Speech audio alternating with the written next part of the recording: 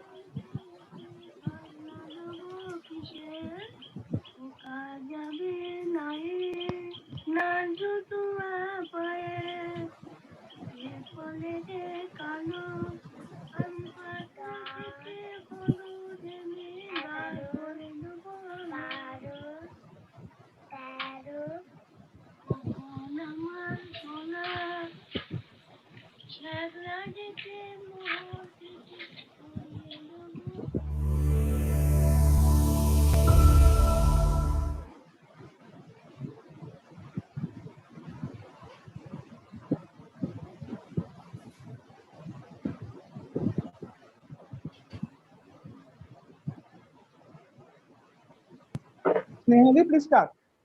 Yes. Good evening and a warm welcome to all the dignitaries, my colleagues, students, and all our guests to Infinite Ray, an event organized by Coquille Memorial Girls College, Department of English and Communicative English, under the aegis of the Internal Quality Assurance Cell of our college. The event is powered by Indian Overseas Bank, and our media partner is ABP Education. It is an event spanning 3 days of academic webinar, intercollege essay and quiz competition, as well as a panel discussion with the stalwarts. Satyajit Ray was a polymath. He was a writer, illustrator, publisher, film critic, and a maverick filmmaker who revolutionized Indian cinema.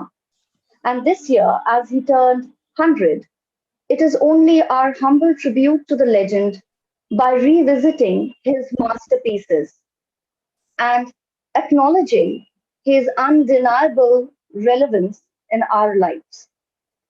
We do this not only through academic discussions, but also encouraging the students to express their tryst with the master.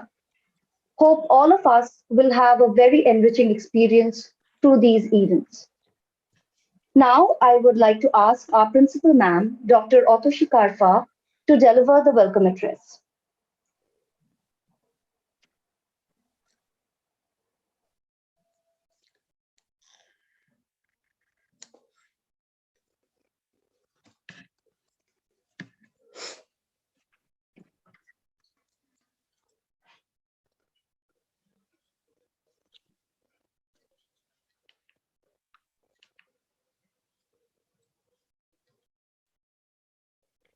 Hello everyone, can you see me?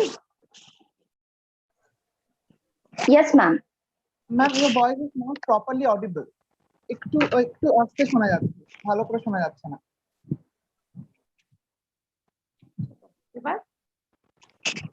এবার একটু better. Thank you, Sneha. On behalf of all the members of Gokhale Memorial Girls College, I welcome Professor Chandok Sengupta, chairperson of this session, eminent speakers, Dr. Mousumi Bhattacharya, Dr. Dibya Kusum Rai, Sri Raviranjan Moitro, members of governing body, and all the viewers to this 3-day event in Infinite Ray. Today is 1st July, a very special day as it is observed as National Doctors' Day to mark the birth and death anniversary of Dr. Bidhan Chandra Rai. This day has become more significant in this current situation as it celebrates the doctors and healthcare workers who have been serving the people by risking their lives. Gokhale Memorial Girls College, especially the English and the Communicative English departments, under the able guidance of IQAC, have taken a noble attempt to celebrate the birth centenary of Satyajit Ray, who was not only an author or a film director, but at the same time, he was a music composer, illustrator, lyricist, calligrapher, and what not. So when English department approached me with the idea of celebrating the birth centenary of Ray, college immediately took the opportunity to paying gratitude to this legendary man whose impact has always been towering. Satyajit Ray was born in a highly educated and cultural family. He was the son of Sukumar Rai and grandson of Upendra Kishore Rai Chaudhary. Both his father and grandfather are renowned for their pioneering work in Bengali literature, especially for the children. Upendra Kishore's Tuntunir Golpo, Chotoder Ramayan, Chotoder Mahabharat, and many others, as well as Sukumar Rai's unique genre of pure nonsense and gibberish, Abol Tabol, continue to amuse the readers of all ages. No doubt, Satyajit Ray got this gene from his family and excelled in all fields. To share my personal experience, I came to know his name when I was only 5 or 6. My parents took me to see the film Gupiga in Baghabaini. Feluda is Rai's favorite detective character who solves all crime cases with his skill and intelligence. Professor Shonku, the scientist, takes us to new and more real and imaginary new places. His films were real, subtle, and thought-provoking. He received India's highest award in cinema, the Dadasaheb Phalke Award in 1984, and India's highest civilian award, Bharat Ratna, in 1992. So this 3 days program, Infinite Ray, is an attempt to analyze Ray from different angles. I am honored to be a part of this great initiative. Thank you. One more announcement, Sneha and others. Our president sir just informed me that he is unable to attend the meeting for he is engaged in a certain emergency meeting. He is unable to attend this webinar, but he has sent all his best wishes for you for this for the success of this webinar. Thank you. So you please move on to the next schedule.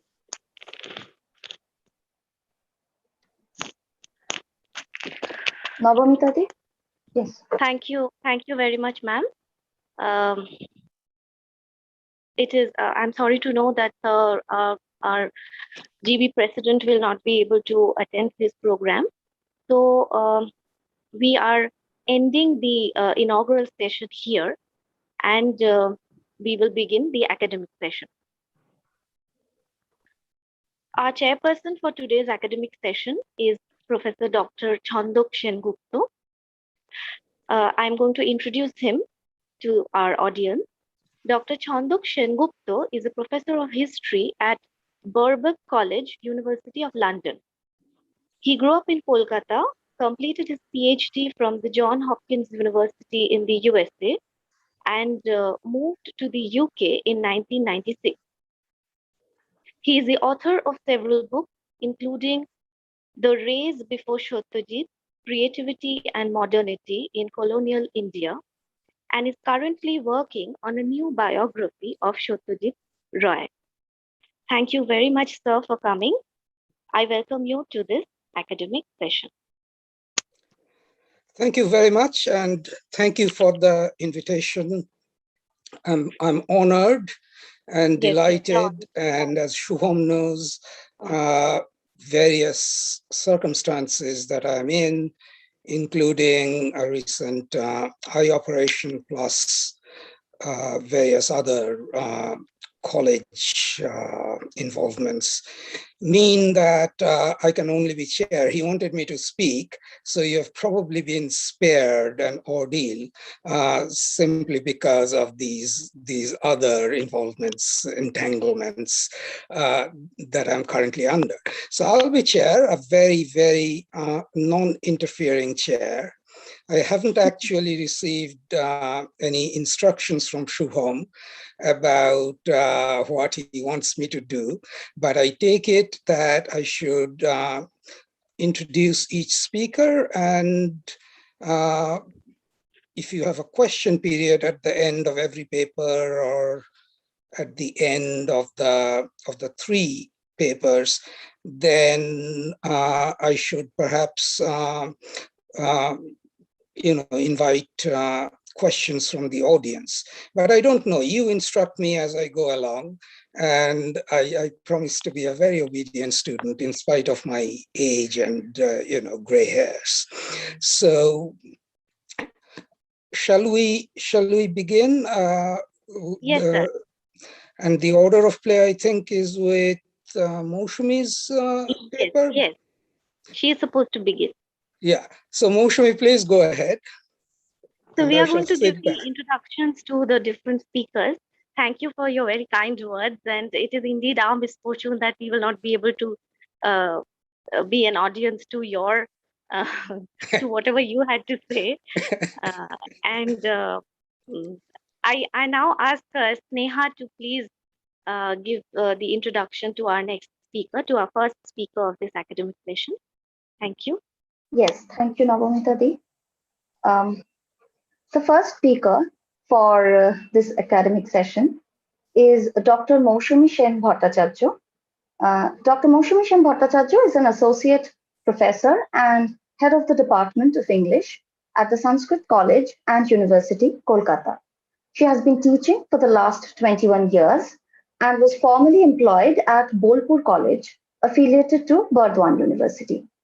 She has completed her MPhil in 2002 on the generic lineage of 3 plays by Harold Pinter from Jadavpur University. Her doctoral dissertation is on the representation of the masquerade in the novels of Eliza Hayward, Fanny Burney, and Elizabeth Inchbald that got awarded in 2010 from the Jadavpur University. She has worked and successfully completed 2 projects funded by the UGC.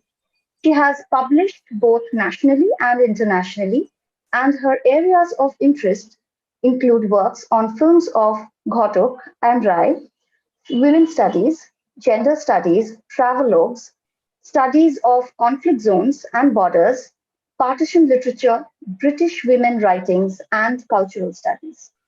I would now like to ask Professor Moushami Sen Bhattacharya to kindly start. Thank you so much. Am I audible?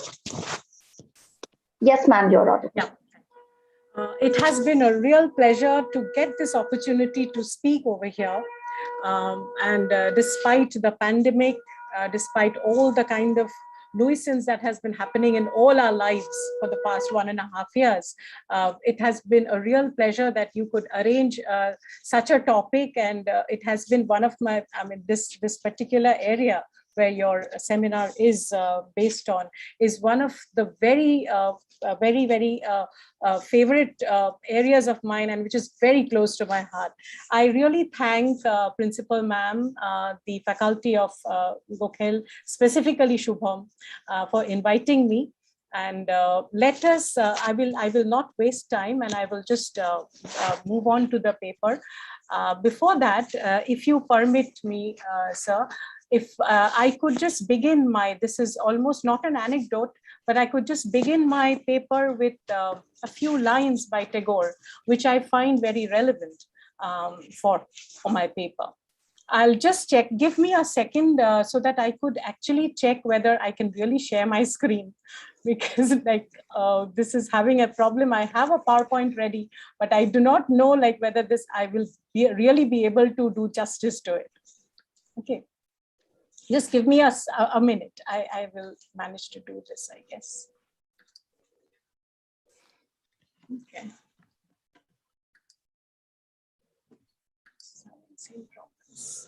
Anyways, there are certain issues which are disturbing me. I don't think I'm being able. There is a screen. There is an icon down which says share screen, but it is not showing my desktop. And I had gone to the desktop, but I cannot access it. somehow. Anyways, I will not waste time and I will move on to the paper. Excuse me, if you just if you just move your cursor down, it might magically reappear. I have been trying. Pull your cursor right down, pull the mouse pointer right down to the bottom of the screen. It's not working. Nothing is appearing, like stop videos, no? No, it's saying desktop, iPhone, etc. share, but somehow allow Zoom to share your screen, open system preferences. No, it's not working. Ma'am, could I just try to one for a minute, please? Yeah, please do. Okay, just click on share screen. Okay, the window that comes on your left is something called basic. Just click on the basic, you will get your desktop. This is, I mean, unfortunately, I'm actually accessing from an iMac and it is not showing anything. It is showing one participant can share at a time, multiple participants can share simultaneously, advanced sharing settings, which says, okay, who can share? One host. There's no other option. So one part of my presentation is gone. Anyways, we'll move on to the paper. I begin with few lines from Tagore, which I find very relevant to the presentation which I intend to make.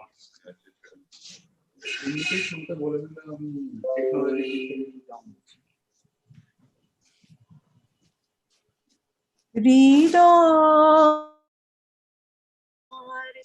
প্রকাশ হলো অনন্ত আকাশে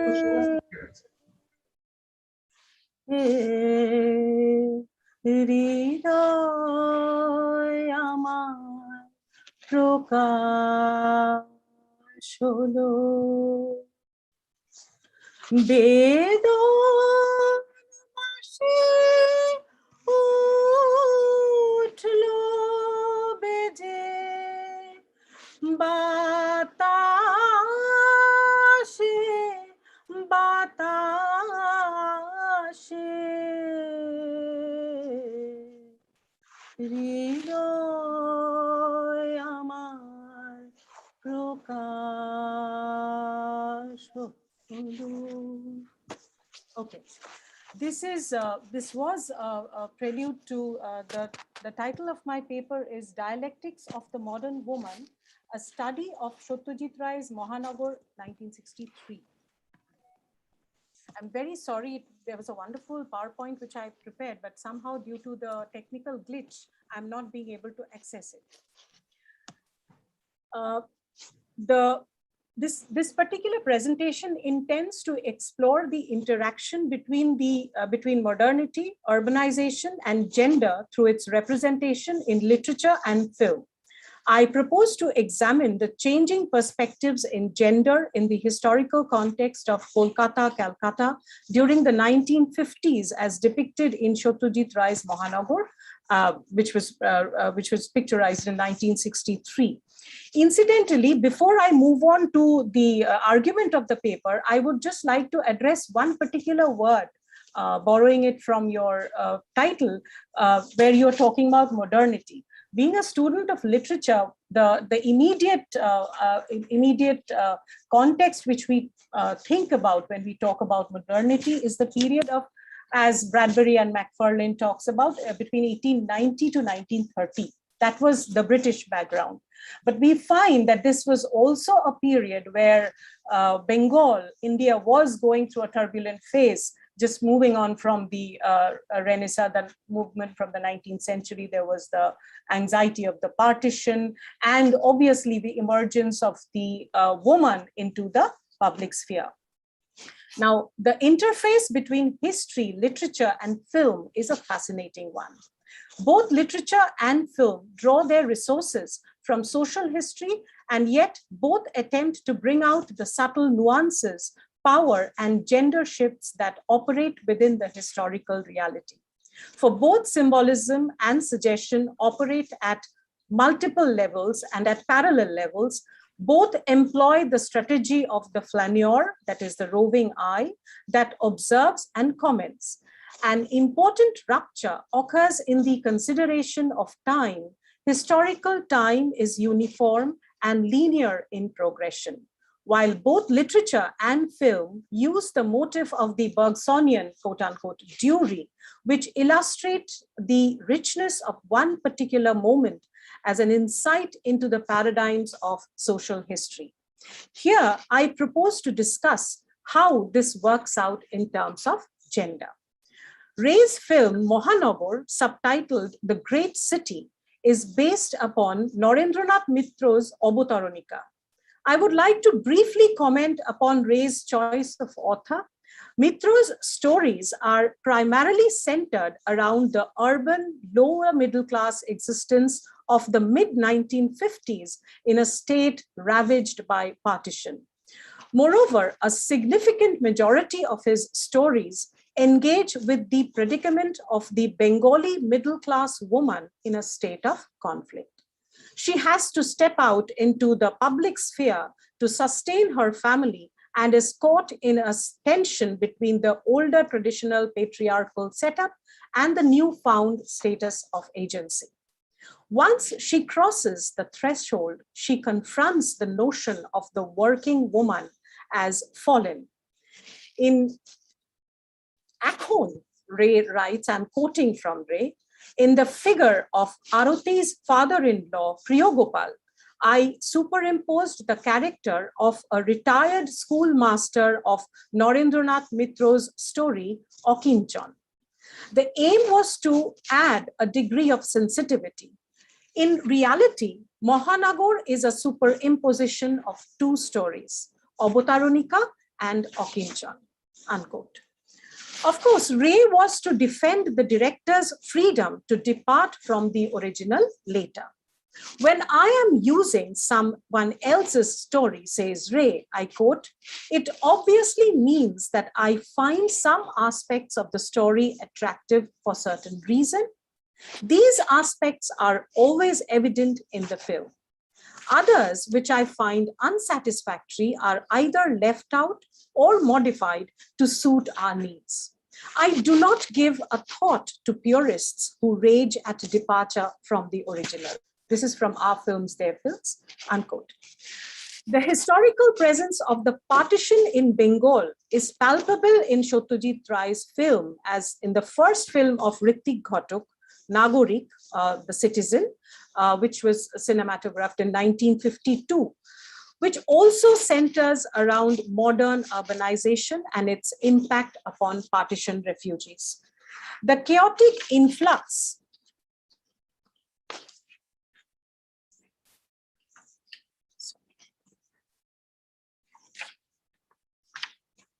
Kolkata, stretching into the city's boundaries, including or stretching from Narkeldanga, Koshba, Toliganj, and moving further to enclose the survival of the hitherto respectable families in the so-called bastis or the new colonies. The dingy, cramped houses overcrowded with people are all translated into the cinematic medium in Subroto's residence in Mahanagar. Ray wrote to Marie Seton at the time of shooting, and I'm quoting from Robinson's memoir, where he talks about Marie Seton's response, the smallest rooms ever built. It gave us, I quote, it gave us very little room to move about. So there are no long shots at all, unquote. The visual appearance of cramped space is complemented by the sound of the neighbor's radio that incessantly encroaches upon the household, so that the effect is one of claustrophobic chaos. Instead of depicting the crisis as in Nagorik, a much earlier film from the perspective of the newly arrived citizen in search of job and settlement, Ray's Mahanagar takes a step ahead by probing into the psychology of the new woman in this changed urban space. Arati, Subroto's wife, is presented at the beginning in traditional patriarchal roles, the dutiful daughter-in-law, the sensitive wife, and the doting mother, barely succeeding to make two ends meet. Her status at this point is one of abjection.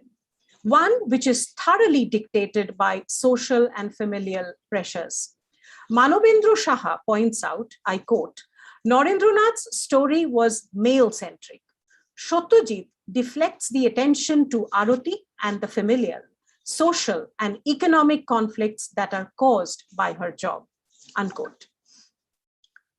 I refer to, when I have brought in this term of abjection, I basically have in mind how Julia Kristeva defines abjection. She calls it the state of abjection comprises of, I quote from Kristeva, a world where the other has collapsed to the bottomless primary constituted by primal repression, contaminated, condemned at the boundary of what is assimilable, thinkable, abject, unquote. A chance remark by the husband forces her to consider the option of taking up a job. Indeed, an option which thousands of Bengali women have been considering at that point of time. It is to be noted here that while for the lower class, the concept of the working woman has materialized long ago, for the more conservative middle-class Bengali, the notion of the woman was definitely within the constraints of the quote-unquote private rather than the public sphere. When I'm using the term public sphere, I definitely have Habermas in mind, and since it has been repeatedly quoted everywhere, so I'm not going into the details of quoting Habermas here. This division thus reinforces Kate Millett's notion of the gender difference. Kate Millett in Sexual Politics talks about the gender difference as, I quote, male and female are really two different cultures. Sex is biological, gender psychological, and therefore cultural. For Judith Butler, when she refers this in The Gender Trouble, she talks about gender as an identity constituted in time, instituted in an exterior space through a stylized repetition of acts, bodily gestures, movements, stylized opinions constituting the illusion of abiding a gendered self, unquote. What Butler is basically arguing here is that through the incessant challenge and conflict that such cultural formations of gender can be shifted and altered and enter into a new plasticity. In the context of our film's protagonist, Arati, this conflict is cinematically represented very crucially. Incidentally, those of us who are familiar with the casting, we are very well aware, and I had the privilege of meeting Madhavi Mukherjee in person just in another seminar where she was talking about her own crisis. She has been a partition victim, and incidentally, Rai selects her as one of those liberated characters who could very well incorporate these feelings into the character. Ray shows, or rather, the way he slows down the pace of history, lingering to probe into the tension of this new woman in the new urban culture of modernity.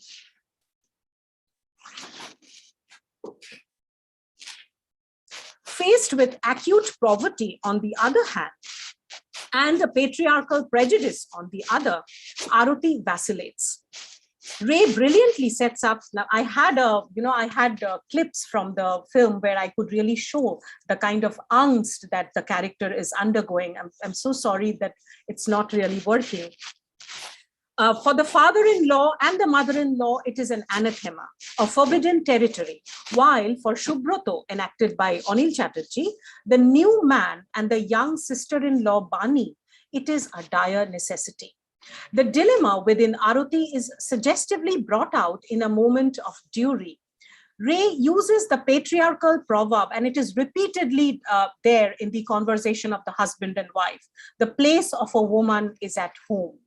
Followed by the night scene where the light and shade interplay to bring out Arati's dilemma is foregrounded in a large way. Madhavi Mukherjee later wrote about this particular scene. Not for a moment did I feel I was acting. I quote, the character was so real. She was like someone I had seen. I'm quoting from Robinson. On the other hand, Penelope Houston described this moment as, I quote, Ray has an unmatched feeling for the moments when a situation catches people unawares and minds perceptibly expand and contract when controlled with some infinitesimal stress. This is from Houston. The clearest demarcation between the public sphere and the private sphere is exquisitely brought out in Aruti's signing the application. Doubtful of her abilities, she hesitates to sign the letter, and when she finally manages to do it, the camera follows her hands, her fingers, to catch the moment of crossing the threshold, the rite to passage, the moment when the woman consciously actually moves from the private to the public. Immediately afterwards, the radio blares in the background about May Day celebrations, highlighting the moment's revolutionary quality. Aruti has broken one gender boundary. She's on the verge of attaining a degree of agency. Incidentally, since I don't have the excerpts, it's readily available on the internet. The first poster which Mahanagar came up with was where there was a grayish, almost black and white photograph of Madhabi herself applying a red lipstick on her lips. And this, the red color is highlighted. That's the only color thing with R.D. Bansal and all coming up. So that was the first poster that came out in 1963. Incidentally, the entire focus is on the woman, or the new woman, that in that sense of the term.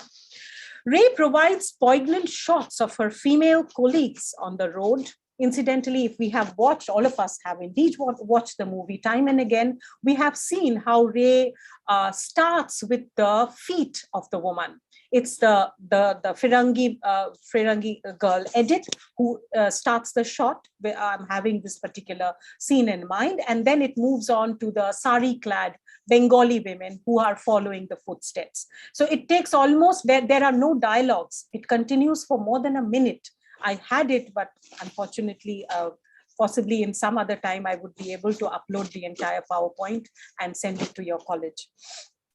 Ray provides poignant shots of her female colleagues who are hesitant on the road, knocking, ringing the bell. And what Madhabi does is she rings the bell and she comes out. She's undecided whether she will be able to communicate with a man about her salesmanship or about her product, talk about a product. Ray provides these kind of very, very in-depth studies into the psyche of the woman who is emerging into a new space. For Aruti, the job is yet only a source of money that will ensure comfort to her family. A point that is brought out in the play of relief in her mirrored face in the toilet, which she holds her first month's salary. Incidentally, there are two places where the mirror is very interestingly used by Ray. One where Madhabi is flaring or is, boasting her first earned salary. And the other is where Edith wants to apply lipstick to her rather faded lips. And this was a kind of, I wouldn't say a representation of modernity, but a very interesting phase in that, or movement from one realm to the other. I personally was talking to Madhabi, and I asked her, what is your opinion, since we do not have Ray deliberating on it? So she came up with this idea that she had undergone 2 or 3 shots for this particular scene. And it was only that, like with all that, that particular scene was edited and chosen, which was where her hesitance was maximum. So that was the way Ray wanted it, really. The thrill is matched by a new confidence. I am quoting here what Chidananda Dasgupta talks about in his book. It is in the large mirror that, I quote, Aruti really sees herself in the new light as an independent person, no longer defined solely by her relationship with the men who rule her life. She embraces the female company avidly, finding in them a warm supportiveness she has not encountered before. The mirror vanishes, as it were, when she resigns her job, but something of the image she has seen in it persists and reveals itself in her sense of equal responsibility for the family, along with her husband almost at the end of the film, unquote. Yet Subroto, the husband, suffers the patriarchal angst, and Aruti must ensure that her status as a wife remains unchanged. Ray had chosen Anil Chatterjee in this role to exploit the humorous, sympathetic husband, even for whom the patriarchal attitude lingers. Thus, in a tender exchange, Aruti must try assure to him that she hasn't changed. By drawing attention to her attractive mole over her lip, she must return to her status as an object of desire.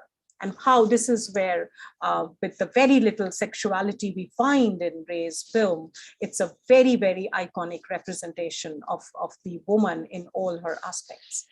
Nevertheless, the dual identities are already very difficult to sustain at this point of the time in the film. Now, this discourse of the middle class, modern, urban existence is rather collected with yet another historical intervention, the recurrent bank failures prior to the 1951 nationalization of banks. Subroto's New Bharat Bank collapses and he is left unemployed. Once this happens, Aruti becomes the sole bread earner, and it is here that we find a radical altering of gender. The object Aruti is now possessed with is a very rare agency. She excels in teamwork and revels with her leadership qualities. Gradually, her in-laws accept her role, an acknowledgement of society's coming to terms with the newly emerging economic reality.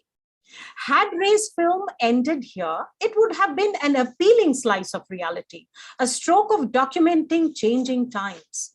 But Ray probes the issue further. In the office scenes, he has already built up budding friendship between Edith and Aruti, a relation that stretches racial and linguistic barriers. When Edith is thrown out of her job with the insinuation that she was bunking office to have quote unquote fun, Aruti protests vehemently, demanding an apology from her otherwise sympathetic boss, Mr. Mukherjee. In the climactic confrontation scene, she resigns and refuses to apologize. What we are witnessing here is a defining moment. Unlike Mr. Mukherjee, Aruti does not consider Edith to be merely a quote-unquote Firangi woman. Her bonding with Edith, with the new bond of the working woman, who recognizes the sharing of aspiration, suffering, and frustration across racial, cultural, and linguistic boundaries, is remarkable. Like Edith, Aruti is conscious of the alienation of the working woman, her proximity to the status of a cheap and fallen woman. So it is this bonding, this empathy that forces Aruti to voice her protest. It is here that she demonstrates a new social formation, the coming together of the new women to demand their dignity, their identity, and it is here that Aruti emerges as a symbol of the woman's protest and dignity, displaying true agency as she stands up in the face of future poverty and suffering. Ray captures this tumultuous moment, the tension, the interplay of myriad emotions taking place within Aruti's mind in the whirlwind motion of the camera down the staircase. And it's a very rapid movement of the camera panning and moving in and out. Ray's ending has often been criticized as too optimistic as wife and husband meet in the lobby.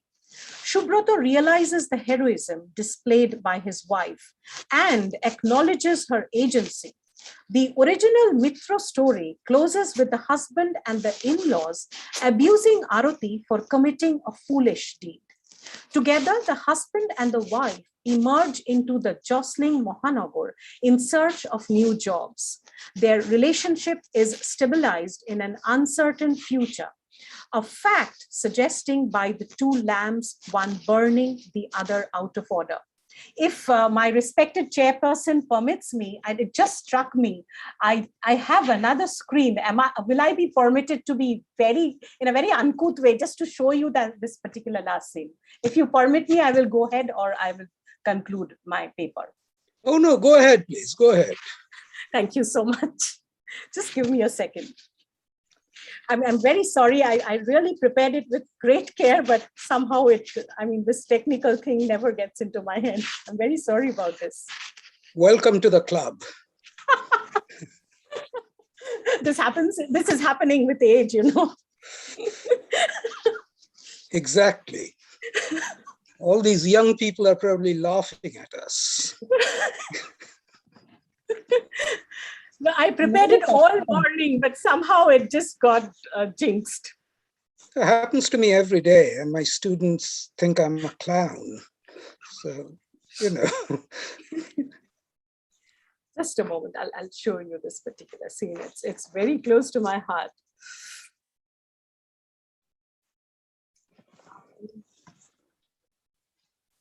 Yeah, I think I'm close to it.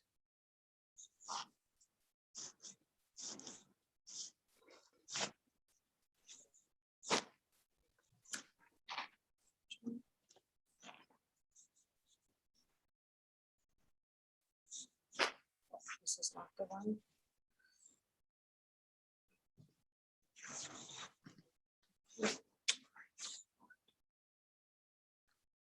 Just a moment.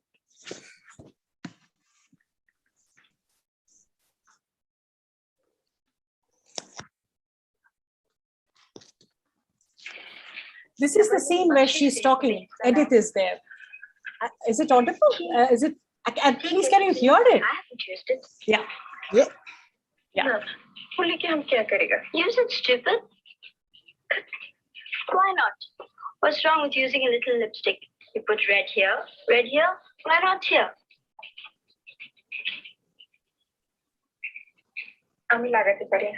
I'll show you.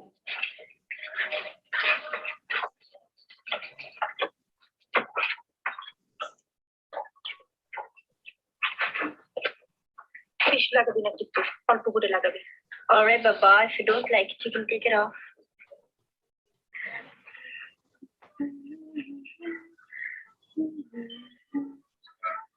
There's got an Indian book on sex, famous one. That said Indian girls used to paint their lips, eyebrows, and fingernails and everything. The old days. So why shouldn't you? There, now look.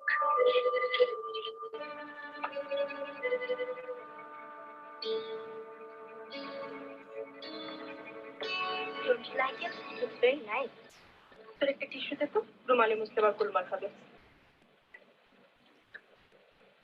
And keep this. It's good for business. So this is, Madhubi was, we were having a chit chat where she said that she shot this almost twice or thrice. And Ray was not happy with her performance. And it was only where she hesitated most that it was taken up as the final shot. This is the scene where the sales girls are moving, in search of their clients.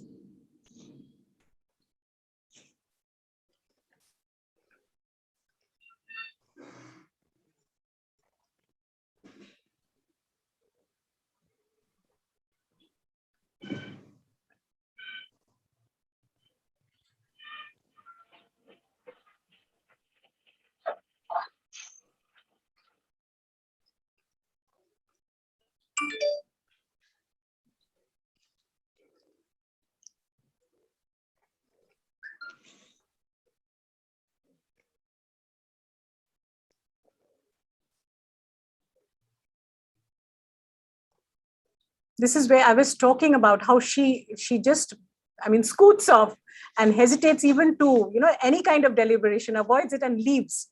There is this hesitation, and Ray has wonderfully captured it.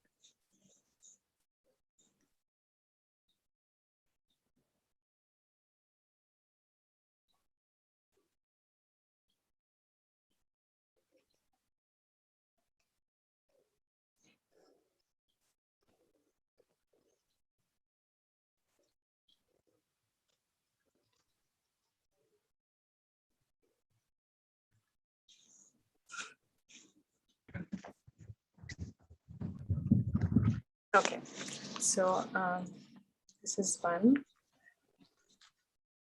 There's the other.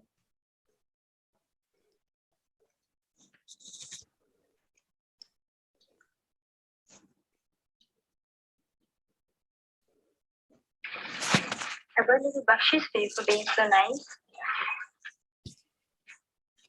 I just would like to go to the last scene.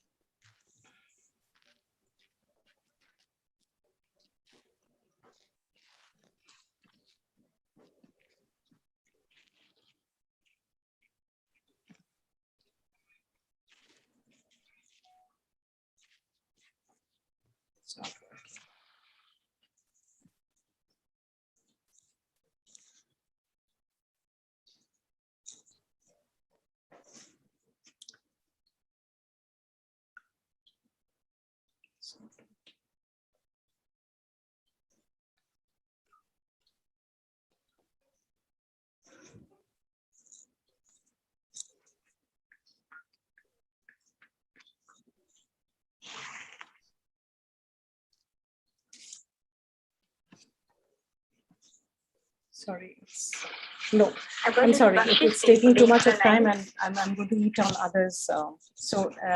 It's this last scene which the whole film ends with these two bulbs, which is very interesting.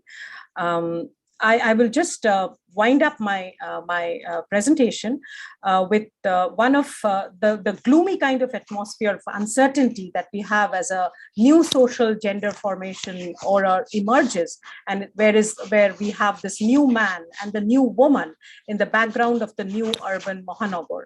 Ray defended what he called the quote-unquote semi-optimism of the scene by arguing, I quote, this is from Robinson, "They are optimistic because they are coming together emotionally after a long period of separation, that's psychological. It's a kind of optimism where they know it will be difficult to find jobs, but at least for the time being, they are again husband and wife. So this optimism is permissible in this particular context." Chidananda Das Gupta suggests, actually, I quote, "The ending suggests a sort of surge of optimism about the emergent Indian woman in Ray, who realizes anew that with all their gentle charm, traditional Indian women have a great deal of strength and resilience." Incidentally, the shot of the two bulbs, which is zoomed in the closure of the film, is showing one burning and the other out of order.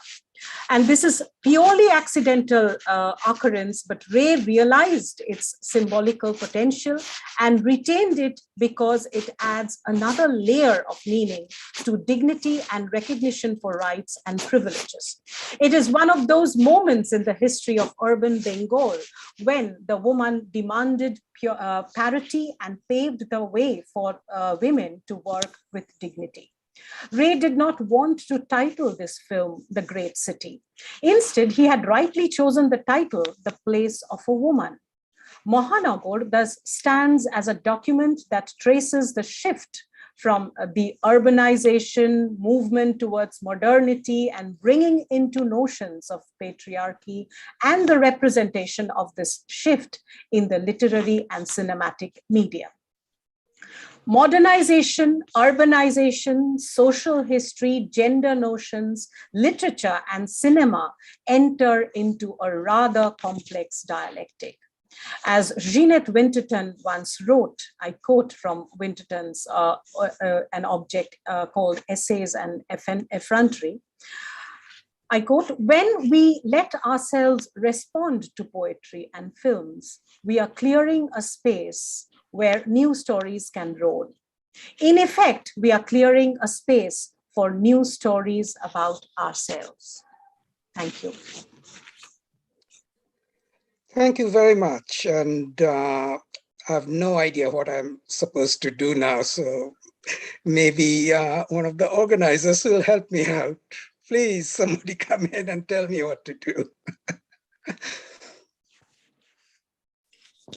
Navamita, you are muted. So sorry. Thank you very much, madam. I'm sure the audience must be having questions and comments for you. We will address those at the end of this academic session once the three speakers have completed. Our next speaker will be Dr. Divyakushum Rai, who teaches English, philosophy, and cultural studies. He has worked on what may loosely be called the archaeology of the concept of the other and liminality, proliferated through an inverted history of continental philosophy of a century and its absorption in film and literature. His series of books on the Indian urban literature, Bengali urban ballads, and Indian speculative culturalism are slated to be published in late 2021 and 2022. Thank you very much, sir, for coming. I will hand over the session to you now. Thank you. Thank you very much, Gokhale college এবং শুভম এবং বাকি যারা এখানে উপস্থিত chair এবং সবাইকে অনেক ধন্যবাদ জানিয়ে শুরু করছি। আমাকে দুটো কথা বলুন, এক হচ্ছে আমাকে কি দেখা এবং শোনা যাচ্ছে? খুব ক্লিয়ার। হ্যাঁ স্যার, আপনাকে দেখা যাচ্ছে, শোনাও যাচ্ছে। হ্যাঁ। দ্বিতীয় প্রশ্ন হচ্ছে আমি কি বাংলায় বলতে পারি? এটা গুরুত্বপূর্ণ। নিশ্চয়ই। আচ্ছা, বাইলিঙ্গুয়াল। চমৎকার। হ্যাঁ, মানে তার কারণ মানে ইংরেজিতে প্রচুর বলা হয় আর কি, এবং বাংলা একেবারেই বলা হয় না, ফলে একটু স্বাদ বদলের জন্য আর কি আজকে যদি বলি, বিশেষ করে বাঙালিদের মধ্যে আছি, ফলে ভালো লাগবে। আমি জানি এর ফলে যেটা হবে, তাদের কাছে আমি আগাম ক্ষমা চেয়ে নিতে চাই যে অনেক শ্রোতা আছেন যারা হয়তো বাঙালি নন, বাংলা যাদের মাতৃভাষা নয়, তাদের একটু অসুবিধা হবে। আমি তার জন্য প্রথমেই ক্ষমা চেয়ে নিলাম বলে আমি আমার বিষয়ে ঢুকলাম। এখন কি নিয়ে বলবো, শুভম যখন আমাকে প্রথম বলে তখন আমার প্রথমেই মনে পড়ে বছর দেড়েক আগে পশ্চিমবঙ্গের একটি কলেজে আমি সত্যজিৎ রায় আর মানবিকতাবাদ বা মানবতাবাদ, হিউম্যানিজম নিয়ে একটি বক্তৃতা দিয়েছিলাম। প্রথমে আমার মনে হয় যে সেই নিয়ে কিছু বলা যায় কিনা, তারপর আমি খেয়াল করি যে এই গোটা ব্যাপারটার একটা শিরোনামের একটা অংশ হচ্ছে আধুনিকতা, সত্যজিৎ রায় এবং আধুনিকতা। ফলে আমি দুটো জিনিসকে একসাথে মেলানোর চেষ্টা করি এবং তার সঙ্গে চলে আসে শহর, মানবিকতাবাদ এবং আধুনিকতা। এই তিনটে জিনিসকে মিলিয়ে সত্যজিৎ রায়কে কিভাবে প্রেজেন্ট করা যায়।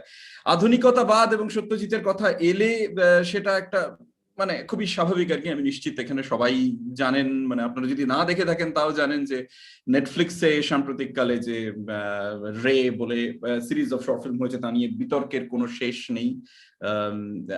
সেটাও এক ধরনের আধুনিক জায়গা, সেখান থেকে সত্যজিৎ রায়কে ফিরে দেখা এটসেট্রা।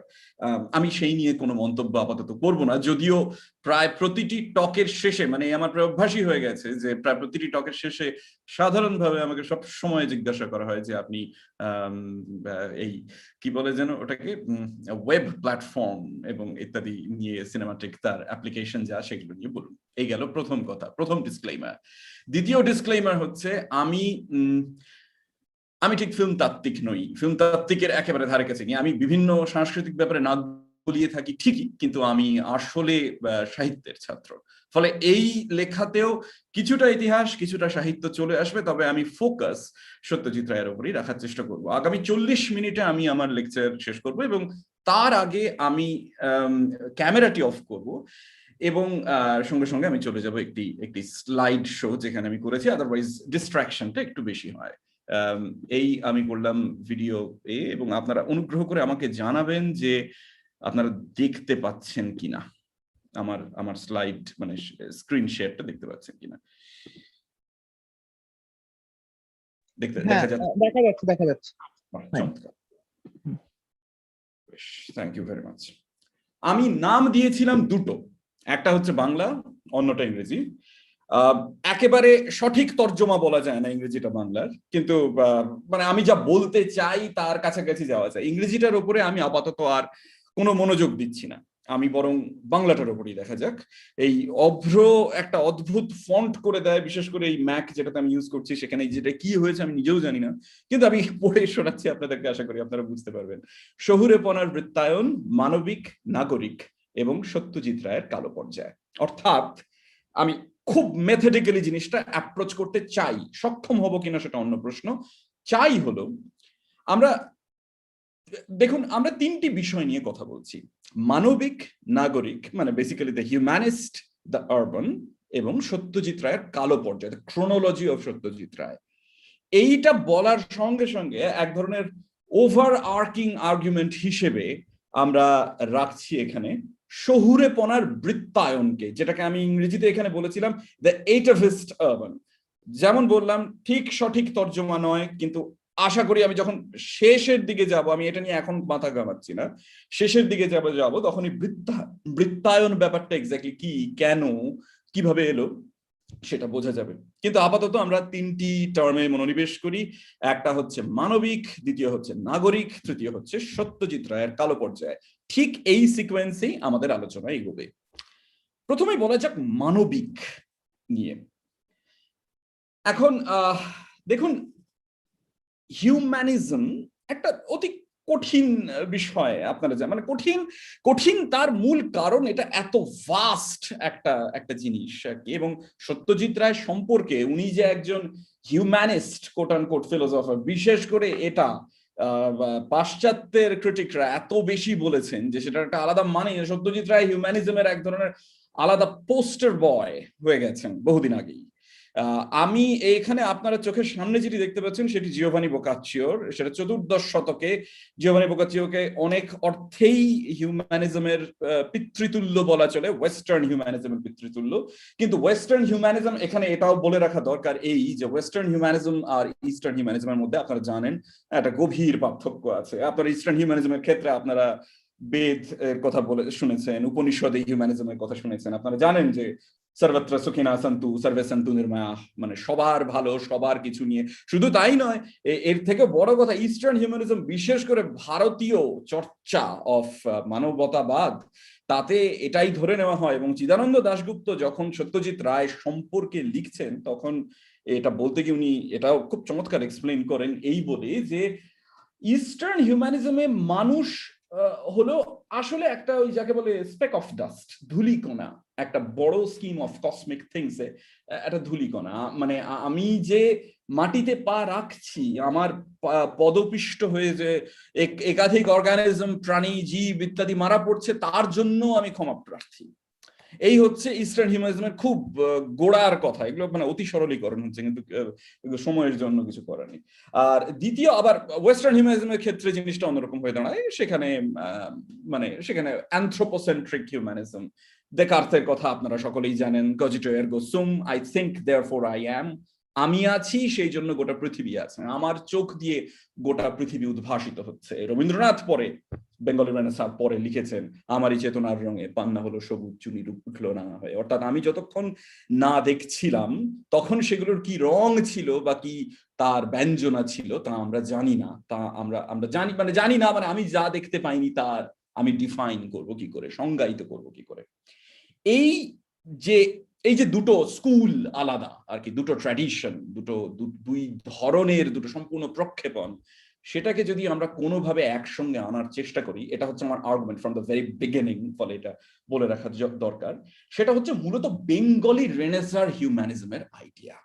বাংলার রেনেসাঁ হিউম্যানিজমের আইডিয়া হচ্ছে একটা মিশ্র এক ধরনের আর্গুমেন্ট। আমি আসছি এ বিষয়ে, কিন্তু তার আগে আমার মনে হলো ওয়েস্টার্ন হিউম্যানিজম মানে কার্টেজিয়ান সময় থেকে, অর্থাৎ সপ্তদশ শতক থেকে, যখন দেকার্ত তার হিউম্যানিজমের রেশনালিজমের সূত্রপাত সেখান থেকে, তার আগে চতুর্দশ শতকে 1300 সামথিং এই সময়ে বোকাচ্চিও যেটা বলছেন, ইনফ্যাক্ট বোকাচ্চিওর এপিটাফে আছে এই লাইনগুলি, নিচে ওপরে ল্যাটিন, নিচে যেটুকু, he left to the convent of the Holy Ghost in Florence over and above many Latin books copied with his own hand and still there to be seen, a large number of Greek treatises collected by him at diverse times and places with great care and cost.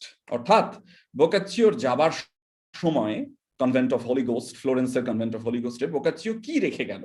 আপাত দৃষ্টিতে বোকাচ্চিওর খ্যাতি, বোকাচ্চিওর মানে সাংঘাতিক জ্ঞানের ব্যাপ্তি ইত্যাদি মাথায় রাখলে মনে হবে বোকাচ্চিও একটি বিরাট ট্র্যাডিশন রেখে গেলেন। সেটা অন্য প্রসঙ্গ। বোকাচ্চিও নিজে কি রেখে গেল, রাদার বোকাচ্চিওর কি মনে হয় সে রেখে গেল? সে রেখে গেল অজস্র ল্যাটিন বুকস, সে রেখে গেল সেইগুলোই যে copied from his own hand, Greek treatises রেখে গেল, collected by him divers times and places with great care and cost. অর্থাৎ একজন সংগ্রাহক হিসেবে, অ্যানালাইজার নয়, বিশ্লেষক নয়, সংগ্রাহক হিসেবে বোকাচ্চিও যা সংগ্রহ করেছিলেন বোকাচ্চিও তাই রেখে গেলেন। এর বেশি ভাবিকালের কাছে বোকাচ্চিও দিয়ে যাওয়ার মতো তেমন কিছু নেই বা ছিল না। এই পয়েন্টটা মাথায় রাখবেন। এর মধ্যে মানে এই যে এক ধরনের বিনয় ছাড়াও হিউম্যানিজমের একটা কোর অংশ, যেটা আমার মনে হয় বেঙ্গলি রেনেসাঁতে আরো বেশি প্রস্ফুটিত হবে পরের দিকে, আমি দেখাচ্ছি। চিদানন্দ দাশগুপ্ত, সিনেমা অফ সত্যজিৎ রায়, আমি আমার কার্সর যেখানে সেখান থেকে পড়তে একটু অনুরোধ করব। সেখানে হচ্ছে, this window to the West inspired calls for rationalism, for the reform of religions, especially of the religion of the majority, by peeling off the layers of superstition accumulated during centuries of defensive against alien rule resulting in decadence. The movement searched out ways of reforming Indian religions, particularly the dominant religion of Hinduism, from a morass of superstition accumulated through the ages of religion, cultural defensiveness against Islamic rule, and a consequent decadence. অর্থাৎ একটা ধাক্কার প্রয়োজন ছিল Bengali রেনেসাঁর সময়ে, এক ধরনের একটা পুনরুজ্জীবনের প্রয়োজন ছিল। মানে রেনেসাঁ কথাটা মানেই তো প্রায় তাই। এবং এই যে বহুদিন যে এক ধরনের অন্য ধর্মের আগ্রাসন শব্দটা আমি ব্যবহার করতে চাই না, কারণ সেটার এক ধরনের রাজনৈতিক জায়গা আছে। ধরা যাক তার যে প্রভাব, এবং তারও আগে নিজের ধর্মের যে ডেকাডেন্স, সেই দুটোর থেকে বের হওয়ার জন্য এক ধরনের আলাদা প্রক্ষেপণ, একটা আলাদা রাস্তার প্রয়োজন ছিল। সেটা বেঙ্গলি রেনেসাঁ দেয়। এবং চিদানন্দ দাশগুপ্তর মতে এই যে সত্যজিৎ হচ্ছে তার পারফেক্ট ধারক এবং বাহক, যাকে আমরা আমাদের সমসময়ে 20th সেঞ্চুরিতে দেখতে পাই। সমসময় কথাটা বলে হয়তো ভুল করলাম, কারণ আমি জানি এখানে অনেকেই আছেন, ইনফ্যাক্ট মেজরিটি লোক যারা শুনছেন তারা সম্ভবত সত্যজিৎ রায়ের মৃত্যুর যথেষ্ট পরে জন্মেছেন। আমরা যদি আরো দেখতে চাই, তাহলে এখানে Chidananda Dasgupta, Satyajit Ray, the first 10 years, এখানে বলার সঙ্গে সঙ্গে চিদানন্দ দাশগুপ্ত যেন একটু ক্লাসিক্যাল মার্কসিস্ট ভঙ্গিতে এবং কিছুটা যেন সমালোচনার সুরে উনি বলেন যে সত্যজিৎ রায়ের মানে ছবিতে হ্যাঁ এনলাইটেনমেন্ট তো হয়েছে ঠিকই, মানবিকতাবাদ এসেছে, কিন্তু এই মানবিকতাবাদ খুবই constricted, এক ধরনের শীর্ণ মানবিকতাবাদ। Calcutta of the burning trams, the communal riots, refugees, unemployment, rising prices and food shortages does not exist in Ray's films. Although he lives in this city, there is no correspondence between him and the poetry of anguish, which has dominated Bengali literature for the last 10 years. অর্থাৎ এখানে যে এক ধরনের মানে কি বলবো, বাস্তব বিমুখী ব্যাপার আছে, একটা বাস্তব বিমুখতা আছে সত্যজিৎ রায়ের, যে কথা চিদানন্দ দাশগুপ্ত তো শুধু নয়, এ কথা অনেক ভাবে অনেক জায়গায় বলা হয়েছে। সত্যজিৎ রায়ের সমসময়ে বলা হয়েছে, ঋত্বিক ঘটকের বিপ্রতীপে সত্যজিৎ রায়কে রেখে এ কথা বলা হয়েছে। সত্যজিৎ ক্লাস কনসিয়াস ছিলেন না, বা রাদার ছিলেন বলেই এই ধরনের ছবি আসে। এই ধরনের সমালোচনা মোটেই বিরল নয়। আমি এখানে আর্গুমেন্ট যেহেতু শুরু হচ্ছে, সেজন্য আমি মনীষিতা দাস থেকে, যদিও এটা সত্যজিৎ রায়ের ওপর মনীষিতা দাস আদৌ বলছেন না, কিন্তু আমি এখানে একটা ছোট্ট অংশ এখানে বলতে চাই। সেটা হচ্ছে লেটার্ড সিটি। এই টার্মটা অ্যাঞ্জেলো রামা করা কয়েনেজ, মনীষিতা দাস সেটাকে কিছুটা মানে প্রলিফারেট করেন। লেটার্ড সিটি যাকে বলা যেতে পারে স্বাক্ষর শহর, অর্থাৎ সত্যজিৎ রায় সেই স্বাক্ষর শহরের অবদান। শহরের মধ্যেও বিভিন্ন স্তরায়ন থাকে, তো এই স্তরের কথা যেমন উনি বলছেন, denote a heterogeneous public sphere shaped and dominated by elite cultural and political discourses and practices, a domain of power and privilege that was not only urban for the most part, but also urbane, largely restricted to a print literate public and fully accessible only to an elite minority of the Indian population. অর্থাৎ elite এক ধরনের শিক্ষিত, আপনারা জানেন এইসব term আমরা প্রায়শই ব্যবহার করে থাকি, বুর্জোয়া, এলিট বুর্জোয়া ইত্যাদি অংশ থেকে উঠে আসা একটা জায়গা যাকে আমরা স্বাক্ষর শহর বলতে পারি, আমরা সাংস্কৃতিক শহর বলতে পারি, এটা বেটার, লেটার্ড সিটি। তার অংশ হচ্ছে সত্যজিৎ রায়। এই গেল হিউম্যানিজমের প্রশ্ন। আমি খুব ছোট করে এবং অতি সরল করে বলছি, কারণ জিনিসটা এক্সপ্যান্সিভ, কিন্তু আমাকে শেষ করতে হবে চট করে। বেশ, এটা গেল প্রথম অংশ। এইবারে আমরা আসি, মনে আছে আশা করি কি বলেছিলাম, মানবিক, তারপরে নাগরিক। আমরা এই প্রত্যেকটা পয়েন্টই ফিরে আসবো, কারণ এগুলোকে আমাদের ফিউজ করতে হবে। কিন্তু আপাতত যাওয়া যাক নাগরিকের দিকে। সত্যজিৎ রায়ের নাগরিক ফিল্ম, সত্যজিৎ রায়ের যা শহুরে ছবি বলা যেতে পারে একদিক দিয়ে, সেখানে যে সব সময় শহরের প্রভাব থাকবে বা শহর খুব ফিজিক্যালি প্রেজেন্ট থাকবে এমন নয়। সত্যজিৎ অনেক সময় দেখা যায় শহুরের লোকজন, অরণ্যের দিন রাত্রি যেমন 70-এর দশকের বেশ দেখা যায়, অরণ্যের দিন রাত্রিতে যেমন বেরিয়ে এসেছে আর কি শহর থেকে, শহরে এসে বেরিয়ে সেখানে বিভিন্ন রকমের ঘাত প্রতিঘাত, নানা রকমের কনফ্লিক্ট, ইডিওলজিক্যাল কনফ্লিক্ট ইত্যাদির মধ্য দিয়ে ফিরে যায় শহরে। সেটাকে পলায়ন বলা যায় কিনা সে প্রশ্ন, অন্য বিতর্ক আমরা অন্য জায়গায় করব। কিন্তু হিস্ট্রি এবং এখান থেকে জিনিসটা সত্যজিৎ রায়ের সাপেক্ষে অত্যন্ত ইন্টারেস্টিং হয়ে ওঠে। আমি বুঝিয়ে বলার চেষ্টা করছি।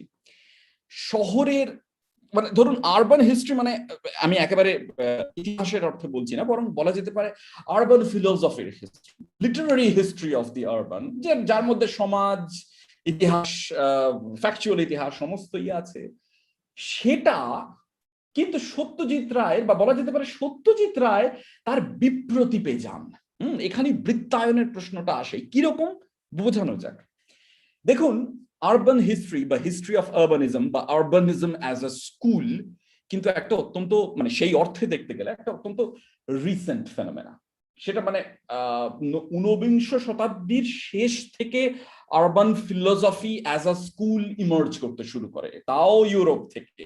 ভারতবর্ষেও করে, সেটা পরে, মানে আমাদের শহর অ্যাজ আ স্কুল একটু দেরিতে ঘটে, সেটা ওই কোনো না কোনো ভাবে সেটা স্বাধীনতার সাথেও কোইনসাইড করে। কিন্তু তার আগে আপনারা যদি দেখতে পান, স্যামুয়েল বার্নেট, রিফর্মার এবং আর্লিয়েস্ট আরবান থিওরিস্টদের মধ্যে একজন, উনি শহরকে কিভাবে কল্পনা করছেন আপনারা দেখবেন, সে ভারী interesting.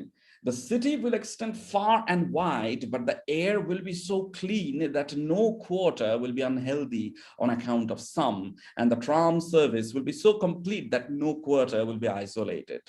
Trees and flowers will grow in the streets along which will run streams of pure water. The traffic will pass over noiseless pavements, and the heart of the city will be as pleasant for residents as the suburb. আমি slide থেকে স্লাইডান্তরে যাওয়ার তুলনায় বরং আমার এখানে বলাটা সুবিধাজনক বেশি। সেটা হচ্ছে এই, শহর প্রথমে যাকে ছিল, বা শহরের আইডিয়া যেভাবে ছিল, শহরকে আমরা যেভাবে তৈরি করতে চেয়েছিলাম এক ধরনের ওয়েস্টার্ন, এক ধরনের ইউরোপিয়ান মডেলের থ্রুতে, সেটা হচ্ছে artists impression of a city, যেটা ঠিক বাস্তবসম্মত নয়। আপনারা স্যামুয়েল বার্নেট পড়েই বুঝতে পারছেন, ঠিক বাস্তবসম্মত নয়। শহর একটা সেই অনুযায়ী, মানে এটা আপনার শার্ল বদলে বলছেন আর কি, যে মানে এটা হবে এক ধরনের ফ্ল্যানের আর্টিস্ট, এক ধরনের একজন চিত্রকর বা একজন শহরের দিকে দেখেন, তাহলে যেরকম লাগবে দেখতে শহর সেরকম ধরনের অপটিমাম অর্গানিজম, যেটা চলছে সম্পূর্ণ পারফেক্ট ভাবে, যেখানে ধুলো নেই, ধোঁয়া নেই, বেদনা নেই, মৃত্যুও নেই, হয়তো প্রচুর শহর আছে, প্রচুর গাছ আছে, তার সাথে গ্রামের একটা সুনিবিড় যোগাযোগ আছে, এবং গ্রামের প্রশ্ন এখানে ভীষণ ইম্পর্টেন্ট। আপনার সে প্যাট্রিক গ্যারেসি বলুন, বা জর্জ সিমেলি বলুন, বা অ্যাবারক্রম্বি বলুন, যার কথাই বলুন না কেন, বারবার করে এই জিনিস আসবে, বিশেষ করে 19বিংশ শতাব্দীর শেষে। এবং কোনো সন্দেহ নেই তার সাথে ইন্ডাস্ট্রিয়াল রেভলিউশনের একটা গভীর যোগাযোগ আছে, যে শহরে তো বাবা থাকা যায় না, শহরে থাকা যায় না। এই যে ইন্ডাস্ট্রিয়াল রেভলিউশনের পরে শহর তৈরি হয়েছে, এগুলো একটা জঘন্য জিনিস, জঘন্য ধোঁয়া, অসম্ভব নোংরা, এতটাই তার প্রভাব ছিল যে এই 19বিংশ শতাব্দীর শেষে নেপোলিয়ন দ্য থার্ড জর্জ হাউসম্যানকে তো আস্ত বরাতি দিয়ে দেন যে প্যারিসকে সম্পূর্ণ আলাদা করে ভেঙে নিজের মতো করে বানাও। জর্জ হাউসম্যান তা করেন, তাতে প্যারিসের হেরিটেজ ক্ষতিগ্রস্ত হয়, সেটা নিয়ে ভীষণ বিতর্ক হয়, কিন্তু আমরা যে প্যারিস আজকে দেখি, মাথায় রাখবেন, সেটা প্রায় বিংশ শতাব্দীতে বানানো, প্রায় বিংশ শতাব্দীতে। তার আগে পুরনো যে প্যারিস, সেন্ট্রাল প্যারিস, তার যেরকম দেখতে ছিল তার সাথে এখনকার প্যারিসের মিল অতি সামান্য। বোঝা যাচ্ছে আশা করি। আমরা প্রথমে শুরু করেছিলাম শহরকে এক ধরনের অর্গানিজম ধরে নিয়ে, এক ধরনের সেন্ট্রালাইজড অর্গানিজম ধরে নিয়ে, কিন্তু এই দিন তো থাকে না, এই দিন থাকা সম্ভব নয়, কারণ শহর এভাবে বাড়ে না। শহর এরকম করে শহরকে বেঁধে রাখা যায় না। শহরে ইমিগ্রেশন হতে থাকে ক্রমাগত, শহরে স্তরায়ন থাকে, শহরে এক সহস্র ভাবের উদয় বিলোপ ঘটে প্রতি মুহূর্তে। এভাবে শহরকে আটকে রাখা সম্ভব নয়, এবং সেটা আমরা পরবর্তীকালে দেখতে পাবো। এটা আমি প্যাট্রিক গ্যারেসে করেছিলাম, সত্যি বলতে কি এতে করে লম্বা হয়ে যাবে, ফলে আমি সোজা এগিয়ে যাচ্ছে এইখানে। যেটা আমি লেখারও প্রয়োজন মনে করিনি সেটা হচ্ছে এইটা, যে এটা হচ্ছে ইউলিসিসের অংশ। Ulysses, James Joyce, 1920। এটা 20th সেঞ্চুরির প্রথম থেকেই বোঝা যাচ্ছিল মোটামুটি যে এই ধরনের আইডিয়ালিজম নিয়ে শহর চলে না। শহর কিরকম? শহর এরকম: cityful passing away, other cityful coming, passing away too, other coming on, passing on, houses, lines of houses, streets, miles of pavements, piled up bricks, stones, changing hands, this owner, that, landlord never dies, they say. Other steps into his shoes when he gets his notice to quit. They buy the place up with gold, and still they have all the gold. Swindle in it somewhere, piled up cities, worn away age after age, pyramids in sand, built on bread and onions, slaves, Chinese wall, Babylon, big stones left, round towers, rest rubble, sprawling suburbs, jerry-built, caravans, mushroom houses, built of breeze, shelter for the light. এটা যদি একটু অন্যরকম মনে হয় বা একটু কি বলা যেতে পারে, একটু বৈদেশিক বলে মনে হয় আপনাদের কাছে, আমি আপনাদেরকে অবশ্যই দিতে পারি হার্বার্ট নবরণ ভট্টাচার্য থেকে। আর পড়ে শোনাচ্ছি না, আপনারা সবাই পড়তে পারছেন, কিন্তু একই জিনিস আপনারা, এবং মাথায় রাখবেন 80 বছরের পার্থক্য আছে দুটি টেক্সটের মধ্যে, কিন্তু প্রচন্ডই একরকম as far as the atmosphere of the city is concerned। এখানে কি আছে? এখানে শহরের কোন রকম অর্গানাইজড পিকচার, অর্গানাইজড চিত্র আমাদের সামনে আসে না। যা আসে সেটা হচ্ছে শহর একটি আবেগের নাম। এবং আমি আর্গু এটাই করতে চেয়েছি, এবং এটা একটা মোটামুটি প্রতিষ্ঠিত সত্য, যে শহরের দর্শন, নাগরিক দর্শন প্রথমের ওই অর্গানিক জায়গাটা থেকে যত সময় এগিয়েছে, বিশেষ করে আমাদের দেশের মতো পোস্ট কলোনিয়াল দেশের কথাই যদি আসে, যত সময় গিয়েছে তত এই যে তথাকথিত কেওটিক এলোমেলো ব্যাপারটা আছে, শহরের স্তরায়ন আছে, তার মধ্যে বিভিন্ন রকম বঞ্চনা, প্রতিবাদ ইত্যাদি আছে, এই সবগুলোকে নিয়ে শহরের ন্যারেটিভ তৈরি করার চেষ্টা করা হয়েছে। দেখতেই পাচ্ছেন আপনারা, একটা জুমিং এফেক্ট আছে এর মধ্যে। সত্যজিৎ রায় সম্পর্কে আমি এত বলছি কেন, আসছি সে প্রসঙ্গে। তার আগে একটু দেখে নিতে পারেন যে if there is such an entity as a cosmopolitan city now, আর এটা লিখছেন ম্যালকম মাইন্স 2019 এর সালে, if there is such an entity as a cosmopolitan city now, it is probably one where empathy and identification intersect to enable the articulation of difference without lapsing into violence. This involves an urban imaginary, a collective image of a society that is of a public sphere. It is incomplete because the identities and imaginations that shape it are unfixed. Writing, as the high culture called literature, or in mass market fiction, film and television scripts, does not provide answers nor propel humanity along a given trajectory, because the future is produced through interactions of human and non-human environmental agencies, and the process goes on. Again, abaro explain করে বলা যাক আর কি, যে শহর কিন্তু একটা unitary, এক ধরনের একক অস্তিত্ব থেকে এক ধরনের ফ্র্যাগমেন্টেড বা ফ্র্যাক্টাল অস্তিত্বের দিকে এগিয়ে গেছে। এটা হচ্ছে শহরের প্রতিষ্ঠিত ইভলিউশনারি আর্ক। এর মধ্যে যেমন আমাদের পোস্ট কলোনিয়াল ভারতীয় এবং সাউথ এশিয়ান সমস্ত তাত্ত্বিকদের লেখাপত্র আছে, তেমনি অনেকটাই আছে ইউরোপিয়ান আরবান হিস্ট্রিয়ানদের মধ্যে, যারা মূলত শুরু করেছিলেন বিষয়টা নিয়ে এক ধরনের কোহেসিভ চিন্তা ভাবনা করা। সত্যজিৎ রায় কেন? কারণ ভদ্রজন যারা আমার কথা শুনছেন তাদেরকে আমি এটাই জানাতে চাই যে সত্যজিৎ রায়ের নাগরিকত্বের যে বিবর্তন আমরা যদি সেটাকে দেখি, বা সত্যজিৎ রায়ের যে মানবিক শহর এক ধরনের সিম্প্যাথেটিক সিটি আর কি, তার এক ধরনের যদি আমরা বিবর্তন দেখি, যেটা এটার সাথে ক্রোনোলজি কালো পর্যায় ভাবে এটার সাথে কমেন্সিওরেট নয়, কারণ এ তো 19th সেঞ্চুরি শেষ থেকে শুরু হচ্ছে 20th সেঞ্চুরি অব্দি চলছে। সত্যজিৎ রায়ের আমরা যদি মোটামুটি ধরুন 60-এর দশক থেকে শুরু করে 90-এর দশক, যেখানে সত্যজিৎ রায় প্রায় মানে ক্যারিয়ার প্রায় শেষের দিকে আর কি, মারাও যাবেন কয়েকদিনের মধ্যে, সেই সময়টাকে আমরা দেখি, আমরা দেখব ঘটেছে ঠিক উল্টো। এই যে গোটা গৌরচন্দ্রিকাটি করলাম, ঘটেছে ঠিক উল্টো। সত্যজিৎ রায় গেছেন অবিকল উল্টো পথে। সত্যজিৎ রায়ের যে টেক্সট মানে হলো যে সাহিত্যের যে টেক্সট, সেগুলোর যে চয়েস, সেগুলোর যে নির্বাচন প্রথম দিকে, অর্থাৎ বিভূতিভূষণের উপন্যাস থেকে নেওয়া, তারপরে ধরুন আরো কিছুটা এগিয়ে যাওয়ার পরে সুনীল গঙ্গোপাধ্যায় থেকে নেওয়া, তারপরে নিজের গল্প থেকে নেওয়া যেটা আগন্তুক, এই গোটা ব্যাপারটা কালো পর্যায়ে থেকে যদি আমরা দেখি, আমরা দেখব উনি শহরমুখী ছিলেন প্রথমে। শহরকে ভালোবাসার বা শহরের প্রতি এক ধরনের আরবান মিথোস জিয়ে রাখার আর কি, এই আইডিয়াটা ওনার ছিল প্রথমে। তারপর যত সময় এগিয়েছে, সত্যজিৎ রায় যেন শহর সম্পর্কে ক্রমাগত আশা হারিয়ে ফেলেছেন। আর শেষ দিকে তো শহর থেকে পলায়নের প্রশ্ন চলে আসে, শহরকে মানে বর্জনের প্রশ্ন চলে আসে, যেটা বরং বিভূতিভূষণে প্রথমে ছিল। আপনারা অপরাজিত অবশ্যই পড়েছেন এবং অপুর সংসার তো দেখেইছেন। আপনারা জানেন যে অপরাজিত উপন্যাসের সঙ্গে সত্যজিৎ রায়ের একটা বিরাট পার্থক্য আছে, বিশেষ করে একদম শেষে। সে প্রসঙ্গে আসছি আমি পরে। আপাতত বৃন্দাবসের মডার্নিটি গ্লোবালিটি সেকশন, আমাদের এটা বুঝতে হবে যে কেন আমি যে জিনিসটা বললাম সেটা কেন, তার কারণ কি, তার সাথে এই যে রেনেসাঁ হিউম্যানিজম এবং রেনেসাঁ হিউম্যানিজমের ধারক এবং বাহক হিসেবে সত্যজিৎ রায়ের যে মানে কি বলবো চলন, সেটার সাথে সম্পর্ক কি দেখা যাক। আশা করি খুব কঠিন হচ্ছে না, আশা করি বোঝানো যাচ্ছে। Modernity, Globality, Sexuality and the City, a reading of the Indian cinema.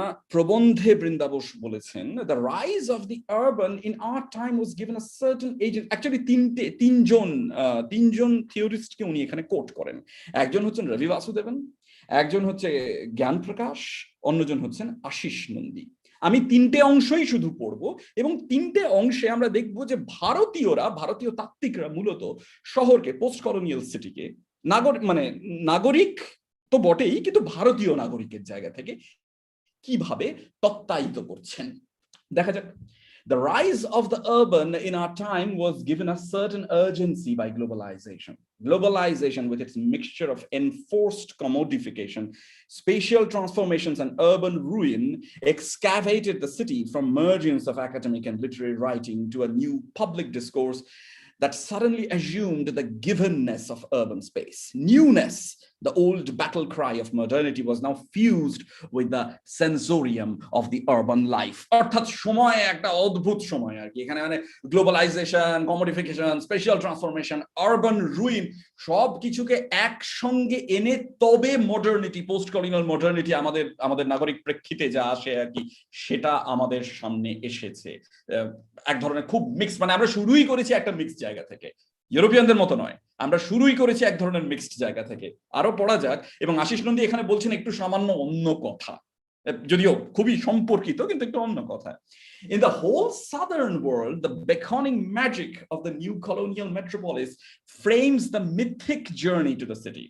In the official ideologies of conformity and descent floating around in post-colonial societies, the journey to the city is a journey from a self buffeted by primordial passions and an authoritarian conscience.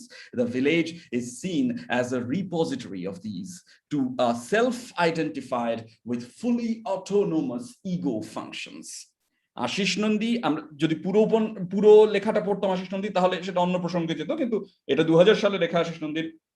এবং এখানে আশিস নন্দী বলছেন যে শহরের মধ্যে, মানে বিশেষ করে post colonial city, আমাদের ভারতীয় প্রেক্ষিতে পোস্ট কলোনিয়াল সিটি তৈরি করার ক্ষেত্রে গ্রামেরও একটা বিরাট প্রভাব আছে। গ্রামীণ যে মানে এগ্রেরিয়ান মিস্টিক যেটাকে আমরা বলতে পারি আর কি, এক ধরনের একটা সিলভান মিথোস, এই গ্রামে সব সুন্দর, গ্রামের অন্যরকম এক ধরনের জীবন, গ্রামের এক ধরনের সিম্পলিস্টিক লাইফ, অন্য রকমের এক ধরনের পূর্ণতা আছে তাতে, শহরের মতো অপরচুনিটি নেই। রেমন্ড উইলিয়ামস বলেছেন 1970 সালে যে এই বিভেদটা থেকেই যায়, এই বিভেদটা আমাদের ক্ষেত্রে নেই। গ্রামের একটা বিরাট প্রভাব শহরের মধ্যেও ঢুকে পড়েছে। বিভূতিভূষণ পড়লে সেটা অত্যন্ত ভালো বোঝা যায়, আমি সে প্রসঙ্গে আসছি যদি সময় থাকে। জ্ঞান প্রকাশ বলছেন, the city occupies an ambivalent space in the Indian nationalist imagination. Most nationalist leaders hailed from towns and cities, and Calcutta, Bombay, and Madras were chief centers of nationalist activity. Yet, the urban experience seldom received any concentrated attention.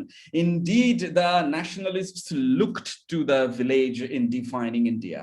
Gandhi's exaltation of the village, eta bolai hoyni, Gandhi, of course, ekdomi, Gandhi's exaltation of the village and village communities is well known, as is his view that cities were places of evil and corruption.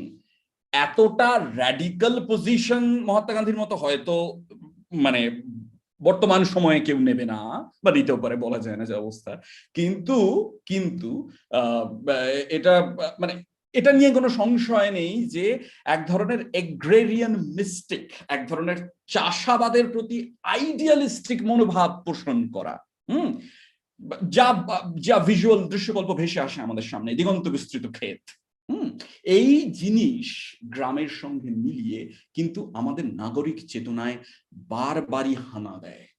Satyajit রায়েরও দেয়, সত্যজিৎ রায়েরও দিয়েছিল। অর্থাৎ এই প্রসঙ্গে এটাও বলা দরকার যে সত্যজিৎ রায় যেন এই যে নাগরিক প্রকল্প, যেটা নাগরিক দার্শনিক প্রকল্প, যেটার কথা আমি ইউরোপিয়ানদের প্রেক্ষিত থেকে বলছিলাম, যেভাবে মোটামুটি দেখা হয় জিনিসটাকে, সেটাকে কিছুটা প্রতিরোধ করতে সক্ষম। এখন প্রশ্ন হচ্ছে কেন? সত্যজিৎ রায় নিজের জায়গা থেকে দেখলে সেটা কেন? একাধিক কারণ হতে পারে। একটা হতে পারে যে the ওয়েনিং of the Nehruvian socialism. Nehruvian সোশ্যালিজমের বিশেষ ভক্ত ছিলেন সত্যজিৎ রায়, এটা ওনার বিভিন্ন লেখায় আছে এবং বিভিন্ন তাত্ত্বিকদের লেখাতেও আছে। সেই জিনিস যখন 90-এর দশকের প্রথম থেকে আস্তে আস্তে ক্ষীয়মান হতে শুরু করলো এবং অন্য এক ধরনের ধর্মীয় রাজনীতি প্রাধান্য পেতে শুরু করলো, এটা আদৌ এখানে ম্যাটার করছে না যে সে সময় কেন্দ্রে কোন ইডিওলজির সরকার বা রাজ্যে কোন সরকার, তাতে কিছু এসে যায় না। 90-এর দশক থেকে আমরা জানি রামায়ণ, মহাভারত এবং টেলিভিশন ইত্যাদি থ্রুতে এক ধরনের এবং নিও লিবারালিজম অফকোর্স তার থ্রুতে এক ধরনের নতুন ধর্মীয় রাজনীতি আমাদের দেশে প্রাধান্য পেতে শুরু করে। যেটা ছিল আগে অন্তঃসলীলা, সেটাই সামনে চলে আসে। হয়তো তার থেকে তার যে ক্রমাগত এই যে একটা ক্ষয়, সেই ক্ষয়ের জায়গাটা থেকে সত্যজিৎ রায় কিন্তু পরবর্তীকালে সম্পূর্ণ বিপ্রতীপে চলে যান। শহরের শুরুটা বরং করেছিলেন অন্যভাবে, নেহরুভিয়ান সোশ্যালিজমের জায়গা থেকে। প্রিয়া জয়কুমার এখানে বলেছেন, সুরঞ্জন গাঙ্গুলিও এখানে কিছুটা বলেছেন। আমি দুটোই স্কিপ করে গেলাম কারণ সময় বেশি লাগবে। বরং আমি সত্যজিৎ রায় নিজের কোটেশনে আসি এবং এখান থেকে সত্যজিৎ রায় নিয়ে বলা আমি শুরু করব। শুভম বা যেই শুনছেন, আমার হাতে কি 15-20 মিনিট সময় আছে বলার মতো? হ্যাঁ হ্যাঁ আছে আছে, কন্টিনিউ। বেশ বেশ, এটা মোটামুটি আমার বক্তব্যের মিড পয়েন্ট বলা যেতে পারে। আপনার ধৈর্যচ্যুতি হয়ে থাকলে আমাকে মাফ করবেন। তো সেটাই হোক, এবারে হলো যে this needn't dismay us. Satyajit Ray স্বয়ং বলছেন এখানে, our social conditions are such that an Indian filmmaker cannot abandon certain old and accepted values, especially in a growing, newly independent country. In a period of trial and transition, it is important, even if a little naive, to hold on to certain cherished notions of good and bad, right or wrong, morality and immortality. But this should not lead to a lack of subtlety and artistic integrity. Too much of our other arts have been devitalized and shorn of their roots by aping the West. I hope at least cinema will retain its purity and humanness, while at the same time avoiding the worst fate that can befall an art reform: stagnation. 1969 সালে লেখা এই জিনিস, এবং আপনারা স্পষ্ট বুঝতে পারছেন সত্যজিৎ রায় কিন্তু নিজের এক ধরনের ফিল্ম দর্শন বা ফিল্ম কথাটাকে যদি উড়িয়েও দিই, এক ধরনের নাগরিক হিউম্যানিস্ট দর্শন আমাদের সামনে দেওয়ার চেষ্টা করছেন। বুঝো লোক যে অনুসন্ধান, ভালো করে দেখলে বোঝা যায় সত্যজিৎ রায় কিন্তু এই যে রিভার্স চাকা, এক ধরনের রিভার্স গতি নাগরিক হিউম্যানিজমের, সেটাকে কিন্তু করার হয়তো মানে দানা বাঁধ ছিল তার মনে অনেকদিন ধরেই 70-এর দশকে, কিন্তু উনি এটা বলেও ফেলছেন প্রায়।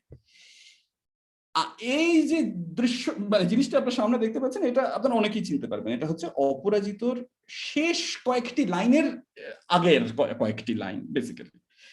আপনারা জানেন অপরাজিত কিভাবে শেষ হয়। অপরাজিত অপু কাজলকে নিয়ে যায়, মানে সত্যি বলতে কি অপরাজিত শেষ অংশটা একটা লম্বা ল্যাজের মতো, প্রায় সেই উপন্যাস প্রায় শেষই হতে চায় না। আমি জানি এটা পরে মহা অপরাধ করছি, কিন্তু ঘটনা হচ্ছে শুধু আমি বলি না, শেষই হতে চায় না উপন্যাসটা খুবই দীর্ঘ, এবং সত্যজিৎ রায় সেটাকে ছোট করে দেন, একটা অন্য জায়গায় নিয়ে আসেন, কিন্তু সেটাই খুব ইন্টারেস্টিং হয়ে দাঁড়ায় আমাদের প্রেজেন্ট কনটেক্সটে। যে অপু কাজলকে নিয়ে প্রথমে শহরে যায়, এটা হচ্ছে বিভূতিভূষণে। কাজলকে নিয়ে শহরে যায়, শহরে দীর্ঘদিন কাটায়, সেখানেও মন টেকে না, সেই জন্য অপু ফিরে আসে। সেখানে এসে মনসাপদ বা নিশ্চিন্দিপুর, কোথায় এক্সাক্ট নিশ্চিন্দিপুরে ছেলেকে রেখে অপু চলে যায় সেই কাজে যে সে সারা জীবন করতে চেয়েছিল, অর্থাৎ বিশ্ব ভ্রমণ। বলে অপু চলে গেল। এই ছিল বিভূতিভূষণের লেখা। দেখুন, এক ঝলক হাওয়া যেন পাশের পোড়ো ঢিবিটার দিক হইতে অভিনন্দন বহন করিয়া আনিল। সঙ্গে সঙ্গে ভিটার মালিক ব্রজ চক্রবর্তী, ঠ্যাঙাড়ে বীরু রায়, ঠাকুর দাদা হরিহর রায়, ঠাকুরমা সর্বজয়া, পিসিমা দুর্গা, জানা অজানা সমস্ত পূর্বপুরুষ দিবসের প্রসন্ন হাসিতে অভ্যর্থনা করিয়া বলিল, এই যে তুমি আমাদের হয়ে ফিরে এসেছো, আমাদের সকলের প্রতিনিধি যে আজ তুমি, আমাদের আশীর্বাদ নাও, বংশের উপযুক্ত হও। মানে কি? শহরকে বর্জন। প্রথম কথা হচ্ছে কলকাতা, বিশেষ করে কলকাতা শহরকে বর্জন। এই শহর অপুর কাছ থেকে সব কেড়েছে, অপর্ণাকে কেড়েছে, মানসিক শান্তি কেড়েছে, কোনোভাবেই নাগরিকত্বের সাথে অপূর্ব নিজেকে মেলাতে পারেনি, সেটা অপূর্ব পর্যন্ত চলে গেল। এবং কাজল তারই এক্সটেনশন, তারই পার্সোনালিটির এক্সটেনশন। সে ফিরে এলো কোথায়? শহরে নয়, কিন্তু নিশ্চিন্দিপুরে, যেখান থেকে যাত্রা শুরু। এটাকে সত্যজিৎ রায় এমন একটা জায়গায় শুরু করেন যেখানে আমাদের ভুরু কপালে উঠতে বাধ্য। আপনারা জানেন মানে অপুর সংসার কোথায় শেষ হয়, রাইট? তার আগে সত্যজিৎ রায় থ্রু আউট বিভূতিভূষণের প্রতি সম্পূর্ণ ফিডেলিটি দেখিয়ে গেছেন, যাকে বলে। 1959 সালে করেছে রিলিজ অপুর সংসার। আমরা দেখতে পাচ্ছি ধোঁয়ার মধ্যে অপূর্ব দাঁড়িয়ে আছে, হাতে বাঁশি, বোঝাই যাচ্ছে যে ধোঁয়ায় তার দম বন্ধ হয়ে আসছে। কিন্তু ছবির শেষে এই জায়গাটা, যেটা মানে বিভূতিভূষণের যে ইথোস, তার বিপ্রতীপে বলা যায় কিনা আমি ঠিক নিশ্চিত নই, এটা নিয়ে তর্ক বিতর্ক হতেই পারে, কিন্তু এটা যে একটা সম্পূর্ণ অন্য ধরনের এন্ডিং, সেটা নিয়ে কোনো সন্দেহ নেই। প্রথম প্রশ্ন তো এখানে আসে যে অপু চললো কোথায়, অপু কাজলকে নিয়ে চললো কোথায়? এর উত্তর কিন্তু কোথাও দেওয়া নেই। এর আগে অপু মানে এই সিকোয়েন্সের আগে, এখানে আসার আগে আর কি, খুলনাতে আসার আগে অপু ছিল হচ্ছে পাহাড়ে কোনো জায়গায়, এক জায়গায় চাকরি করছিল।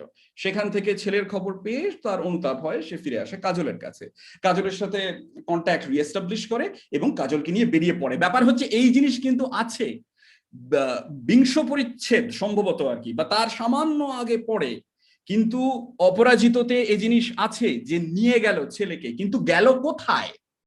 বিভূতিভূষণের বক্তব্য গেল কলকাতায়। এখানে যদি আমরা সেটা ধরে নিই যে এই কলকাতাতেই যাচ্ছে এবং বিভূতিভূষণের প্রতি ফিডেলিটি বজায় রেখেছেন সত্যজিৎ, তাহলে আপনারা বুঝতে পারছেন কি ঘটছে। শহরের দিকে যাচ্ছে অপূর্ব আর কাজল, শহরের দিকে যাচ্ছে নতুন স্বপ্ন নিয়ে। ছবিটার এইখানে শেষ আমাদের এই জটিল প্রশ্নের মুখোমুখি দাঁড় করিয়ে দেয় যে তাহলে কি বিভূতিভূষণের যে ক্রমাগত একটা অপছন্দ ছিল, এক ধরনের মানে একটা ক্রমবর্ধমান অপছন্দ ছিল কলকাতার প্রতি, ওই যেটা বলছিলাম আর কি, শিল্প বিপ্লব পরবর্তী শহরের প্রতি যারা অপছন্দ, এটা কি তাহলে সত্যজিৎ সাবভার্ট করছেন এখানে? এটা একটা প্রশ্ন যেটা মাথায় আসতে বাধ্য। 1961 সালে যখন পোস্টমাস্টার রিলিজ করে, তখনও শেষ দৃশ্যে আমরা দেখতে পাই এই মানে উনি ক্রমাগত বেছে যাচ্ছেন এমন সমস্ত গল্প যেখানে প্রোটাগনিস্ট, হ্যাঁ হার্ট ব্রেক কিছুটা হবে, কিন্তু তার মানে এই নয় যে পোস্টমাস্টারের চরিত্রটি গ্রামের প্রেমে পড়েছিল, একেবারেই নয়। এমন কি মানে প্রেম জিনিসটাই মানে ওর কাছে খুবই সেকেন্ডারি হয়ে দাঁড়ায় এখানে, কারণ ও শহরে যাওয়ার জন্যই উন্মুখ। এবং শেষ পর্যন্ত ওই বাচ্চা মেয়েটির চোখের জল দেখেও যে থেমে যায় এমন নয়, ওর বিষণ্ণতা দেখেও থেমে যায় এমন নয়, ও কিন্তু হেঁটে যায়। এটা হচ্ছে একদম মানে স্ক্রিন ফেড হওয়ার আগের মুহূর্ত, চলে যায় গ্রামের দিকে, চলে যায়। এক ধরনের না মিলতে পারার জায়গা আছে, যেন শহরের লোক শেষ পর্যন্ত শহরে ফিরে যাবেই, তাকে আটকানো যাবে না। এক ধরনের ফেটিজম আছে, নিয়তিবাদ আছে। আমার আগের বক্তা চমৎকার বলেছেন এটা মহানগর নিয়ে, আমার নতুন করে কিছুই বলার নেই। আমার এই শেষ সিনটি আবার দেখানো হয়েছে, এবং ভালো করে খেয়াল করবেন কোন সাল, 1963 সাল। এখানেও শহরকে ভালোবাসার গল্প অবশ্যই আছে, বিশেষ করে যে সিনেমার শেষ দৃশ্য এটা, যে স্বামী স্ত্রী দুজনে একসঙ্গে হাঁটতে হাঁটতে মিলিয়ে গেল। মহানগর যে আমার ব্যক্তিগতভাবে খুব পছন্দের ছবি এমন নয়, কারণ আমার মনে হয়, এটাও বিতর্কিত কমেন্টই হবে, আমার মনে হয় এখানে এক ধরনের সমঝোতা আছে, ওই বেঙ্গলি রেনেসার যা হয় আর কি, এক ধরনের জেন্ডার্ড সমঝোতা আছে শেষ পর্যন্ত। মানে শেষ পর্যন্ত স্বামীর সাপোর্ট প্রয়োজন হয় যেন আর কি, এই জিনিসটা, কিন্তু সেটা সম্পূর্ণ অন্য প্রসঙ্গ, আমি এতে যেতে চাই না। কিন্তু যাই হোক, সেও গেল, কিন্তু শেষ দিনে কি স্বামী স্ত্রী হাঁটতে হাঁটতে মিলিয়ে গেল সন্ধ্যার একমুখী ভিড় একদিকে আসছে, ওরা চলে গেল উল্টো দিকে। ক্যামেরা প্যান আউট করলো, প্যান আউট করতে করতে আমরা চোখের সামনে দেখতে পেলাম এই জিনিস, একটা আলো জ্বলছে সন্ধ্যের মুখে, জ্বলছে এবং মানে জ্বলতে থাকবে, আশার জায়গা শহরে। ওই যেরকম আপনারা দেখলেন জেমস জয়েসের কথা তো খুবই বেশি মনে পড়ে এক্ষেত্রে, নবরণ ভট্টাচার্যের ক্ষেত্রে যেন এরকম। অথচ আশ্চর্য জিনিস আপনারা ভেবে দেখুন, মানে নবরণ ভট্টাচার্য লিখছেন 2000 সালের পরে, 1963 সালে সত্যজিৎ বানাচ্ছেন এই ছবিও বানাচ্ছেন 70-এর দশকে, অরণ্যের দিন রাত্রি, শেষ দৃশ্য, গাড়ি চলে যাচ্ছে, ওই যে 3-4 জন যারা শহুরে ছোকরা যারা এলো এখানে, বিভিন্ন রকম ঘটনা ঘটলো, কিছু ভালো কিছু খারাপ, কিছু হার্ট ব্রেক, হৃদয়াবেগ, কিছু আত্মানুসন্ধান, আত্মাবিষ্কার, সবকিছু নিয়ে তারা শেষ পর্যন্ত চলে গেল, থাকতে পারলো না। শুধু তাই নয়, খুব সিম্বলিক্যালি এই চৌকিদার এসে গেট বন্ধ করে দিল, ওই গেট বন্ধ করার জায়গা, তারপরেই সমাপ্ত ক্যালিগ্রাফিটা ভেসে ওঠে এখানে। সে প্রসঙ্গ থাক। আরো যদি এগিয়ে যান, এবারে স্পষ্টই বোঝা যাচ্ছে যে শহরের প্রতি সত্যজিৎ রায়ের মন উঠতে শুরু করেছে। এই হচ্ছে শেষ দৃশ্য অফ সীমাবদ্ধ, যেখানে ওই শহরের বাইরে অধ্যাপক, সে কর্পোরেট চাকরির জন্য শহরে এসে শেষ পর্যন্ত দুর্নীতিগ্রস্ত হয়ে পড়ে এবং এক্সিস্টেন্সিয়াল ক্রাইসিসে ভোগে। একই জিনিস 1975 সালে জন অরণ্য, যে এই মানে সিন দুটির মিল আপনারা নিজের চোখেই দেখে নিন। এবং ওই দালাল আর কি, মানে হ্যাঁ, অর্ডার সে পেলো, শেষ পর্যন্ত নায়ক অর্ডার পেলো, কিন্তু তার জন্য তাকে মেয়ে সাপ্লাই দিতে হলো বসের কাছে 1975 সালে, এবং শেষ পর্যন্ত সে ঘরে চলে গেল, বাবা আর কি এরকম করে মাথায় হাত দিয়ে বসে রইল। অর্থাৎ এক ধরনের মরাল ডেকাডেন্স, একটা ক্ষয় বারবার করে আসছে শহরের ডেকাডেন্স। এবং সেটাকে যদি আপনারা আর একটু সময় দেন আমাকে, প্রতিদ্বন্দ্বী, এবং এটা তো মানে বলাটা অতি মানে অবশ্যকাম্য এখানে বলাটা, সুনীল গঙ্গোপাধ্যায় উপন্যাসটি শেষ করছেন এইভাবে: শীত কাটাবার জন্য সিদ্ধার্থ হাত দুটি ছাড়ায়, শরীরটাকে এপাশ ওপাশ মুচড়ে ঠিক করে। শরীরটা তার আগের থেকেও ভালো হয়েছে, হাতের মাসলগুলো জীবন্ত, শরীরের প্রতিটি অংশ হালকা কিন্তু মজবুত। রোঁয়া ফোলানো শিকারী পশুর মতো সিদ্ধার্থ শরীরটা সজাগ করে ফেলে, চোখ দুটো তীব্র হয়ে আসে, ঠোঁটে ঠোঁট চেপে ধরে, মাথার চুলে হাত ডুবিয়ে শক্ত করে চুলের মুঠি ধরে সিদ্ধার্থ মনে মনে বলে, হ্যাঁ আমি ফিরে আসবো, আমি তো এখন ছদ্মবেশে আছি, বলে একটা লম্বা আসে। আমি তাড়াতাড়ি শেষ করার চেষ্টা করছি। একটা লম্বা দীর্ঘ জায়গা আছে আর কি, যেখানে মানে একটা প্রতিরোধের জায়গাই আছে, একটা প্রতিহিংসার জায়গা আছে। সেটা যদি নিষ্ফল হয় তাহলেও একটা প্রতিহিংসার জায়গা উড়িয়ে দেওয়া যায় না। সেটাকে সত্যজিৎ রায় কিভাবে শেষ দৃশ্যকে দৃশ্যায়িত করেন, এইটা আমি একটু দেখাতে চাই। যেরকম কল্পনা করেছিলাম মোটামুটি সেই রকমই। আপাতত একটা হোটেলে উঠেছি। অবশ্য হোটেল বলতে তুমি যা মনে করছো এটা ঠিক তা নয়। যতদিন না একটা ঘর পাই ততদিন এখানেই থাকবো। ঘর পেলে ঠিকানা দিয়ে চিঠি লিখবো। এখানে খুব যে আরামে থাকবো তা মনে হয় না। তবে তোমার কষ্ট চেয়ে এই কষ্ট অনেক কম। আর যেটুকু আছে সেটুকু তোমার চিঠি পেলে থাকবে না। আজ বড় ক্লান্ত, তাই আর বেশি লিখবো না। একটা সামান্য ঘটনার কথা বলে চিঠিটা শেষ করি। এই যে একটু চা হবে?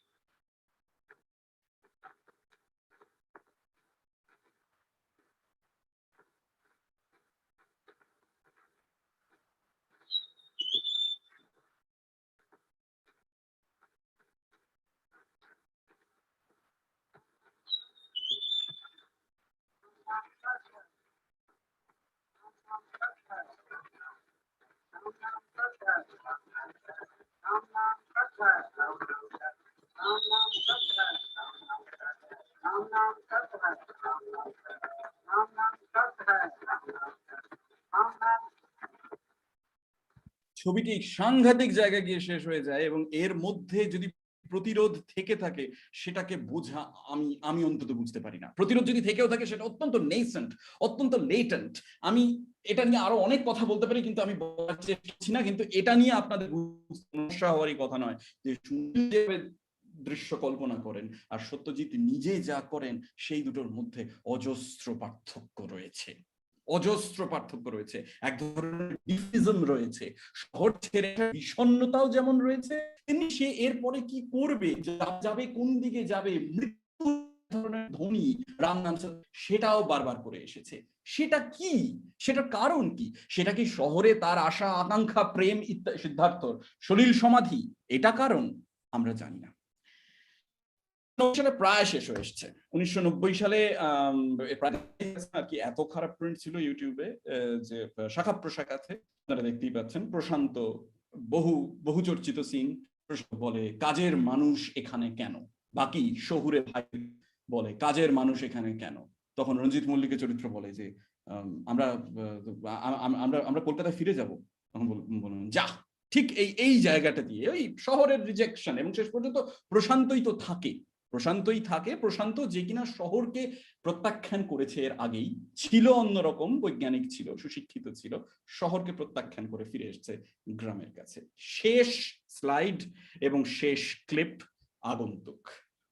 আগন্তুক নিয়ে এত বেশি চর্চা হয়েছে এবং ফেসবুকের কল্যাণে আপনারা এত বেশি দেখেছেন কিছু কিছু জায়গা, আমি সেই জায়গাগুলোকে সম্পূর্ণ এড়িয়ে গেছি।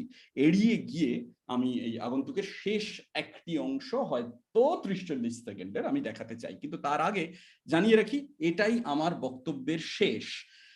খালি একবার যদি সামারাইজ করতে হয়, সামারাইজেশন এই যে আমার বক্তব্য হচ্ছে এই, এবং এটা আমরা দেখতেও পাই যে সত্যজিৎ রায় নাগরিক মানবিকতাবাদের ইতিহাস যেন কিছু অন্যরকম ভাবে লিখছেন। চাকা একটা আছে ঠিকই, এক ধরনের এভলিউশন আছে ঠিকই, কিন্তু সে চাকা ঘোরে উল্টো দিকে। শহরকে আস্তে আস্তে ভালোবাসার বা শহরের ফ্র্যাক্টাল এক্সিস্টেন্সকে আত্মস্থ করার যে প্রক্রিয়া আমরা মূলত ইউরোপিয়ান মডেলের থ্রুতে দেখতে পাই নাগরিক মানবিকতাবাদের ক্ষেত্রে, সত্যজিতের ক্ষেত্রে দেখতে পাই তার উল্টো। শহরকে বর্জনের ইতিহাস, আস্তে আস্তে শহরকে বর্জনের ইতিহাস। কারণ কি কি হতে পারে? এর কারণ কি হচ্ছে বেঙ্গলি রেনেসার যে জটিল পর্যায়ে, যেটাকে আমি কিছুটা এখানে বলার চেষ্টা করলাম, এটাই কি কারণ? এই যে মিক্সড জায়গা থেকে সত্যজিৎ রায় উঠে আসছেন, কিছুটা ইস্টার্ন কিছুটা ওয়েস্টার্ন দর্শন তার জায়গা থেকে, এইটা আমি দর্শকদের এবং শ্রোতাদের কল্পনার উপরে ছেড়ে দিচ্ছি। তার আগে রইল আগন্তুকের এই অংশটা।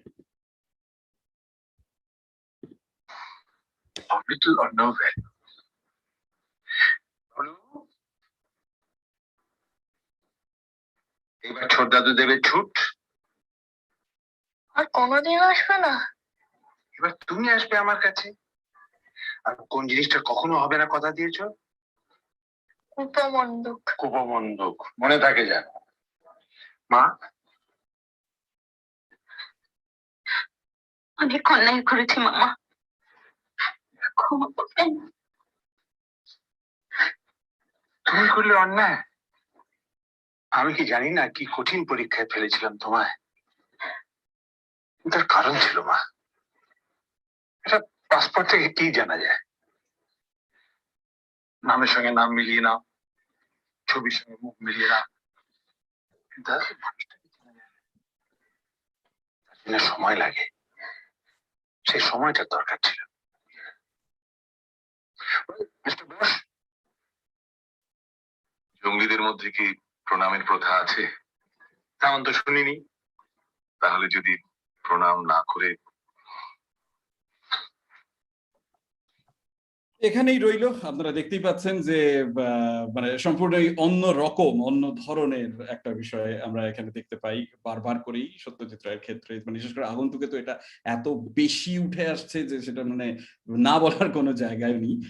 যে ওই জঙ্গলি প্রসঙ্গটা, যেটা এর আগেও উনি তুলেছেন বারবার করে, এক ধরনের অন্যরকম সভ্যতার কথা বলেছেন বারবার করে সত্যজিৎ রায়। এই সমস্ত জিনিসই মানে আসছে এবং পরবর্তী প্রজন্মকে এক ধরনের উদ্বুদ্ধ করার জিনিসও আছে, যে এবার তুমি আসবে আমার কাছে, কুপমণ্ডুক হবে না, শহরের মধ্যে থেকেও শহরের বিরুদ্ধে প্রতিবাদ, এক ধরনের অন্তর্ঘাতী বলা চলে প্রায় আর কি, শহরের এগেইনস্টে, শহরের বিরুদ্ধে। এই বলে অনেক সময় নিয়ে এবং আমার যা স্টিপুলেটেড টাইম সেটা সম্ভবত ক্রস করে গিয়ে আমি আমার বক্তব্য শেষ করলাম। নমস্কার।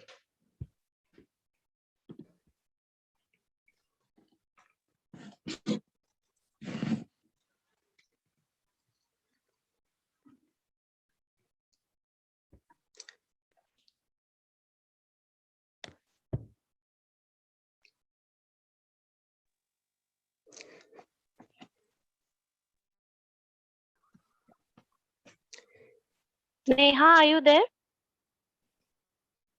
Yes. Thank you. Am I audible? Yeah, you are. So, with the permission of the chair, Professor Chandok Sengupta, if I have the permission, then I will introduce the third speaker of the day. Please do, please do. Amar our permission. Okay, that was a very, very enlightening paper that we had. So now we move on to the third speaker for the day, Robi Ranjan Moitro, who is a professor of editing for electronic and digital media at the Satyajit Ray Film and Television Institute. After completing his diploma in still photography from Kolkata, he joined and graduated from FTII Pune as an editor. He has edited 120 feature films and continues to work as an industry professional. He has edited more than 2,000 episodes for television. He has directed 2 feature films and many television programs. Sir, would you kindly go ahead with your paper?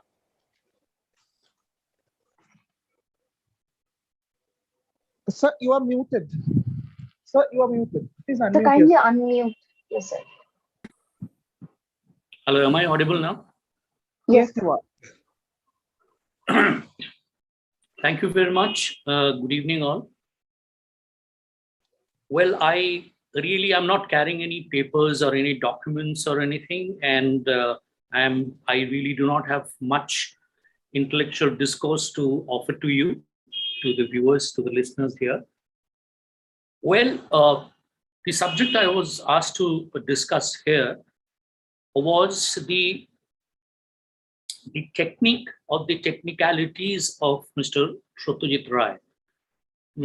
Before that, if we just trace back a little to the history of cinema, we would know that in 1895, in month of December in Paris, from the hands of 2 brothers called Lumiere brothers, the still images started moving. So what had happened, that was the first paid public exhibition for moving images by Lumiere brothers. Cinema was never invented as a form of art.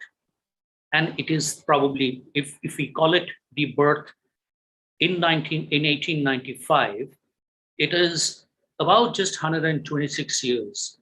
So probably the youngest kid in the block of the forms of arts. What had happened, it got invented as a technical innovation. But very soon, in about less than 10 years' time, people have found the power of the moving images, and various brains all over the world started thinking about using it. And there are two distinct difference in polarities which had happened. One was happening in the United States of America, and one was happening in Soviet Union, Russia. Well, Russian were trying to move ahead with the moving images, which is primarily supported by the political ideas and political ideologies. And the other side of the world, where American were trying to initially just tell stories and tell things as extravagant as possible. And very soon, there was a conflict, and all the other areas started mushrooming up in contributing to the world of cinema, which by about 1920-25 was pretty rich. People have seen the highest of cinema motivated by political ideologies, and also cinema which is primarily trying to tell a story, whatever kind of story it is. There was another fee that we got added to cinema when audio got added to the silent cinema in about 1928, and with a film called Jazz Singer. Now, if we start from there, we do have some history in Indian cinema, but then again, the Indian cinema did not have a particular language. About that time in 1948, the renowned French filmmaker Jean Renoir came to India, primarily came to Kolkata, and he was shooting his film called The River.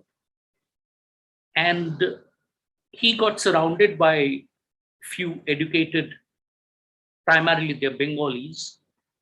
Satyajit Ray was one of them. Chidananda Das Gupta was one of them.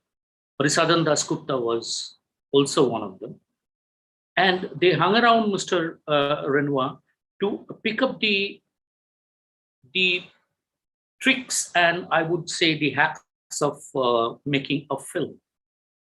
What had happened by the words of Mr. Satyajit Ray himself, that he got motivated into cinema primarily watching American movies. And because he found they are technically well advanced and well fleshed out. But what he did, he found a lot more soul in the European cinema. So he tried to invent his own language where the technique would kind of belong to the parts of United States.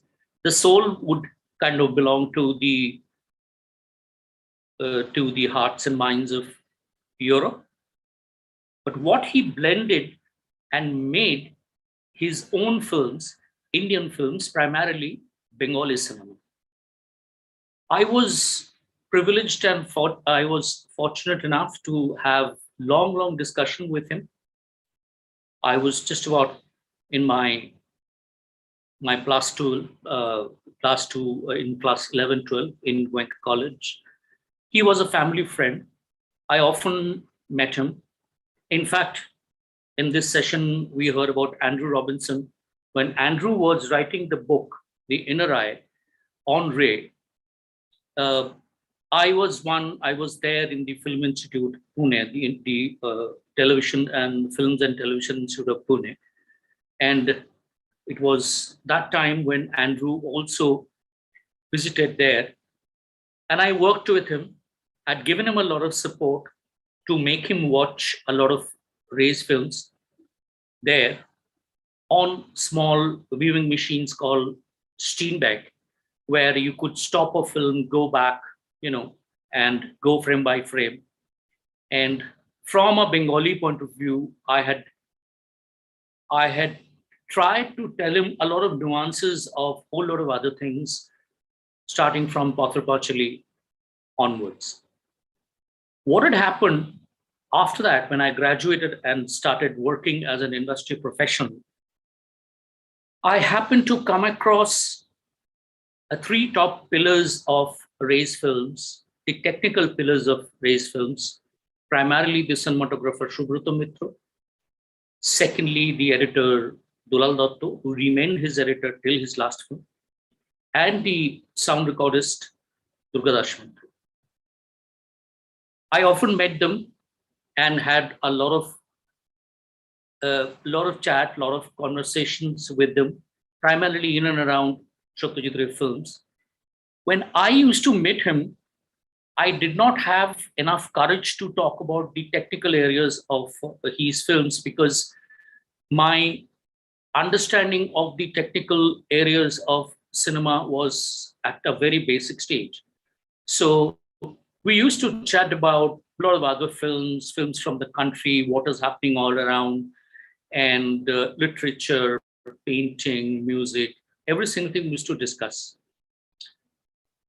Few things he had told me in terms of cinema, the way he sees it. He said that, he was kind of with a smirk on his face, and he was saying that people tend to read too much into my film. I said, why do you think that is happening?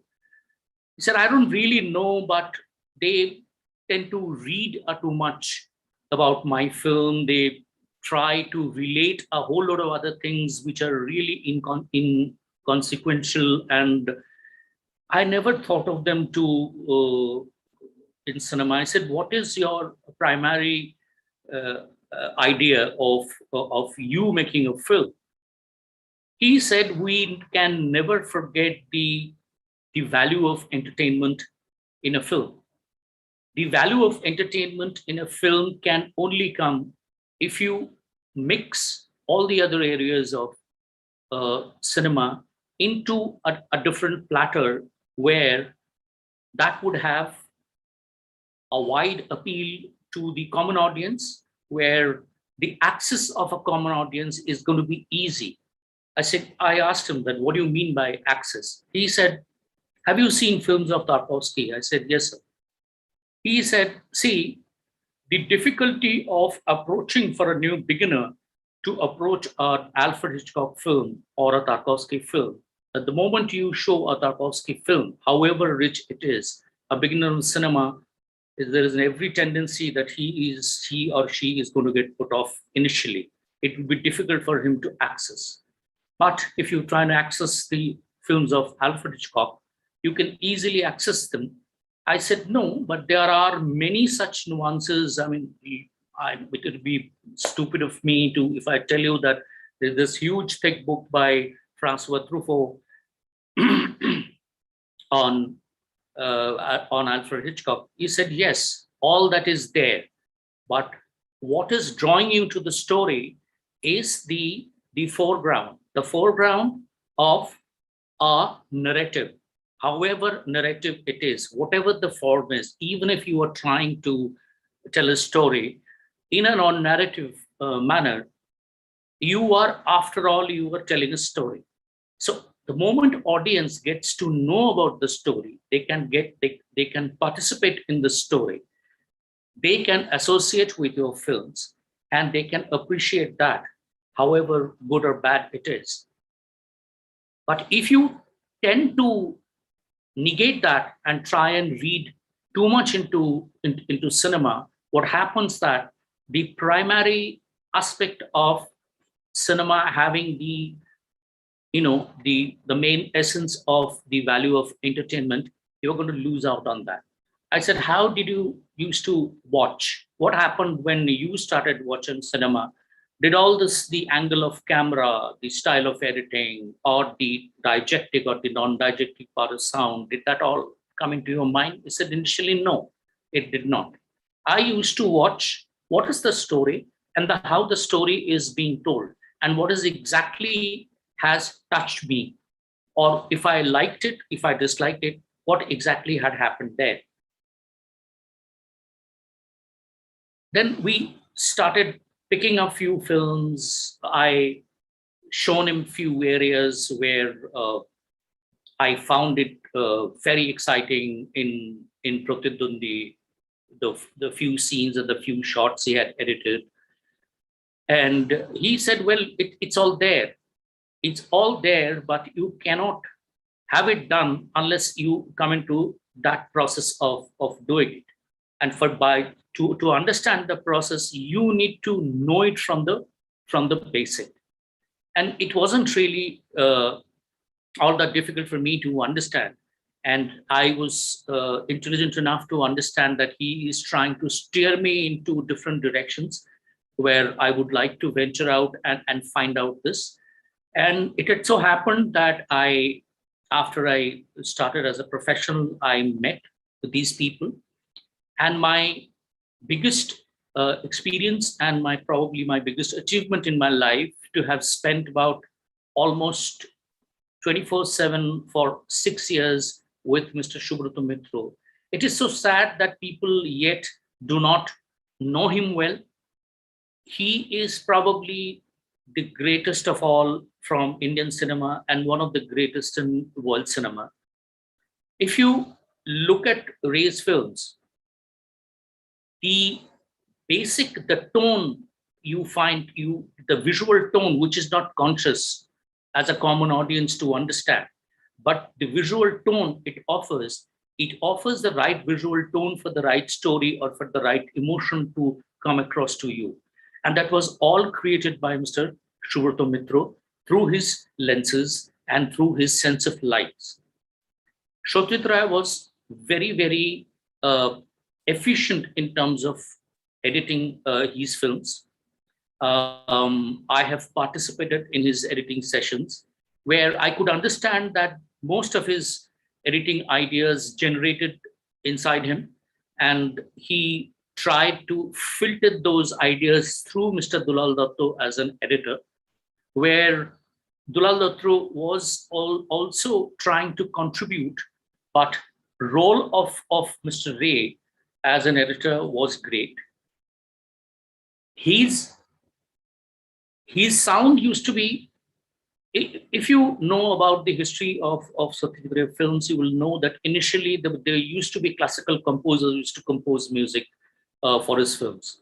Later, from Kanchenjunga, and then after that, he completely, took over his own background score. Well, the sound spectrum is definitely a major part of the technical aspects which fall into the entire sound spectrum of a film. And there, his approach used to be very, very simple and very linear.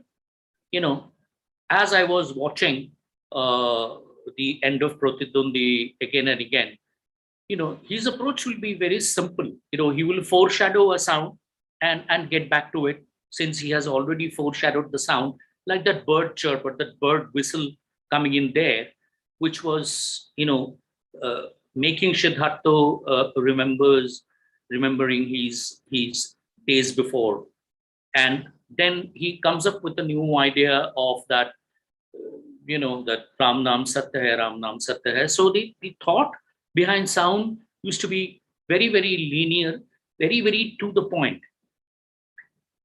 Initially, he left all his visual idea to Mr. Subrata Mitra, who had exquisitely generated his visuals. I remember I happened to be again privileged to have worked in a film which was a documentary, which happened to be Subrata Mitra's last work as a cinematographer.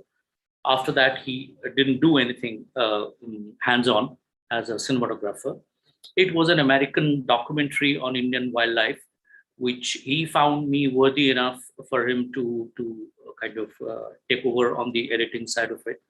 I edited. I remember when we were doing our post-production, we went to Holland, we came back to India again.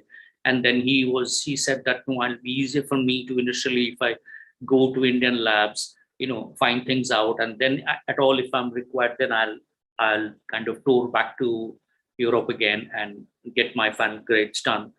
And there it was a really eye-opener for me to see how he used to look at the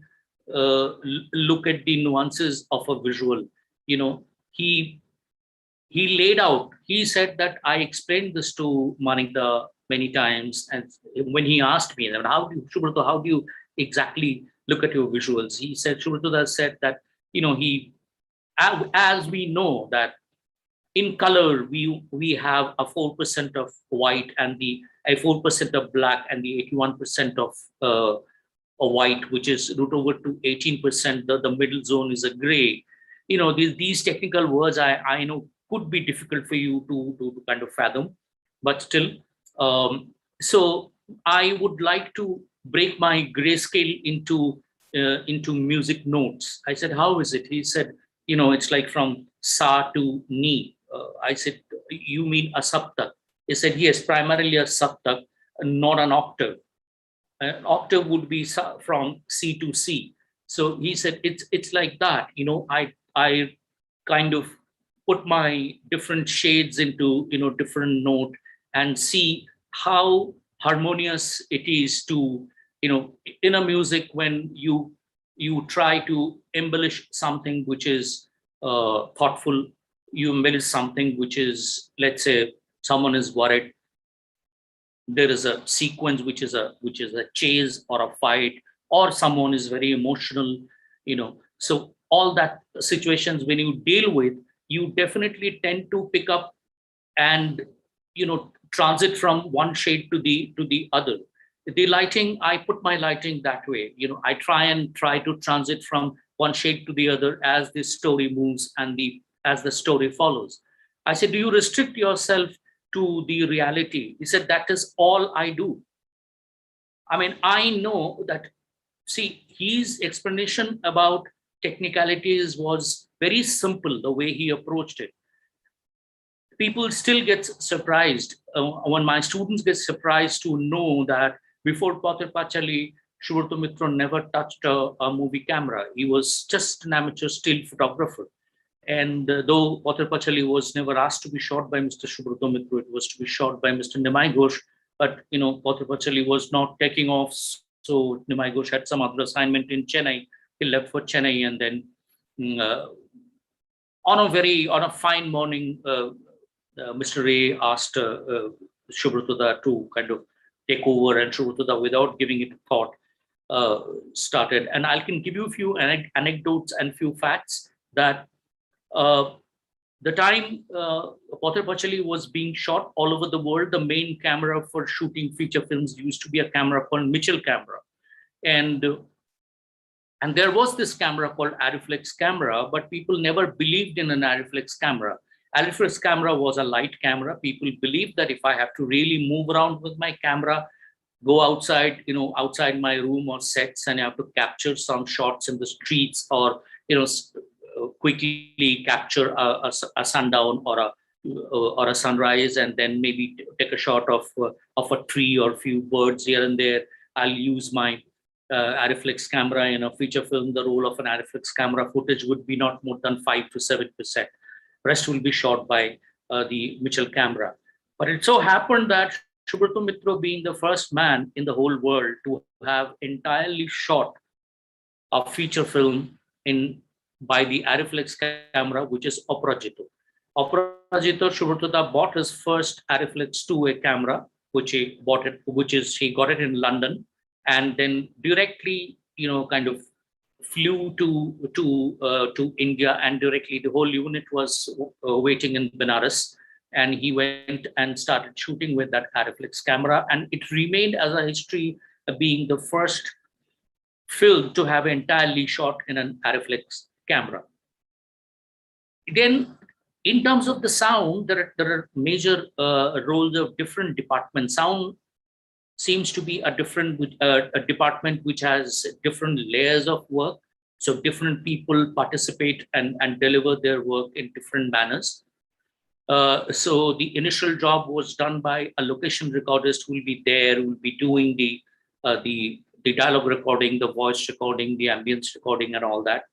And then it'll go to someone who would, with the help of the editor, will try and I am talking about a time when Mr. Ray was making films till about late 70s and 80s, and then finally the film will go for a final mix, and that final mix will be done by someone else who has got no connection with the film before. Probably he would just know about the story, and just by looking at the reels, we used to call them reels, they're broken into 10, 11, 12, depending on the length of the film, into different parts. So watching reel by reel and watching the arrangement of the sound, like dialogue, the effects, and the music. So initially, Mr. Ray, after a point of time, used to depend a lot on Mangesh Desai, again, a legendary mixing engineer from India, and then Mr. Hitendra Ghosh. All of them have worked in Mumbai, and Mr. Ray used to go there in Rajkamal Kalamandir to final mix his films there. And I happened to meet all of them, happened to meet Mr. Mangesh Desai. Mangesh Desai passed away quite some time back, but Hitendra Ghosh is still alive, he's still working. We keep meeting, we keep speaking about that. And then you get to know about a lot of minds, a lot of other people, a lot of other masters in Indian cinema like Shyam Benegal and Adu Gopal Krishnan. They have also worked, these people have worked with them. But what had happened is from the technical side, Subrata Mitra remained primarily Satyajit Ray's cameraman till Nayo. That was his last film with Mr. Ray, which is being considered still. I don't know whether you know about the fact, this train compartment you get to see in Nayo is built. It's a set, okay? And every single thing which is going past the windows there, that's a side projection, back projection, and front projection. This entire device was indigenous and built by Subrata Mitra himself.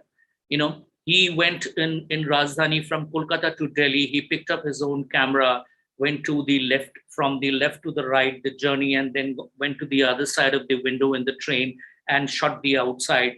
And that was his material to supply for his back projection in. And he had very indigenous method of doing it. There are funny stories about it, how his assistant were moving around when a tree would pass, and then the tree would pass across the window, and there would be a shadow which is needed to be needed to be cast and passed over the body of the actors, and that used to be manually done by light boys and light man who were all around the set and all that. And they would make funny gestures and run up and down in a very staggered kind of a manner and all that. So with their movement, which was a very cartoonish kind of a movement, it seems that Uttam Kumar laughed in one stage, and then Subrata got angry about it. He said, "Why don't you consider on your own work? Let my boys." Then he apologized. He said, "No, fine. It is just that it was so spontaneous and things like that." So that till a point, from 62 onwards, what had happened is Mr. Ray started operating his own camera, though the lighting and everything else would be done by Subrata Mitra, but Ray would be handling his own camera. Well, that really did not give very positive vibes to the people like us who would be, technically trying to dissect the film. But there are a lot of rough edges in that. But then again, the whole visual which gets presented in a frame, in a screen, that used to be so remarkable. Probably that would take over all those rough edges in it. And Mr. Dulal Datta would be a very silent observer to understand what Mr. Ray would like to say through his visual, so that his physical cuts in the films remain seamless, but the story also remains seamless. That does not look choppy, or it does not lose any connection. So an editor needs to take care of a whole lot of things. about that, which is bound to happen in a shoot. So an editor would try and fix that, would try and work around it, and make the director understand, and make him see, make him options for him. The limitations were too high at that point of time, which is no longer the same now. I can make a version, infinite version of a scene. I can make 200 versions of a scene, but it was impossible at that point of time, because we used to work on celluloid, one work print. So once that work print is cut, it is very difficult to get back into the original shape and do another version, and it would take a hell of a lot of time, years and years. So the editor needed to be very, very careful at that point of time. So Mr. Ray used to be very, very definite about his cuts. And while shooting, we still talk about that. We'll talk about the ratio of a shoot, which is known as 1:1 and 1:2 and so on and so forth. That means one shot would take one take, and then the take is not good. And then the second take, again, probably the third take. So that ratio goes 1:1, 1:2, 1:3, and onwards. If you may have heard of this, the present director, very well-known director, David Fincher. David Fincher would go about 80, 85 takes in a film. And for Mr. Ray, that used to be probably 1:1 and 1:2 when he was shooting a film called Sadgati for the first time with Mr. Ampuri, a Hindi film, a one-hour film. Ompuri initially, or the first day of the shoot, and probably the middle part of the second day of the shoot, he got very nervous. He said that he thought that Mr. Ray is not liking his work, because he's not going for any retakes. He's saying, okay, the next shot and all that. Then he had to. It's a practice. It's a practice. And I asked him about it, and he said, no, the financials involved in it. I said, yes. He said, that is okay, but you need to do a whole lot of homework. You don't go by the fact that I take one take. Don't go by the fact. The amount of homework you need to do before that, the technical homework about that. Probably he was one of the rare people who would make storyboards. I think you all know about what storyboard is, which is about illustrations and sketches of how the frames are going to look like. Those are static frames. These days, now the static frames also move. We call them pre-visualizations. They are basically computerized images without faces and all that. They only denote the camera angle, camera lenses, and the movement of the actors and the movement of the camera. So that if that follows well, then so that kind of homework you used to do to be technically perfect in the sense that there can be thousands reasons for which a take can not be good, So those are needed to be considered very well before you take the shot. And once you do that, so your ratio of shooting a film in one take or two takes becomes much easier, less cumbersome. So that way, he understood that, and he balanced the financial aspects of costly film stock and all that, and the homework part of it. Same thing happened with the sound and with the editing, though the editing is almost the least amount of expenditure it involves. He would do that, and at the time of going into the sound stage, again he would try and not complicate his soundtrack. And he would, if you listen to his music compositions, which is again a technical aspect of his film, you will see that he would kind of churn out one or a couple of themes, and he would try to go by those themes, make variations of it, not over orchestrate those musical ideas, because it comes from the same philosophy that you need to be simple. You need to, if your technique comes through, if your technique is ahead of you, then probably there's every possibility that you are going to disassociate from your main story, which might get lost. If you are too much into making your shots, stick out on your nose. So what happens that visual remains, maybe you tend to forget that what is happening inside it. So let the visual, let the sound, let the editing be very, very complementary to each other, and all of them enrich and embellish the storytelling part of it. In a short period of time, I think that's all I can say about my understanding about him, my understanding about how he used to look into his technical areas of cinema, and that's how he delivered all his films. And he reached the peak of it with this, because once he started gathering a lot of appreciation from West, those people also look into the technical aspects very well. They also kind of do not appreciate films which are technically very poor. Thank you very much. I would conclude now.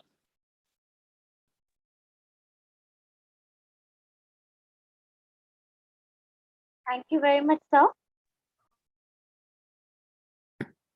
That was indeed enriching. I would now request the chairperson of the session, Professor Chandok Sengupta, to put forward his comments. Thank you, sir. I knew this was coming and I was dreading it. I'll just speak in a very informal way and not for very long. I think we don't have a lot of time left, and I won't tax the audience's patience a great deal. Taking the papers in order, 3 very stimulating presentations, and it's very interesting to hear all of them, although they came from different perspectives. To start with the first paper, I really liked the way the focus of the film on Aarti was dissected out in such fine detail, and very effective scenes were chosen to illustrate the arguments. The technology, of course, didn't cooperate with the speaker, just as it doesn't cooperate with me. And I felt, that after all, it's very nice that I'm not alone in finding it almost impossible to operate with these new ways, new platforms that the pandemic has forced us to adopt at a very sort of drastic pace. The one point I would ask Moushumi to consider perhaps is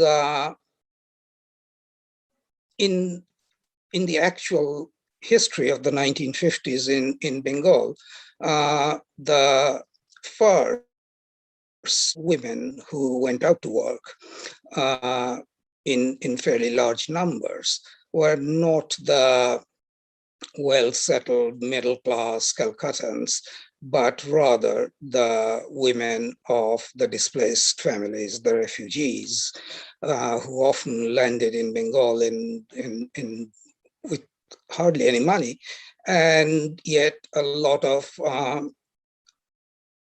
education, and many of them were, from middle-class backgrounds in East Bengal. But when they came here, they really landed in a different world, and often in great distress.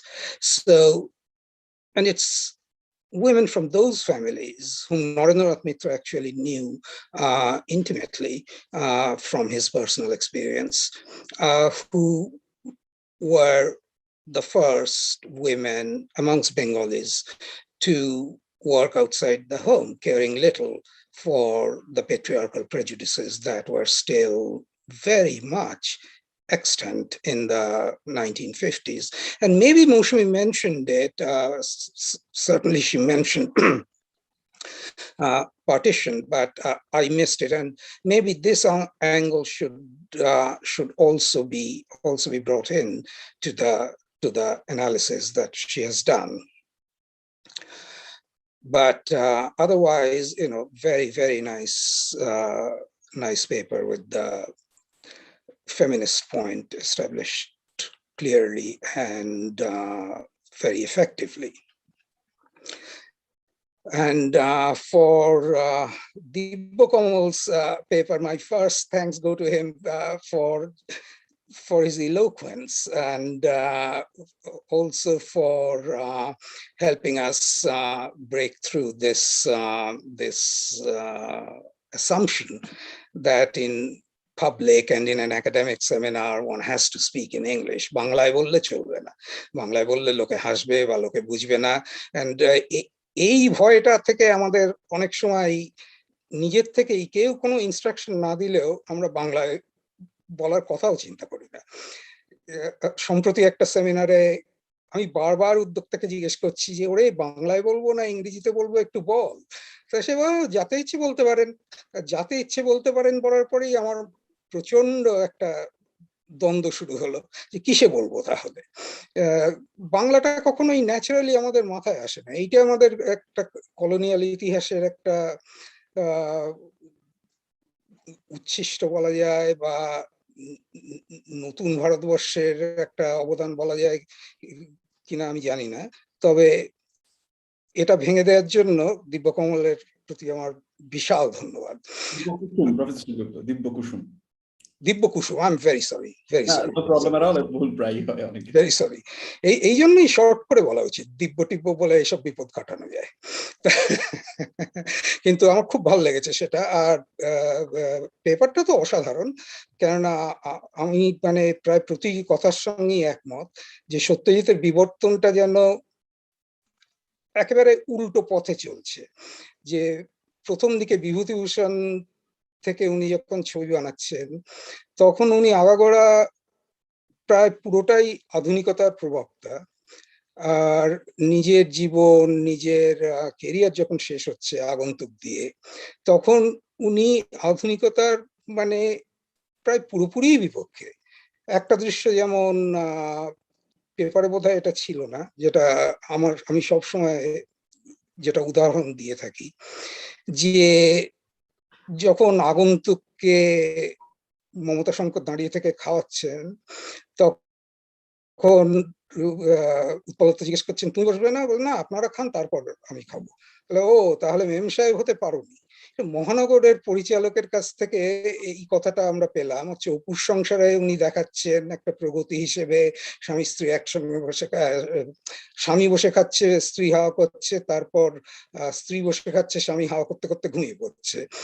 আর মহানগরে তো পুরো ব্যাপারটাই একটা পুরো অ্যাটিটিউডটাই অন্যরকম। অথচ সেইটা আগন্তুকের সময় একেবারে প্রায় পুরোপুরি পাল্টে গেল। এবং কি করে পাল্টে গেল সেটা পেপারে যা বলা হয়েছে আমারও অধিকাংশ ক্ষেত্রেই তাই মত, তবে আমি হয়তো আরেকটু রাজনীতি ঢোকাবো, যে একটা ঠিক রাজনীতিও বলা চলে না, একটা রাজনীতির সাংস্কৃতিক রূপ যেটা স্বাধীনতা পরবর্তী ভারতবর্ষে যে একটা অপটিমিজম ছিল 1950s এ, সেইটে ক্রমশই কাটতে শুরু করে। সত্যজিতের একটু দেরিতেই কাটে, মানে বলা হয় 62 সালে চীনের যুদ্ধের পর থেকে সেটা ধসে যায়, কিন্তু সত্যজিতের তারপরেও বেশ খানিকটা ছিল। তবে 70-এর দশক থেকে আর প্রায় একেবারেই নেই, এবং বামপন্থার প্রতি যে খুব একটা বিরোধ তাও নেই। Kolkata of the burning trams নিয়ে আতিশয্যও নেই, কিন্তু একটা কৌতূহল আছে যে সীমাবদ্ধ একটা দৃশ্য ছিল। এরা বলছে পুরো সমাজটাই পচে গলে গেছে, এটাকে পুরো নামাতে হবে। এই সব চিন্তাগুলো ক্রমশই আসছে, এবং তার গতিটা ঠিক মার্কসিজমে যে প্রেসক্রিপশন সেই অনুযায়ী হচ্ছে না, কিন্তু একটা কিরকম অ্যান্টি মডার্ন দিকে ঘুরে যাচ্ছে। কিন্তু সেখানেও অ্যান্টি মডার্ন হলেও একটা ধর্মীয় ব্যাপারে তখনও আধুনিক এবং মানে বেশ উগ্র আধুনিক, মানে এখন হলে তো বোধহয় জেলে যেতেন। তা একটা একটা কিরকম মিশ্র পরিস্থিতি শেষের দিকে আসছে, যেটা আমার নিজের মনে হয় যে খুবই খুবই বিচিত্র, এবং এর কোনো একটা সলিউশন তো হয় না, কিন্তু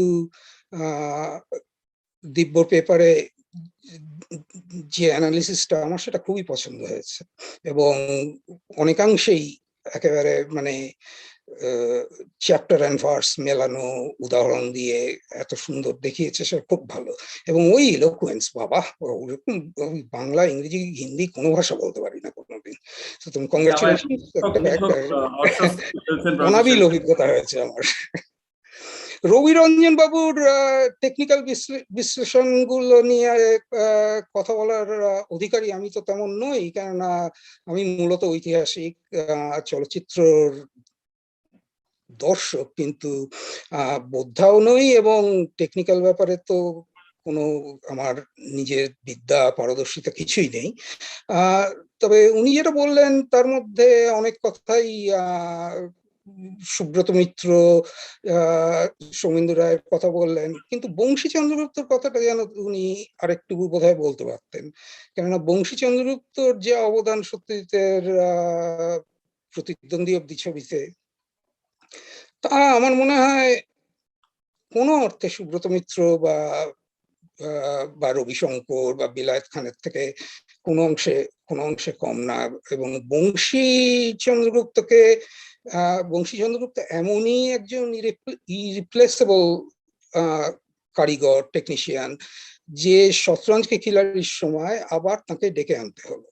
এবং যদিও তাছাড়া অন্য যেসব ছবি হয়েছে বংশী চন্দ্রগুপ্ত বম্বে চলে যাওয়ার পর, তাতে যে শিল্প নির্দেশনা খারাপ তা আমি বলছি না, কিন্তু যেখানে মানে একটা বিশাল চ্যালেঞ্জ, সেখানে বংশী চন্দ্রগুপ্ত ছাড়া যেন সত্যজিৎ একটু অসহায় বোধ করতেন।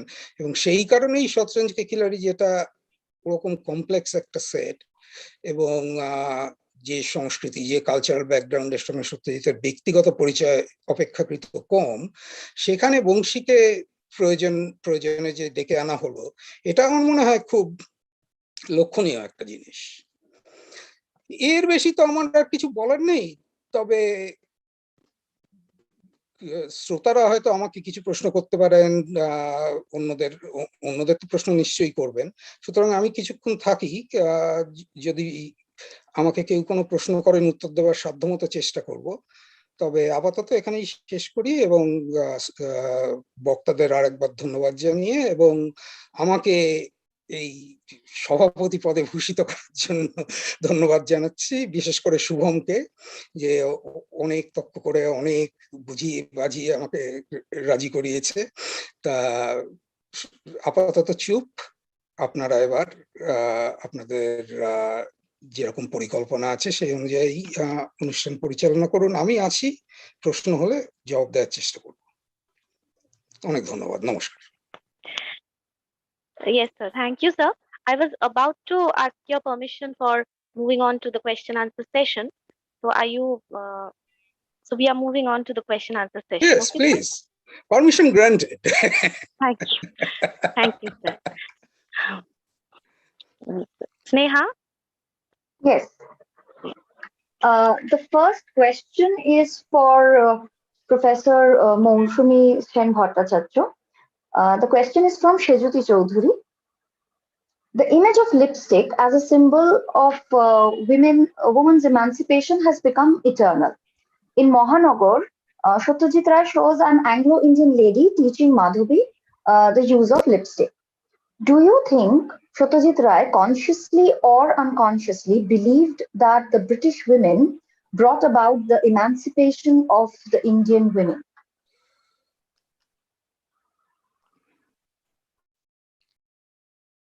Moushumi, you are muted. Ma'am, you're muted.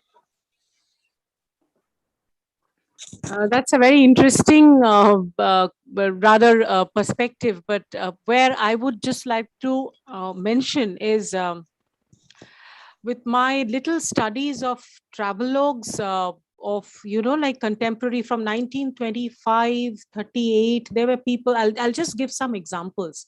There was, for example, Durgapati Ghosh, who was moving along with the husband to London. There was Krishna Bhabini Das, who was once again moving to London along with the husband. So there, like why I'm trying to bring in these, I'll answer this very shortly. We have found that in all these travelogues, these women, the Bengali women who were accompanying their husbands, okay, this was the late 19th century, all of them were complimenting the British women for their consistency in spite of wearing those short dresses, at the same time their dedication to the husbands, in spite of having male friends. That hierarchy was mentioned. Why I mentioned this in the context of lipstick? When I've just mentioned, I do not have any documentation of the fact, because it was a very informal workshop, a 3-day workshop, which was organized by one of the centers run by Professor Shipra Mukherjee and Anindita Ghoshal and so on. So where I got to meet Madhavi, and I was insistent on this particular scene, but where she just deviated and said that Ray requested her to take multiple retakes. But this, the usage of that lipstick is a kind of agency. It's a kind of emancipation in some way, but Ray was definitely not, I mean, as far as, the way it has been put through in the film, or after my discussion with Madhavi, I have found that it's just not that the lipstick was a kind of objective correlative, if you permit me that term, where agency was mediated, and through her hesitation, the reason I was desperate for you to observe, the nitty-gritties of the scene was that Ray was not suggesting that it is the British woman who was teaching the Bengali woman to use a lipstick. Makeup has been part of the Indian culture in its own ways. And there are multiple references in Tagore where you found that there was a betel leaf which was used to redden the lips and so on and so forth. And here, but that there's a movement, there is a shift. And just to answer Professor Sengupta's one comment, where he talks about this partition thing. See, 1950, I was also working on another film by Ghotok. Since this is a Ray seminar, webinar, I didn't bring this up. But if you look into the partition trilogy of Megheta Katara, E-flat, Komal Gandhar and Subarna Rekha, there you will find these women emerging. 1950s and 1963 is a huge gap.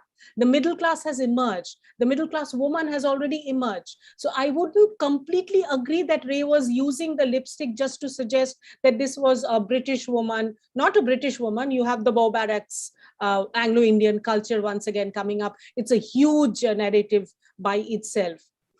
So I wouldn't say that, the lipstick was being taught by the British woman, how the Bengali woman could use it. The Bengali woman already had her own ways of making up.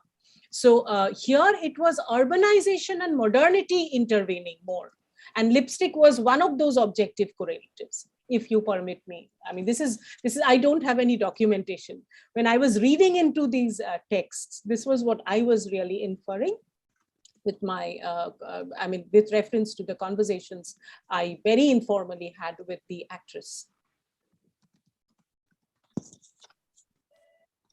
Thank you, ma'am. Navanitati, would you go ahead with the next question? Yes, the next question is for Professor Dibyakushum Rai. Dibyakushum Rai, আপনাকে পড়ার দরকার নেই, আমি দেখতে পাচ্ছি, আমি নিজেই পড়ে দিতে পারি সেটা চট করে। আচ্ছা আচ্ছা, আপনার অনুমতি থাকে? হ্যাঁ না স্যার, থ্যাংক ইউ। উনি বলছেন, নামটা একবার দেখিনি চট করে, হ্যাঁ, মনামি বলছে যে Ray said, as a filmmaker, he turned to the language of cinema rather than the language of literature. How would you look at this in the context of moral decadence you spoke about in the context of Calcutta Trilogy, as also his representation of fear, suspicion, and other motives in Aguntuk? আমার তো ধারণা, I think this is an answer in itself. Of course, মানে সেটাই তো ঘটনা, কারণ মানে যদি এটা ঘটে থাকে এবং ঘটেছে বলেই ধরে নিচ্ছি, আমি এই কোটেশনটি জানি না বা পড়িনি, তো সেটা প্রশ্ন নয়।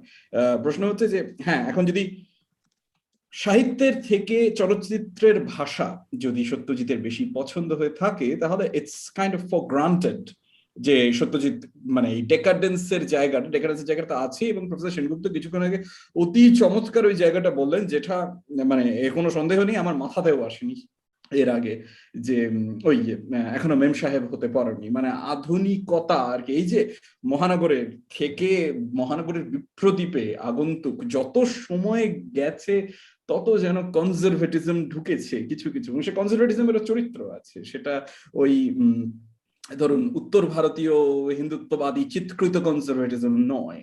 এই কনজারভেটিজম অনেক সাটল কনজারভেটিজম, এটা বাঙালি লার্নেড লেটার্ড সিটির কথা যেটা বলছিলাম আর কি, সেই কনজারভেটিজম, সেই জিনিস হ্যাঁ একদমই সাহিত্যের থেকে সিনেমাতে বেশি আসে। মানে ফর এক্সাম্পল আগন্তুক যে গল্পটির উপর আধারিত সত্যজিতের নিজের লেখা, আমার কিছুতেই নামটা মনে পড়ছে না, কিছুতেই মনে পড়ছে না, ছোটবেলায় পড়া, কারো যদি মনে পড়ে আমাকে অনুগ্রহ করে মনে করিয়ে দেবেন। সেখানে সেই গল্পেও, সেখানেও কিন্তু সেই গল্প আমার যতদূর মনে আছে, সেখানেও কিন্তু এই ধরনের আটপৌরে বাঙালি মানসিকতা প্রচুর পরিমাণে ছিল। ইনফ্যাক্ট সত্যজিতের কিশোর পাঠ্য ছোট গল্প যদি আরেকটু আমরা ভালো করে দেখি, যেটা ওই বিভিন্ন ওই 1 ডজন গল্প এবং অন্যান্য কালেকশনে বারবার করে গ্রন্থায়িত হয়েছে, সেখানে কিন্তু আমরা বারবার করে দেখব যে the question of female agency, এই জিনিসটা প্রায় প্রত্যাখ্যাত বললেই চলে। ওর মানে নায়করা মূলত তারা কম বয়সী, তারা ছোট, প্রিপিউবার্টি বা পিউবার্টির পরের এক বয়সের ছেলে, এবং সেক্ষেত্রে মায়েদের চিত্রায়ন মানে বোরিংলি একমাত্রিক আর কি। সবাই প্রায় একই রকম, সবাই সেই সংসার করেন, একটু ওই ঘটি বাংলায় কথা বলেন আর কি, এবং ছেলেদের বাচ্চাদের মনোজগতে তাদের তাদের কি বলা যেতে পারে, মানে তাদের ইন্ট্রুশন একটা নায়ের জায়গায় প্রায় আর কি। ফলে হ্যাঁ এক ধরনের, দেখুন মনামি, ঘটনা আপনি হয়তো খুবই ছোট হবেন আমার থেকে, তুমি করেই বলছি মনামি। দেখো ব্যাপার হচ্ছে কি, এই যে মানে যেটা বোঝা দরকার এখানে, যদিও এটা তোমার প্রশ্নের সাথে সরাসরি সম্পর্কিত নয়, সেটা এই যে ডেকাডেন্সের জায়গাটা, এই ডেকাডেন্সটা বাস্তবসম্মত বা ইতিহাস সম্মত কিনা সে প্রসঙ্গ কিন্তু অন্য। প্রফেসর সেনগুপ্ত আরো অনেক বেটার বলতে পারবেন আমার তুলনায়, কিন্তু ঘটনা হচ্ছে ইতিহাস কিন্তু এরকম মরাল জাজমেন্ট নিয়ে চলে না। আজকাল হয়েছে এসব ফ্যাশন, ইতিহাসের মরাল স্পিন দেওয়ার চেষ্টা হয়েছে, আগেও ছিল, এখন আর একটু বেশি হয়। কিন্তু ঘটনা হচ্ছে ইতিহাস কিন্তু এরকম মরাল নিয়ে চলে না। ইতিহাস এক ধরনের নিয়তির মতো আর কি, এটা হবে, এটা ঘটবে, এরকম করেই ঘটে, এরকম করেই চলে জিনিসটা।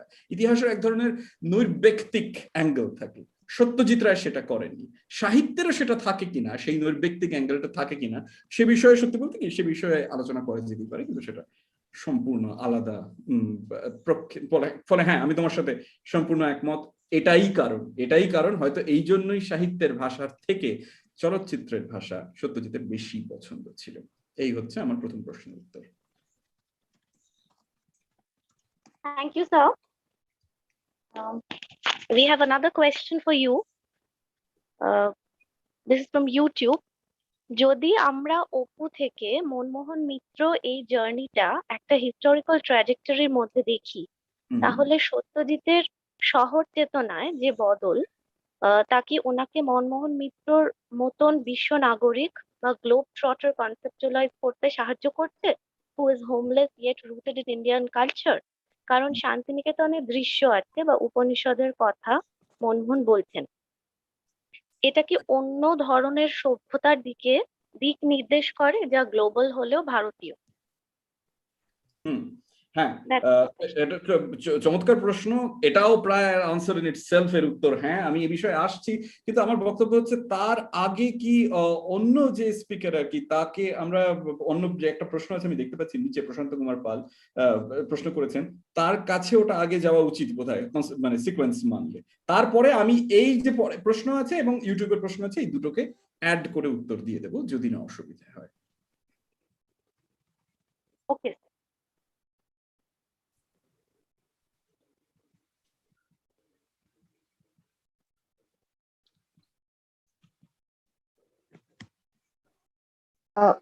মৌসুমী ma'am.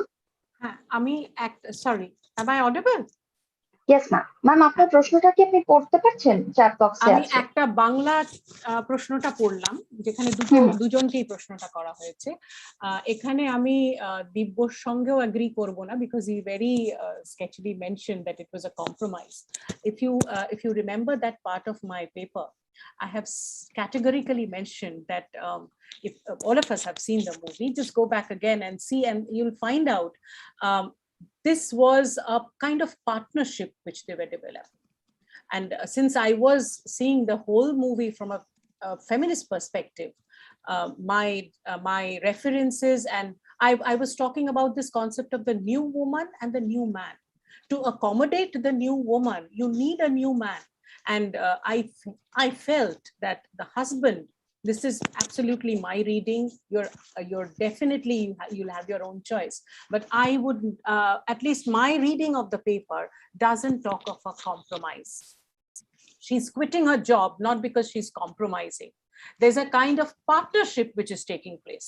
Apart from the husband being a dominating patriarchal agent, he's also a friend in which the lady confides, irrespective of the fact that, that is the concept of the new man. It's just not that, okay, one is asserting and there is a compromise taking place. Even he's without a job and they are setting all anew. She's quitting the job, he doesn't have a job, and they are ready to move on. That is a new beginning in a way that there is this new man who's going to accommodate the woman who has sought an agency, who has sought a space for herself. This was my perspective. That is why I've mentioned that very term of new man and new woman. So if you would just ponder over them and let's revise what I was talking about in the last scene, I think this would be clear enough. The other আমি sorry, আমি সময় দীর্ঘায়িত করতে চাই না। আমি আপনার সাথে একেবারেই সহমত, এবং সত্যি বলতে এটা নিয়ে আমার আমার বক্তব্য রাখার খুব একটা জায়গা নেই, কারণ আমি বিষয় নিয়ে সত্যি ততটা জানি না। সেই জন্যই ওই জিনিস হঠাৎ করে মুখ দিয়ে বেরিয়ে যাওয়ার পরে ওখানে আমার নিজেরই মনে হচ্ছিল আমি কি বললাম, সেই জন্যই আমি তখন বলছিলাম যে আমি এটা নিয়ে বিতর্কে যেতে চাই না। তার কারণ এই যে এটা আদৌ কম্প্রোমাইজ কি না সেটা নিয়ে আমার কিছু ধারণা আছে অবশ্যই, কিন্তু সেটা কোনো এনক্লোজড ধারণা না। আমার আপনার সাথে একমত, হতে কোনো বাধা নেই। Thank you. And I missed the other question. I'm not being able to see it right now. It just swept off. So there was another question. Sorry. If you could just... Snehadi, could you just read out the other question from Ocean? Yes, this is also from Monami. While making Mahanagar and Kanchenjunga, the chief difficulty he faced, according to him, was the problem of fusion. How do you look at the fusion of background scores in these two films, both deviating from the complex and spontaneous background music that was used in other films like Charulata? B, the fusion of varied visuals from busy traffic and streets to an Anglo-Indian household, to a rich household in Alipur, to Aruti's humble domesticity in Mahanagar. Was the growing conviction in Aruti a language invented on the basis of Ray's learning about the art of cinema on the job, or was it very true to the spirit of the original text? See, where the original text comes in, there was no original text. It was a fusion of two stories actually, and Ray had his own kind of script. But where I'm not qualified to talk about Kanchenjunga because I did not study the film. I apologize, but yes, where Mahanagar is concerned, this spanning, this sudden, like shifting from one, it was almost a collage kind of effect which was happening in the course of the sequence, had deliberately the perspective was of Aruti in a very large way. It was Aruti's way of seeing it. And I have just, in a very rudimentary manner, I apologize for it again. I was trying to show you how she was, coming out of that cocoon was not a very easy game for this lady. So that was also there in Mahanagar. But yes, comparing it with the Kanchenjunga thing, it's a much more refined, much more advanced state. The milieu, the culture, the characters are much more, like they're almost 10 years ahead.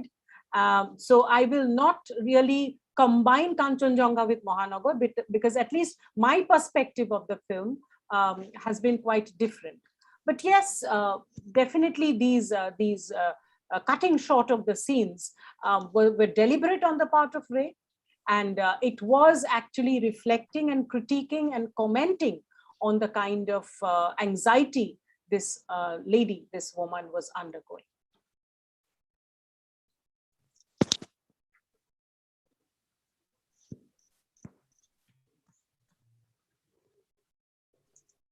আমি কি আমার প্রশ্নগুলোতে চলে আসবো?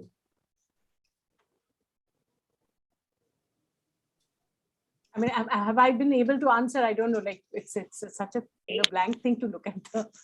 I don't know, Monami, if I've answered your question. So I think you have answered, ma'am. Monami, are you there? Yes, ma'am. He's replied. Yes, ma'am. So I will request Professor Dibokushum Rai to please answer the last question. একদম, আমি ওই ইউটিউবের প্রশ্নটি আর এখানে প্রশান্ত বাবু যে প্রশ্ন করেছেন এই দুটোকে একসঙ্গে করে মানে খুব চট করে সেরে দিচ্ছি। প্রশান্ত বাবু প্রশ্ন করেছেন, ফেবিয়ান সমাজতন্ত্রের উপর বিশ্বাস থেকেই কি শ্রমের উদ্বৃত্ত পুঁজিতে গড়ে ওঠা শহর থেকে রায় ক্রমশ বিশ্বাস হারাচ্ছেন? মানে এর উত্তর তো হ্যাঁ। এখন ফেবিয়ান সমাজতন্ত্র সম্পর্কে দেখুন আমার জ্ঞান অতি সীমিত, আমি সোশিওলজি বা পলিটিক্যাল হিস্ট্রির ছাত্র নই। আমি যেটুকু জানি সেটা হচ্ছে হ্যাঁ মানে এক ধরনের কিছুটা পর্যায়ে অবধি এক ধরনের অ্যান্টাই রেভলিউশনারি জায়গা থেকে যে সমাজতন্ত্রের যে সংজ্ঞা উঠে আসে এবং স্লো চেঞ্জের অ্যাডভোকেট করা হয়। সত্যজিৎ রায় কি তার মানে সমর্থক ছিলেন এ বিষয়ে কোনো তাত্ত্বিক লেখা আমি পড়িনি, কিন্তু সমাজতন্ত্রের সঙ্গে সত্যজিৎ রায়ের সম্পর্ক খুব বেশি আর কি, সেটা জানার জন্য তো আর পড়ার প্রয়োজন হয় না। অবশ্যই আমি কেন এই দুটো প্রশ্নকে ফিউজ করলাম তার কারণ হচ্ছে ইউটিউবে যিনি কমেন্ট করেছেন তিনি আসলে একটা খুব দামি কথা বলেছেন আর কি, যে হ্যাঁ সমাজতন্ত্রের উপর বিশ্বাস করে, আমার ধারণা এটা, সমাজতন্ত্রের উপর বিশ্বাস হারিয়ে রাদার আর কি সত্যজিৎ একটা অন্য দিকে চলে যাচ্ছেন ঠিকই, কিন্তু সেই অন্য দিকটা আমার নিজের মতে প্রবলেম্যাটিক দিক। প্রবলেম্যাটিক মানে আমি খারাপ বললাম না, প্রবলেম্যাটিক মানে সমস্যায়িত করা যায় সে জিনিসকে। যত সময় যাচ্ছে তত আমরা দেখছি যে ওই the core would be Indian, বা অন্য অর্থে বলতে গেলে ট্র্যাডিশনাল। এমনিতে ইন্ডিয়ান মানেই যেই মুহূর্তে এই প্রশ্নটা আসবে যে ভারতীয় মূল্যবোধ ধরা যাক, আপনারা দেখবেন, আমি নিশ্চিত এখানকার ছাত্রছাত্রীরা তো আরো ভালো করে খেয়াল করবে কারণ তাদেরই সময় এটা, 100-র মধ্যে 99টা ক্ষেত্রে তার সংজ্ঞা হবে ট্র্যাডিশনালিজম। এবং সেই ট্র্যাডিশনালিজমও কিন্তু কোনো মানে সেই ট্র্যাডিশনালিজমের মানে যে তাকে যে পোশাক পরানো হবে সেটা হবে খুবই এক ধরনের সনাতন আইডিয়ালাইজ পাস্ট, ভারতবর্ষের এক ধরনের ধারণা, কিন্তু আদতে কিন্তু সেগুলো আদৌ স্ক্রিপচার বেসড নয়, বা হলেও সেটা এক ধরনের অত্যন্ত ওপর পাঠ আর কি। ফলে এই যে core would be Indian and the outside would be Western, এই প্রোগ্রেসিভনেসটা অবশ্যই সত্যজিৎ রায় নেন বলেই আমার বিশ্বাস পরের দিকে। কিন্তু আপনি যদি সিনেমার নিষ্ঠ দর্শক হন, এবং তার জন্য তাত্ত্বিক হওয়ার দরকার নেই, জাস্ট দর্শক হলেই যথেষ্ট, এবং সত্যজিৎ রায়কে একটু মানে পাঠ করেন ভালো করে, ছবিগুলোকেই যদি পাঠ করেন, সেক্ষেত্রে এইটা অবশ্যই আসবে যে এই শহর বিমুখীনতাটার সঙ্গে সঙ্গে এবং এই যে গ্রামের দিকে চলে যাওয়া অ্যাগ্রারিয়ান মিস্টিককে প্রাধান্য দেওয়া, তার সাথে সাথে সত্যজিৎ রায় কোথায় যেন সামান্য রক্ষণশীল হয়ে পড়ছেন শেষ দিকটায়, সামান্য রক্ষণশীল পিতৃতান্ত্রিক হয়ে পড়ছেন। শাখা প্রশাখাতে সেটা ভীষণ বেশি রকম বোঝা যায়। আগন্তুকে তো যাই, এ নিয়ে কোনো সংশয় নেই। এমনকি এই উদাহরণটা বলে আমি শেষ করবো, এমনকি গণশত্রুতে আপনারা যদি আকর গ্রন্থ পড়েন অর্থাৎ ইবসেনের নাটক, সেখানে স্টকম্যানের ক্যারেক্টারটা কিন্তু মূলত একটি ভাঁড়। স্টকম্যানের ক্যারেক্টারটা ট্র্যাজিক এর তুলনায় অনেক বেশি ভাঁড়, মানে দেখিয়েছে, মানে ব্রাদার ইবসেন দেখাচ্ছেন যে স্টকম্যানের প্রতিদ্বন্দ্বীরা তো জঘন্য বটেই, স্টকম্যান নিজেও ডিলিউশন অফ গ্র্যান্ডারে ভোগেন সব সময়। গণশত্রুতে আমরা দেখি অন্যদিকে সৌমিত্র চরিত্রটাকে সম্পূর্ণ এক ধরনের অলমোস্ট দেবত্বে উন্নীত করা হয়, এবং মানে দেবত্ব এখানে খুবই ইম্পর্টেন্ট, কারণ গোটা ছবিটাই হচ্ছে রিলিজিয়াস ডগম্যাটিজম নিয়ে, এবং সেখানে কিন্তু ওই এক ধরনের পিতৃতান্ত্রিক জায়গা আছে, the patriarch of the family, the benevolent patriarch ইত্যাদি, এই জিনিসগুলো বারবার করে সত্যজিতের সামনে চলে আসে বলে আমার মনে হয়। এইটুকুই বলার আমার।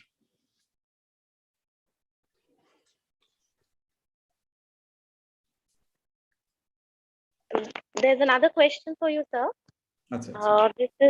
This will be from Professor Shudipto Mondol, who is from Department of English, Gokhale College.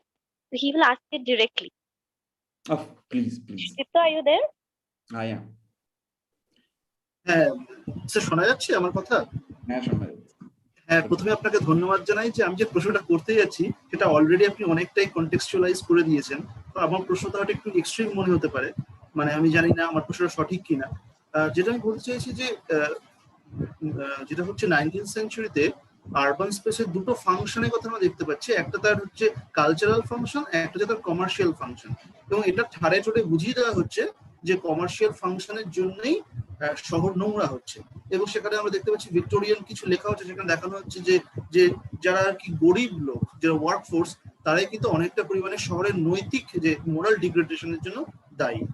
তো আমার যেটা বক্তব্য সেটা হচ্ছে সত্যজিৎ রায়ের যে অবজেকশন সিটির প্রতি, সেখানে কি কোথাও এই জায়গাটা অ্যাটিটিউডটা আছে? কারণ আমি যেটা দেখতে পাচ্ছি তার সিনেমাগুলো, তার মুভিগুলো, সেখানে কিন্তু বেশিরভাগ অবজেকশনটাই নৈতিক, মানে সেখানে কিন্তু একটা ক্লাস এক্সপ্লয়টেশন অফ ওয়ার্কফোর্স সেটা তো নেই, এমনকি যে কমন হিউম্যানিস্ট রেটরিক যে মানুষ মানুষকে শোষণ করছে, ইভেন সেই কথাটাও খুব বেশি উঠে আসছে না, বরঞ্চ যেটা উঠে আসছে হচ্ছে নৈতিক অধঃপতনের কথা। সেটা কি কোথাও একটা মধ্যবিত্তের একটা মানে ফেসে যাওয়া দুটো পরিস্থিতির মাঝখানে, সেইটাকে কি খুব ইন্ডিকেট করে কি? বাবু, প্রথমেই আমার অভিনন্দন জানুন, অসামান্য প্রশ্ন আর কি, এবং সত্যি বলতে কি এর কোনো সরাসরি উত্তর আমার কাছে নেই।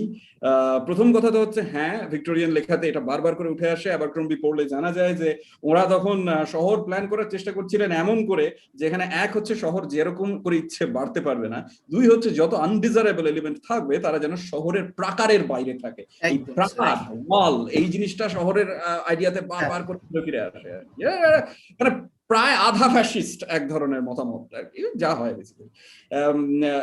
এই ছিল প্রথম দিকে। সত্যজিৎ রায়ের ক্ষেত্রে হ্যাঁ, এখন দেখুন আমি আপনার সাথে দ্বিমত পোষণ করি না একেবারেই, তবে আমার মনে হয় সত্যজিতের এই যে সমাজ চেতনা বা রাদার এক ধরনের ব্যাপ্ত সমাজ চেতনা, যেখানে গরিব লোকেরাও আসবে, সেগুলো না মানে কি বলা মুশকিল, সত্যজিৎ রায়ের ঠিক লিনিয়ারলি চলেন না, একটু জিগজ্যাগ ভাবে চলেন। কারণ আপনি যদি সত্যজিতের টেলিফিল্মটি দেখেন, যেটা সম্ভবত 80-র দশকের মাঝামাঝি বানানো হয়, সদগতি, সেটা কিন্তু আবার একদম অন্য ধরনের ছবি, এবং সেটা আরো বেশি ইন্টারেস্টিং এই জন্য হয়ে দাঁড়ায় তার কারণ সত্যজিৎ তখন তার আগে এবং পরে ইদার বানাচ্ছেন গণশত্রু অথবা বানাচ্ছেন আগন্তুক অথবা ইত্যাদি, এই ইত্যাকার ধরনের ছবি উনি বানিয়েছেন, ঘরে বাইরে বানাচ্ছেন।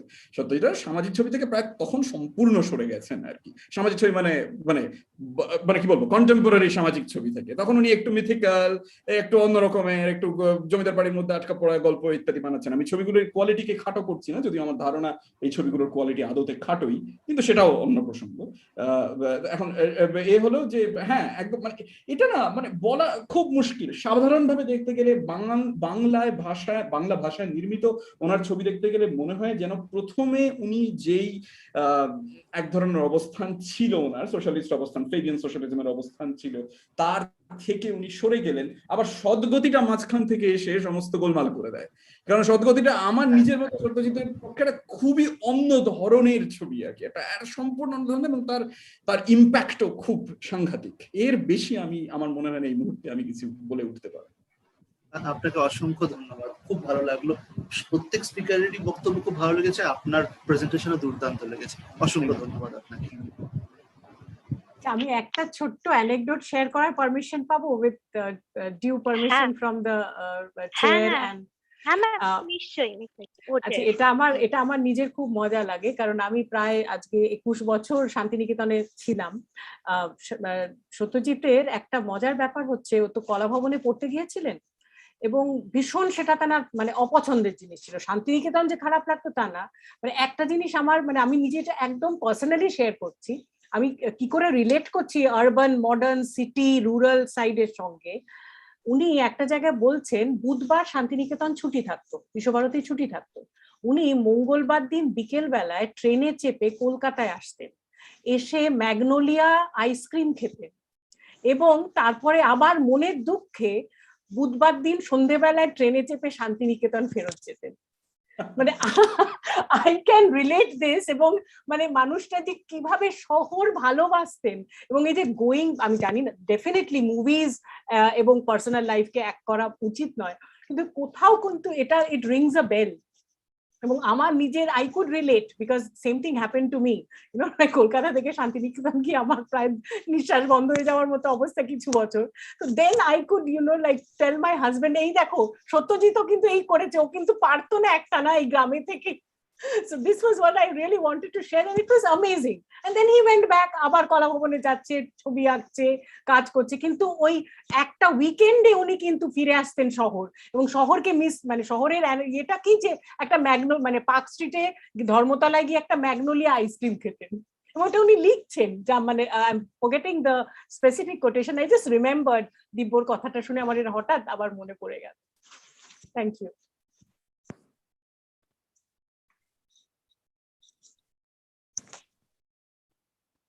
Thank you, ma'am.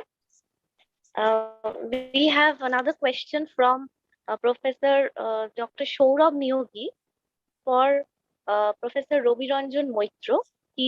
He's going to ask it directly to Sir Saurabh. Yeah. Am I audible? Yes. Yeah, I can hear you. Yeah. So, Robiranjan sir কাছে আমার প্রশ্ন হচ্ছে, মানে I just want to know whether মানে সত্যজিৎ রায়ের নিজস্ব কোনো এরকম ভাবনা ছিল কিনা যে মানে ওনার সিনেমাতে লং টেকস আমরা খুব একটা বেশি দেখতে পাই না। সো মানে is that a fact? Is that a true thing? See, মানে it depends যে আপনি লং টেক্সট কে কিভাবে ডিফাইন করছেন আর কি। মানে অ্যাকচুয়ালি কত মিনিট কত সেকেন্ড হলে it would be a long take এরকম কোথাও বলা নেই। আপনি ওয়ার্ল্ড সিনেমা আশা দেখেন নিশ্চয়ই। আপনি কি ইয়াংচোর ছবি দেখেছেন? হাঙ্গেরিয়ান ফিল্ম মেকার ইয়াংচো, ইয়ানুস শাহ? হ্যাঁ, না স্যার। আচ্ছা, আপনি যদি ইয়াংচোর ছবি দেখেন তাহলে দেখবেন ইয়াংচোর এক একটা টেক 9 মিনিট, 10 মিনিট, কখনো সেটা পেরিয়ে 11 minute. One take cinema Alfred Hitchcock বলেছেন ওয়ান শট সিনেমা। টেকনিক্যালি সেটা পসিবল ছিল না, but he had hidden his cuts in a film called Rope, যেটা উনি পরে নিজেই ডিসওন করেন যে it was a bad experiment. Yes, উনি আমার মনে হয় না লং টেক্সে খুব লং টেক্সটের ডিভাইসটা একটা কারণ আছে, বিকজ আমি বলছি যে he was very particular about his technical areas of the film. একটা লং টেক ডিভাইস করতে গেলে যে আমাদের যে ধরনের কোয়ালিফাইড টেকনিশিয়ানস লাগে এবং যে ধরনের ইমেন্স নাম্বার অফ রিহার্সালস এবং অন্যান্য ডিপার্টমেন্টের ফিনিশের প্রয়োজন করে, সেগুলো সবসময় খুব একটা অ্যাভেলেবল ছিল না পাওয়া। তো একটা লং টেক ডিভাইস করা খুব ডিফিকাল্ট আর কি। That is it. আমার মনে হয় যে whatever মানে আমরা মৃণাল সেনের সিনেমায় দেখতে পাই আকালের সন্ধানেতে মানে ভেরি অর্কেস্ট্রেটেড শটস। না, মানে ঘটনাটা হচ্ছে যে আমি তো বলছি যে কি লং টেককে কিভাবে ডিফাইন করবেন তার উপর নির্ভর করবে আর কি। আকালের সন্ধানেতে শট আছে, কিন্তু ইটস ওয়ান পার্টিকুলার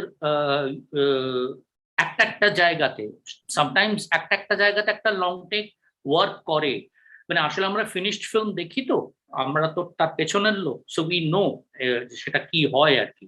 হয় কি তার অল্টারনেটিভসও নেওয়া থাকে যদি এই লং টেকটা ওয়ার্ক না করে। So I'll devise that. এইসবও থাকে আর কি। তো আমার মনে হয় না যে উনি যেহেতু খুব পার্টিকুলার ছিলেন যে আমার ঠিক এই জিনিসটা এভাবেই চাই, এটাই করে নেবো, এটাই হবে, তো উনি ওই এটার মধ্যে যেতেন না কখনো, যে হাতে আরেকটা plan B, plan C, plan D এগুলো রাখা আর কি। So that's the whole idea আর কি। মৃণালদা সেই তুলনায় অনেক বেশি এক্সপেরিমেন্ট করতেন। ঋত্বিক বাবু তো ছেড়েই দিন, মানে ওয়াজ অল অ্যাবাউট দ্যাট আর কি, অল অ্যাবাউট ইম্প্রোভাইজেশন। তো সেই মৃণালদা করতেন definitely. Okay, okay, thank you sir. Robiranjan, for Professor Robiranjan Mitra, we have another question from the YouTube. Sir, Satyajit's proclivity to one-take shots or disinterest about many takes stemmed for the paucity of budget, as you mentioned. Was it also a deliberate attempt to retain cinematic naturalism? No, I don't think so, because cinematic naturalism doesn't come only in one take. Okay, it's all about how the director looks at it. If you heard of a director, French director called Robert Bresson would go for 17, 18, 20 takes, and no one knew why, what is he exactly looking for. And when he was asked, Bresson said that it's a grace. It's a grace which happens inside the frame. So I can call it God's grace, you know. Maybe in this shot, there is a leaf which falls. Okay, so he would probably wait for something to happen. So the reasons of having one take or several takes are very different. It's very different from it is totally different from one director to my example of David Fincher is it's the way he looks at it. But as far as like Robert Bresson is, if we talk about naturalism, Bresson is probably the most minimalistic filmmaker in the world till date. You know, so I mean, how can one be more naturalistic than someone who is so very minimalist? Okay, so I don't think that is the reason. But again, the one I said before, that I think Mr. Ray was very particular about, he knew what he exactly wants. So he used to rather do his homework, put that into the corresponding or the associated crews, including the crew members of the unit, including the actors, and do it that way. If there is something terribly wrong in a take, he would take a second take or a third take. So it is not about, I don't think that was about the naturalism, to maintain naturalism at all.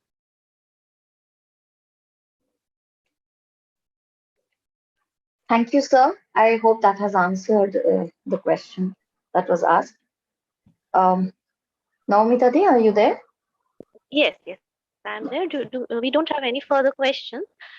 So with the permission from our chairperson, so do you think we can conclude the question answer session now? Absolutely. Conclude korchi tahle. So we come to the end of the question answer session. Thank you very much, participants who have asked such interesting questions. With that, we declare the question answer session to be over and the academic session also to be over. Thank you very much to all our speakers. Sneha? Yes. So now we will move on to the last section of today's program, that is declaring the results of the essay competition, which was called My Tryst with Satyajit or Amar Satyajit. We saw more than 200 entries, and I would like to thank our judges, Dr. Tanya Chakravarti, Dean of Students' Welfare at Diamond Harbour Women's University, and Ms. Shomdakta Haldar, Assistant Professor, Film Studies Department, West Bengal State University, for taking on the humongous task of judging all these essays. The first prize goes to Ananya Dash of Gokhale Memorial Girls College. The second prize goes to Aditya Kundu of Shibpur Dinobandhu Institution. And the third place, there is a tie in the third position between Obhishekta Bhattacharjee of Ashutosh College and Kumar Bishal Das of Maharaja Monindra Chandra College.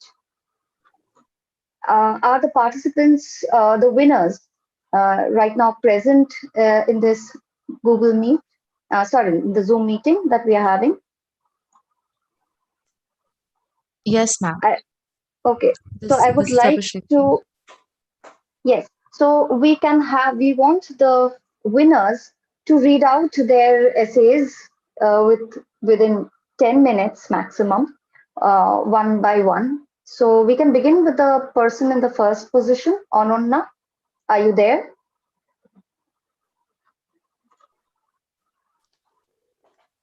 Anonna was present a few minutes back. Yes, I also saw her. Anonna is present. Anonna, would you please unmute yourself? Anonna Dash?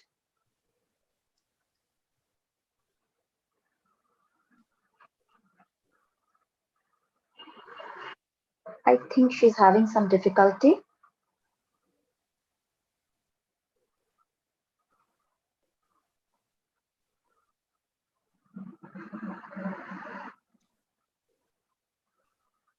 Anonna, can you hear us? She's present in the meeting. I can see her. Acha, can we go to the second speaker later? Yes. Yes. So and let's go to the second speaker. Yes, Obhishekta Bhattacharjee. No, sorry, Aditya Kundu. Are you Yes, there? ma'am.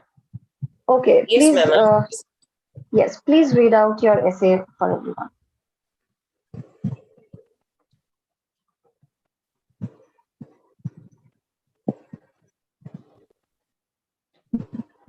Aditya, Am I could you audible? please, switch on your camera? Aditya? Yes, ma'am. Okay. Am I audible to everyone? Yes, Aditya, you are audible. Please go ahead. Good evening, respected professors. I am Aditya Kundu from Shipur Dinabandhu Institution. I am a student of second semester English honors. This opportunity came to me from our English department teacher, Professor Modernity. She offered this message in our group, and I took this opportunity to share my thoughts on the great maestro. So, without further delay, I would like to start. Amar Satyajit. বেশ কয়েক বছর আগের কথা। কুলকাটটা আমাকে বাড়ির কাছে নামিয়ে দিয়ে যাওয়ার পরে ক্লান্ত পায়ে ভারী ব্যাগটাকে পিঠে নিয়ে নিজেকে টানতে টানতে দরজায় এসে বেল টিপলাম। মা দরজা খুলে দিলেন এবং সঙ্গে সঙ্গেই বাবা ল্যাপটপ থেকে মুখ তুলে বললেন, একটা নতুন বই পেয়েছি, অনেক ভালো ভালো ভূতের গল্প আছে, তোর সময় হলে পড়ে দেখিস কিন্তু। ব্যাস, তৎক্ষণাৎ সমস্ত ক্লান্তি ঝেড়ে ফেলে ব্যাগটাকে দড়াম করে সোফায় ছুঁড়ে দিয়ে স্কুলের জামা প্যান্ট না ছেড়েই হামলে পড়লাম বাবার উপরে। তারপর অবশ্য মায়ের বকুনি খেয়ে বেজার মুখে স্নান করতে যেতে হলো। স্নান করে বেরিয়ে এসে ল্যাপটপের সামনে বসে পড়লাম। নতুন ডাউনলোড হওয়া পিডিএফ ফাইলটা খোলার জন্য আমার জানা তর্সই ছিল না। খুলে দেখি বইটার নাম 12 ভূতের গল্প।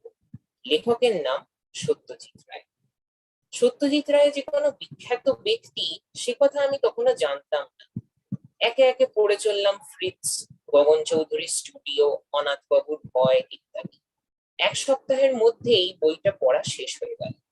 মনের মধ্যে খানিকটা ভয়ের সাথে জায়গা করে নিল এক রাশ ভালো লাগা। রবিবার বিকেলে টিভিতে একটা সিনেমা হচ্ছিল, নাম সোনার কেল্লা।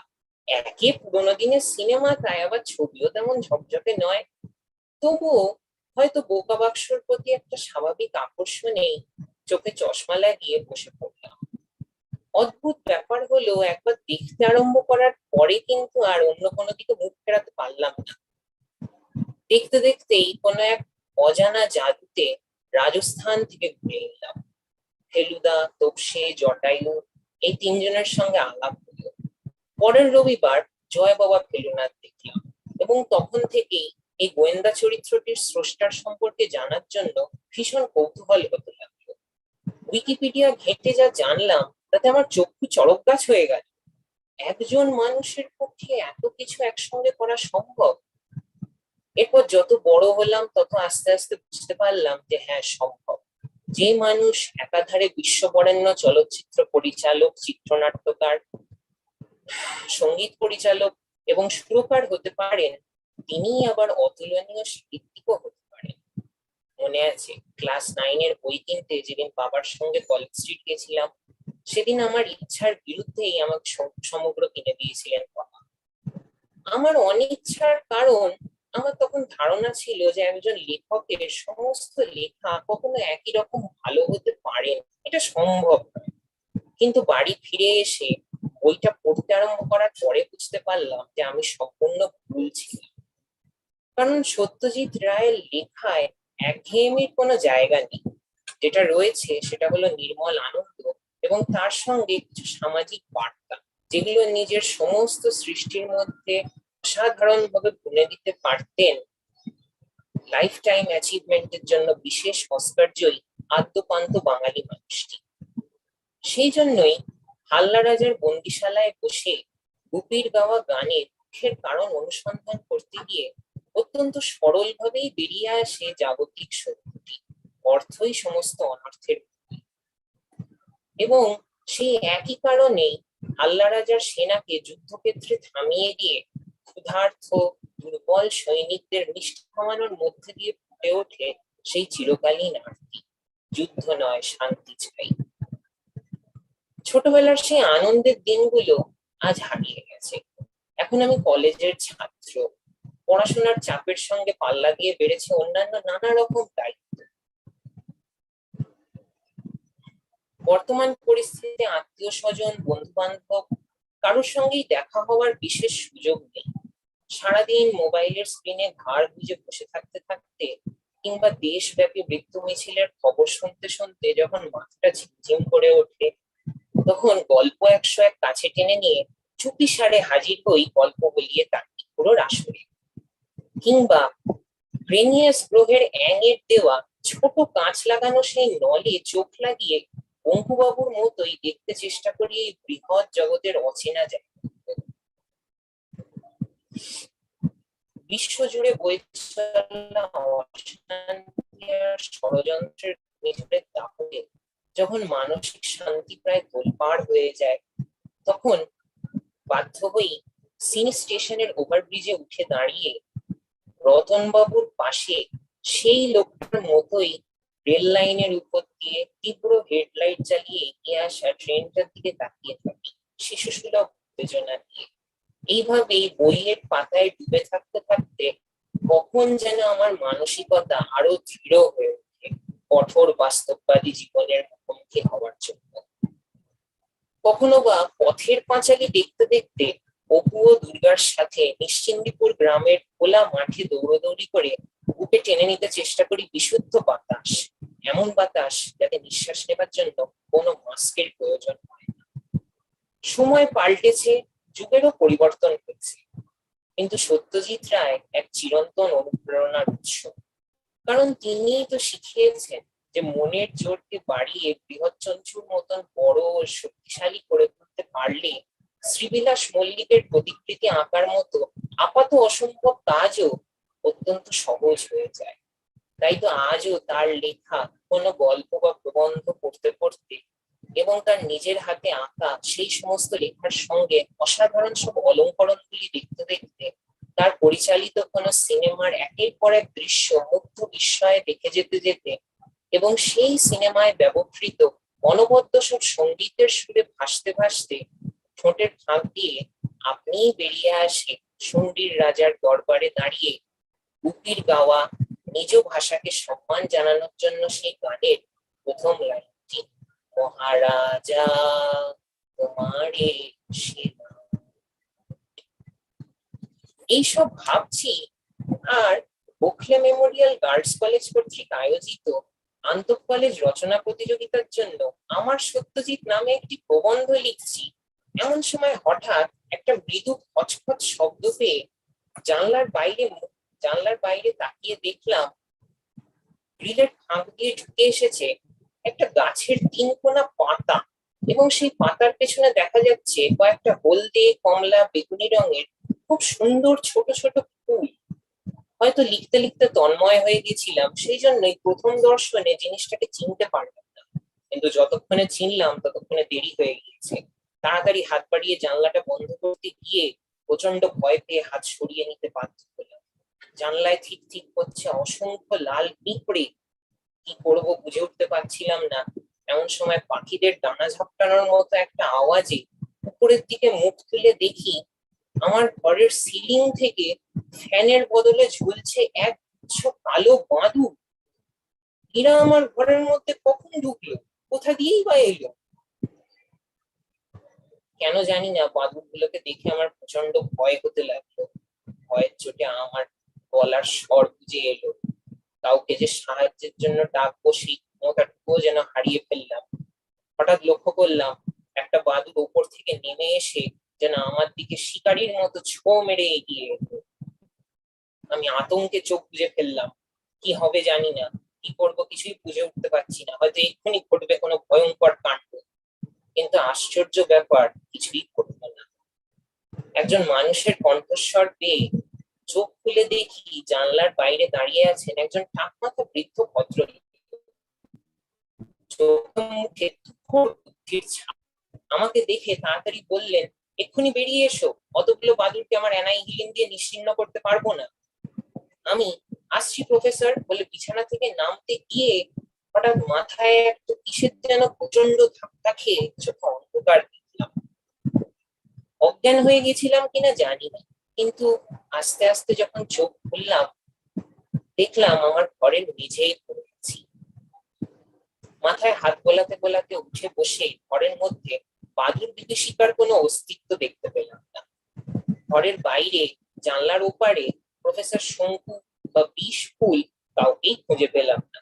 তার বদলে আবিষ্কার করলাম বিছানার উপর খোলা অবস্থায় পড়ে থাকা আমার অতি প্রিয় একটা বই, যেটার নাম সেরা সত্যজিৎ। আমার প্রবন্ধ এখানেই শেষ। হয়তো সত্যজিৎ রায়ের সম্পর্কে আরো অনেক কিছুই আমি বলতে পারতাম বা এখানে লেখার চেষ্টা করতে পারতাম, কিন্তু শব্দ সীমার জন্য অতটা পেরে উঠিনি। তবু একটা কথাই বলবো, সত্যজিৎ রায় আজও আমাকে অনুপ্রেরণা যোগান এবং আমার বিশ্বাস সারা জীবনে যোগাবে। ধন্যবাদ।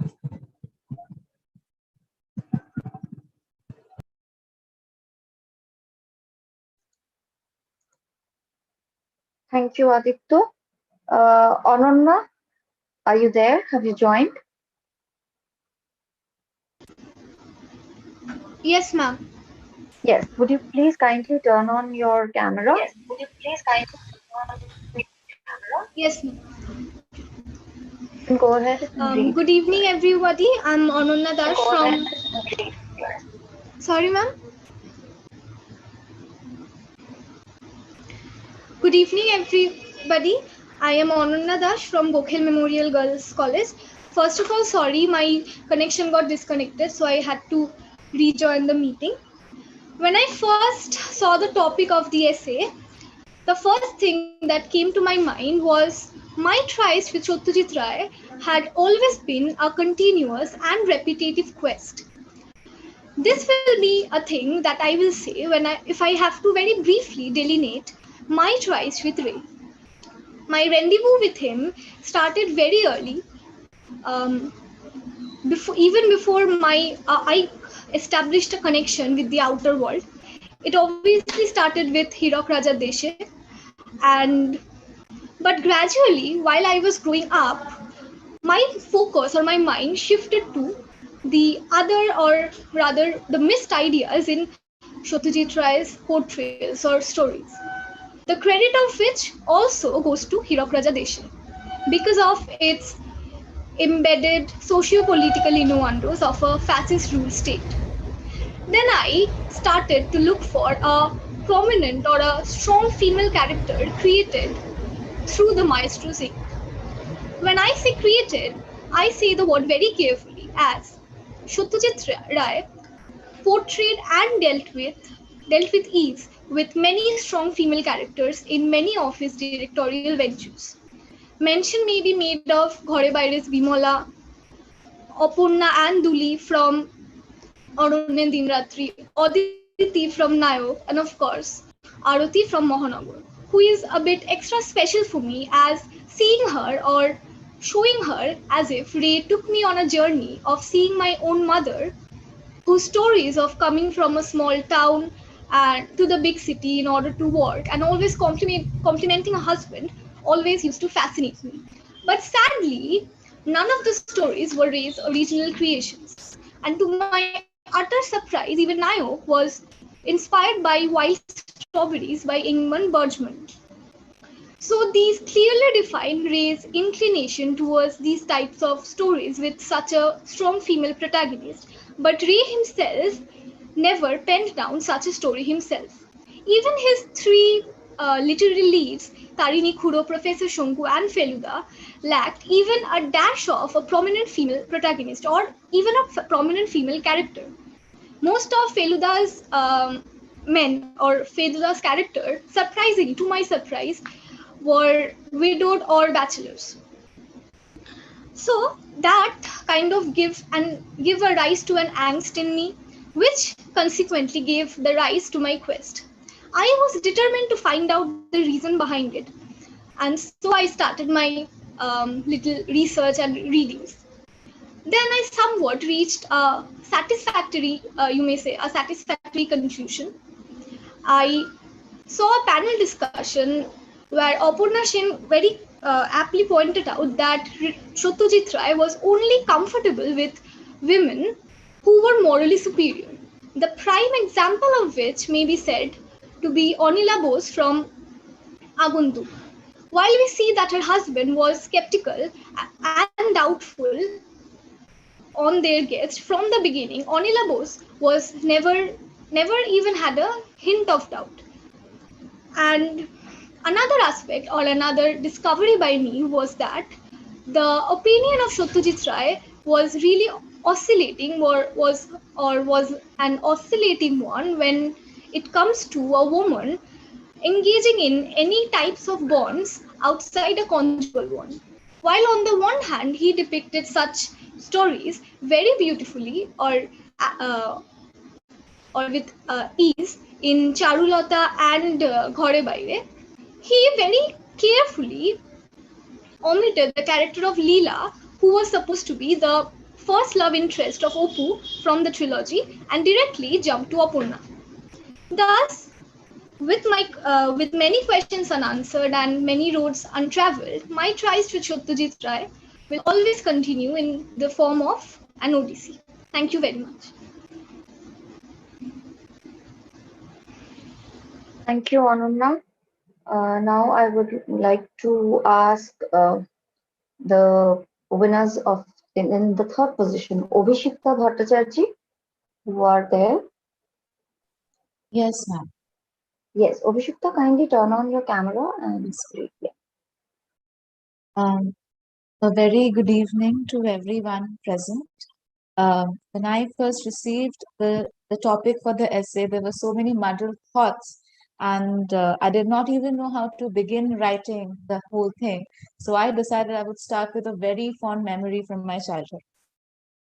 On a Sunday afternoon when I was 7, Gupi Bagha stopped the war between the two kingdoms of Shundi and Halla on the notes of Ore Halla Rajar Sena, Tora Juddha Kore Korbi Kita Bol. This first tryst with Satyajit Ray did not instigate an immediate connection, possibly because I was too young to fully appreciate it. Thus, I was unaware of the vast treasures that awaited me in the world of one of the greatest virtuosi of Bengal's cinematic and literary universe. I was not an avid reader from a young age, so on my 9th birthday, I was not particularly pleased when I received a copy of Pahare Feluda from my grandparents. It gathered dust on the shelf for about a year when finally I had to take it down for a school project. Thus began my real tryst with Ray. I would spend hours and hours following Feluda, Topshe, and Jotayu on their quest to solve the most compelling mysteries, and it almost made me feel like an invisible fourth part of the team. Feluda as a character was and still is very close to my heart for the simple reason that he is very palpable, very real, and not just a stroke of a pen. Thus, as I grew up, I could not help but admire the genius of the man who constructed such a character along with all those thrilling mysteries while preserving their humaneness. The portrayal of femininity in race films was an interesting subject to me. Devi will forever be etched in my mind as the portrayal of the hypocrisy which exists in Indian society when it comes to the status of women. Dayamoyi, though regarded as a goddess, a Devi, her world is reduced to exist within the four walls of the prayer room by the very men who consider her a goddess. The false belief of her apparent divinity grows so strong over time that she starts believing in the fanaticism herself. She is constantly isolated from the world she knows, trapped in the maze of superstition that she's been forcefully pressured into. This was a movie which shook me to my very core, not just because it highlighted the rampant superstitions and religious dogmatism which exist in our country, but also because it showed how it could affect an innocent. Charulata brought to my eyes a different kind of light. The so-called modern colonial era woman, encouraged by her husband to own her artistic skills, but being denied the true freedom of expression, still required to remain within the confines of the literal and somewhat metaphorical Andor Mahal. Ray cinematography is spot on in showing Tagore's character as a victim of society's double standards. The image of Charu flitting from one window to another, trying to catch a glimpse of the outside world with her binoculars, as if it's so far, is almost like that of a bird trapped in a cage. And it clearly shows Ray's true purpose in showing how her convictions, needs, and voice would be further suppressed.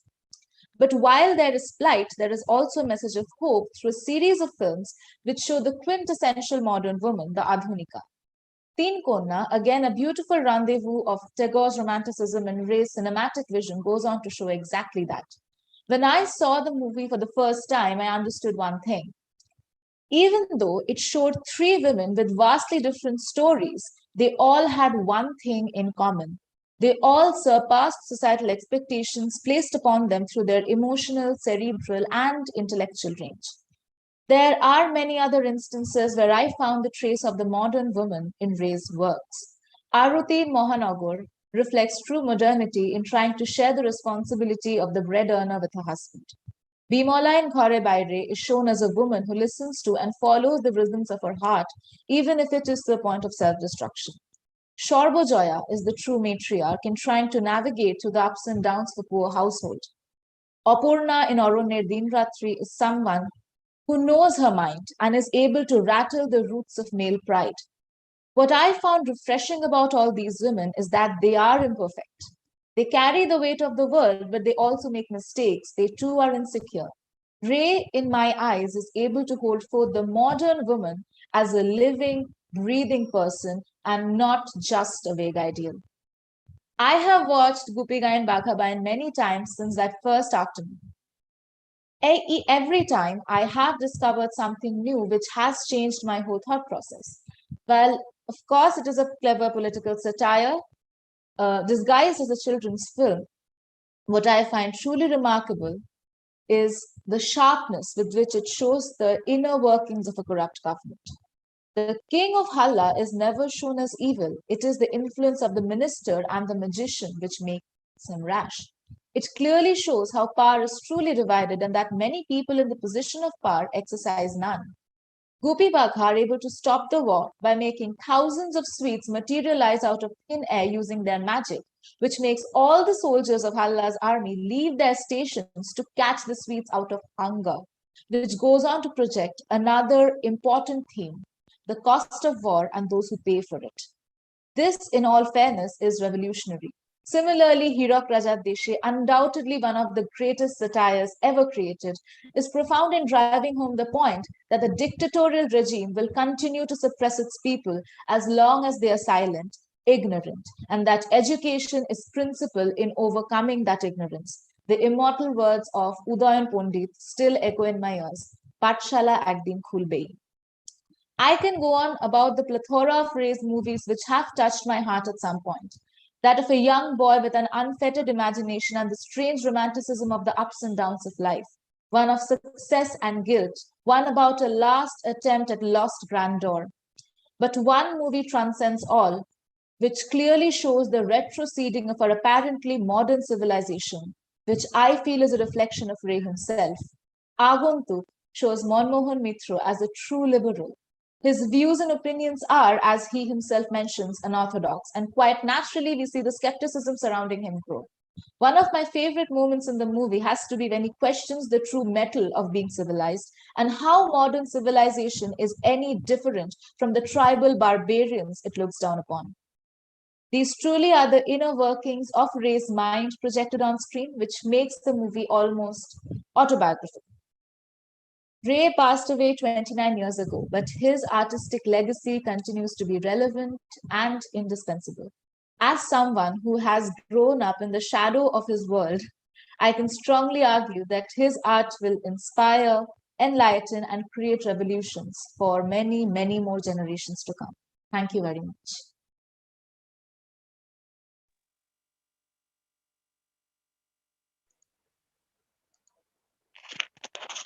Thank you very Thank you. much. Yeah. Oh, Sneha, please continue. I would just like to say that I've just been informed that Bishal Kumar, the other person who was tied in the third position, he could not join because of connectivity issues. Congratulations to him, but it's so unfortunate that you could not read out his essay here. Now, Mitati, please continue. Yes. Congratulations to all of them, to all 4 of these participants. Such lovely essays they have written. Thank you very much for coming and reading them out here. We are almost at the end of this program. I would now like to request Professor Rajkumar Bormon, Head of the Department English, to come and deliver the vote of thanks for us. Rajkumar? Am I audible? Yes, you are audible. The honorable and respected speakers and the principal of our college, my dear and respected colleagues, our most valued invited guests and viewers of today's program. I feel privileged to have been asked to propose vote of thanks for this program. It's a matter of pride that we have such eminent scholars who talked and discussed about Satyajit, cinema and modernity on his birth centenary. Ray is a multi-talented master storyteller and is widely regarded as one of the greatest filmmakers of the 20th century.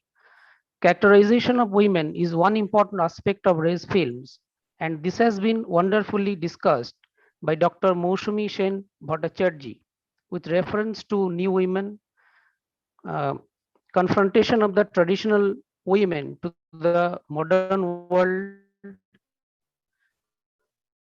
the partition of Bengal, gradual movement of one era to the next one. We have also been mesmerized by the fitting song you sang to begin your lecture. So on behalf of Gokhale Memorial Girls College, I convey my most sincere thanks to Dr. Mousumi Sen Bhattacharjee for this scholarly presentation. Secondly, my generous thanks to Dr. Dibyakusum Ray. Doctor Ray অত্যন্ত দক্ষতার সঙ্গে শহর মানসিকতা ও আধুনিকতা কিভাবে সত্যজিতের সিনেমাতে ধরা পড়েছে তা সাবলীল এবং বিশদে ব্যাখ্যা করেছেন। বিশেষভাবে কিভাবে সত্যজিতের ফিল্মে শহর থেকে সিলভান অ্যাগ্রেরিয়ান স্পেসে যাওয়ার প্রবণতা প্রকাশ পেয়েছে তাও তিনি ব্যাখ্যা করেছেন। So I thank again to doctor Dibyakusum Ray. Professor Abhiranjan Mitra traced back to the history of cinema, concentrated on the technicalities of making cinema. Satyajit Ray's skill in editing cinema. We have actually been enriched with the practical experiences you have shared about Ray's making films. So thank you, sir, for your nice presentation. We are thankful to Professor Chandok Sengupta for chairing the session and commenting on each presentation, which really enriched the entire program to a great extent. Now I want to thank our GB President, Dr. Subiresh Bhattacharya, for the necessary cooperation and support. Thanks to our Principal Ma'am, Dr. Atushi Karpa, for the permission and continuous encouragement to organize the program.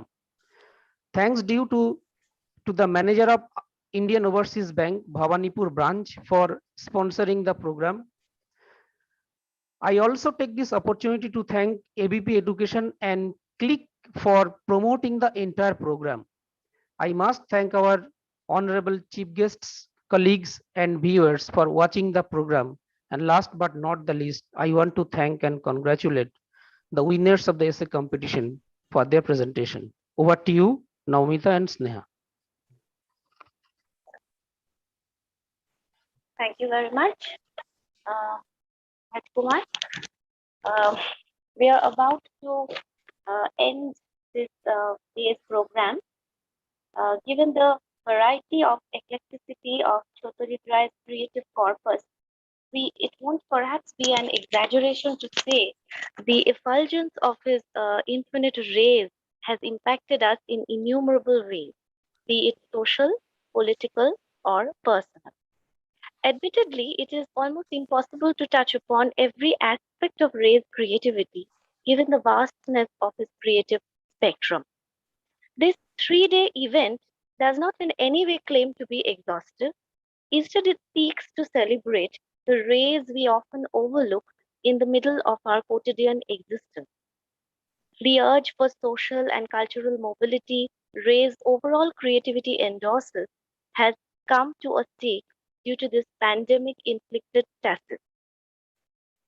Now it's time to introspect and rebuild ourselves by rediscovering the inner eyes, which we often tend to ignore or undermine in the day-to-day existence of our lives. Infinite Ray seeks to do that by encountering the rays which are half forgotten and or have a palimpsestic presence in the corridors of our memory. Thank you very much. With that, we are concluding today's program. Thank you very much to everyone who have participated and joined and made this effort a success.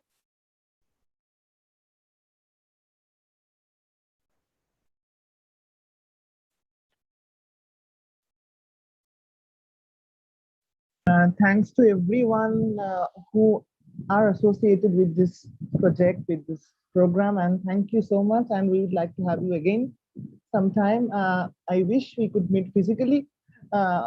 We will definitely do once the pandemic is over. Thank you, Professor Chandok Sengupta, Professor Dibbokushum Roy, Moushumi Bhattacharya, and Ravi Ranjan Maitra Babu, everyone, and thanks to all my colleagues for their kind cooperation.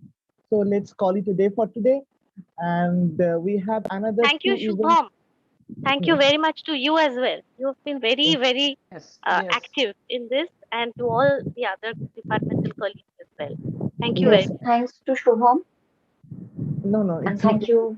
Yes. Thanks to all the speakers and the chairs. Yes, and there is an announcement that we have an inter-college quiz competition tomorrow, and it was the preliminary round was held on 27 June, and we have 8 teams selected. So if you want to watch the quiz competition, you can tune on to this YouTube channel. And also we have the panel discussion coming up on 3rd July with eminent artists, and the posters of which has been shared on social media platforms. We have panelists like Shomila Tagore, Apurna Sen, Borun Chandra, Jyitiman Chatterjee, Modhuja Mukherjee, and Siddhartha Chatterjee. So please tune in to this program, and it's going to mesmerize you continually, I hope. Thank you so much. I wish all of you a very good night, and let's call it a day for today. Thank you.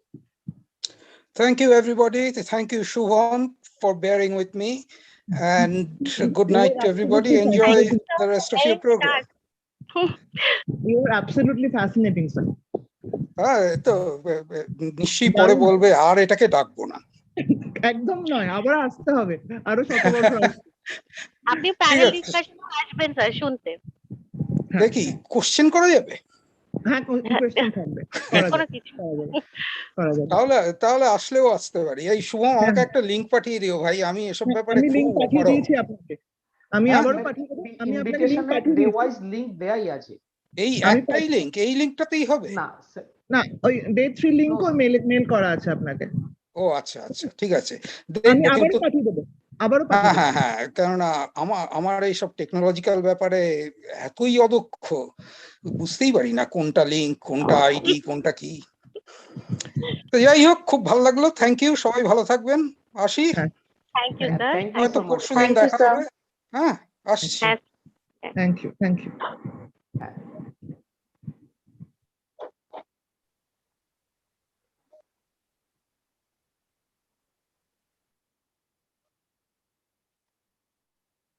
Leave করি meeting. মিটিংটা তাহলে leave করছি। হ্যাঁ, আমিও leave করছি। হ্যাঁ, ঠিক আছে, thank you. Thank you. And thank you Naurita and Sneha. Thank you তোমাকেও Rajkumar, thank you very much. Welcome.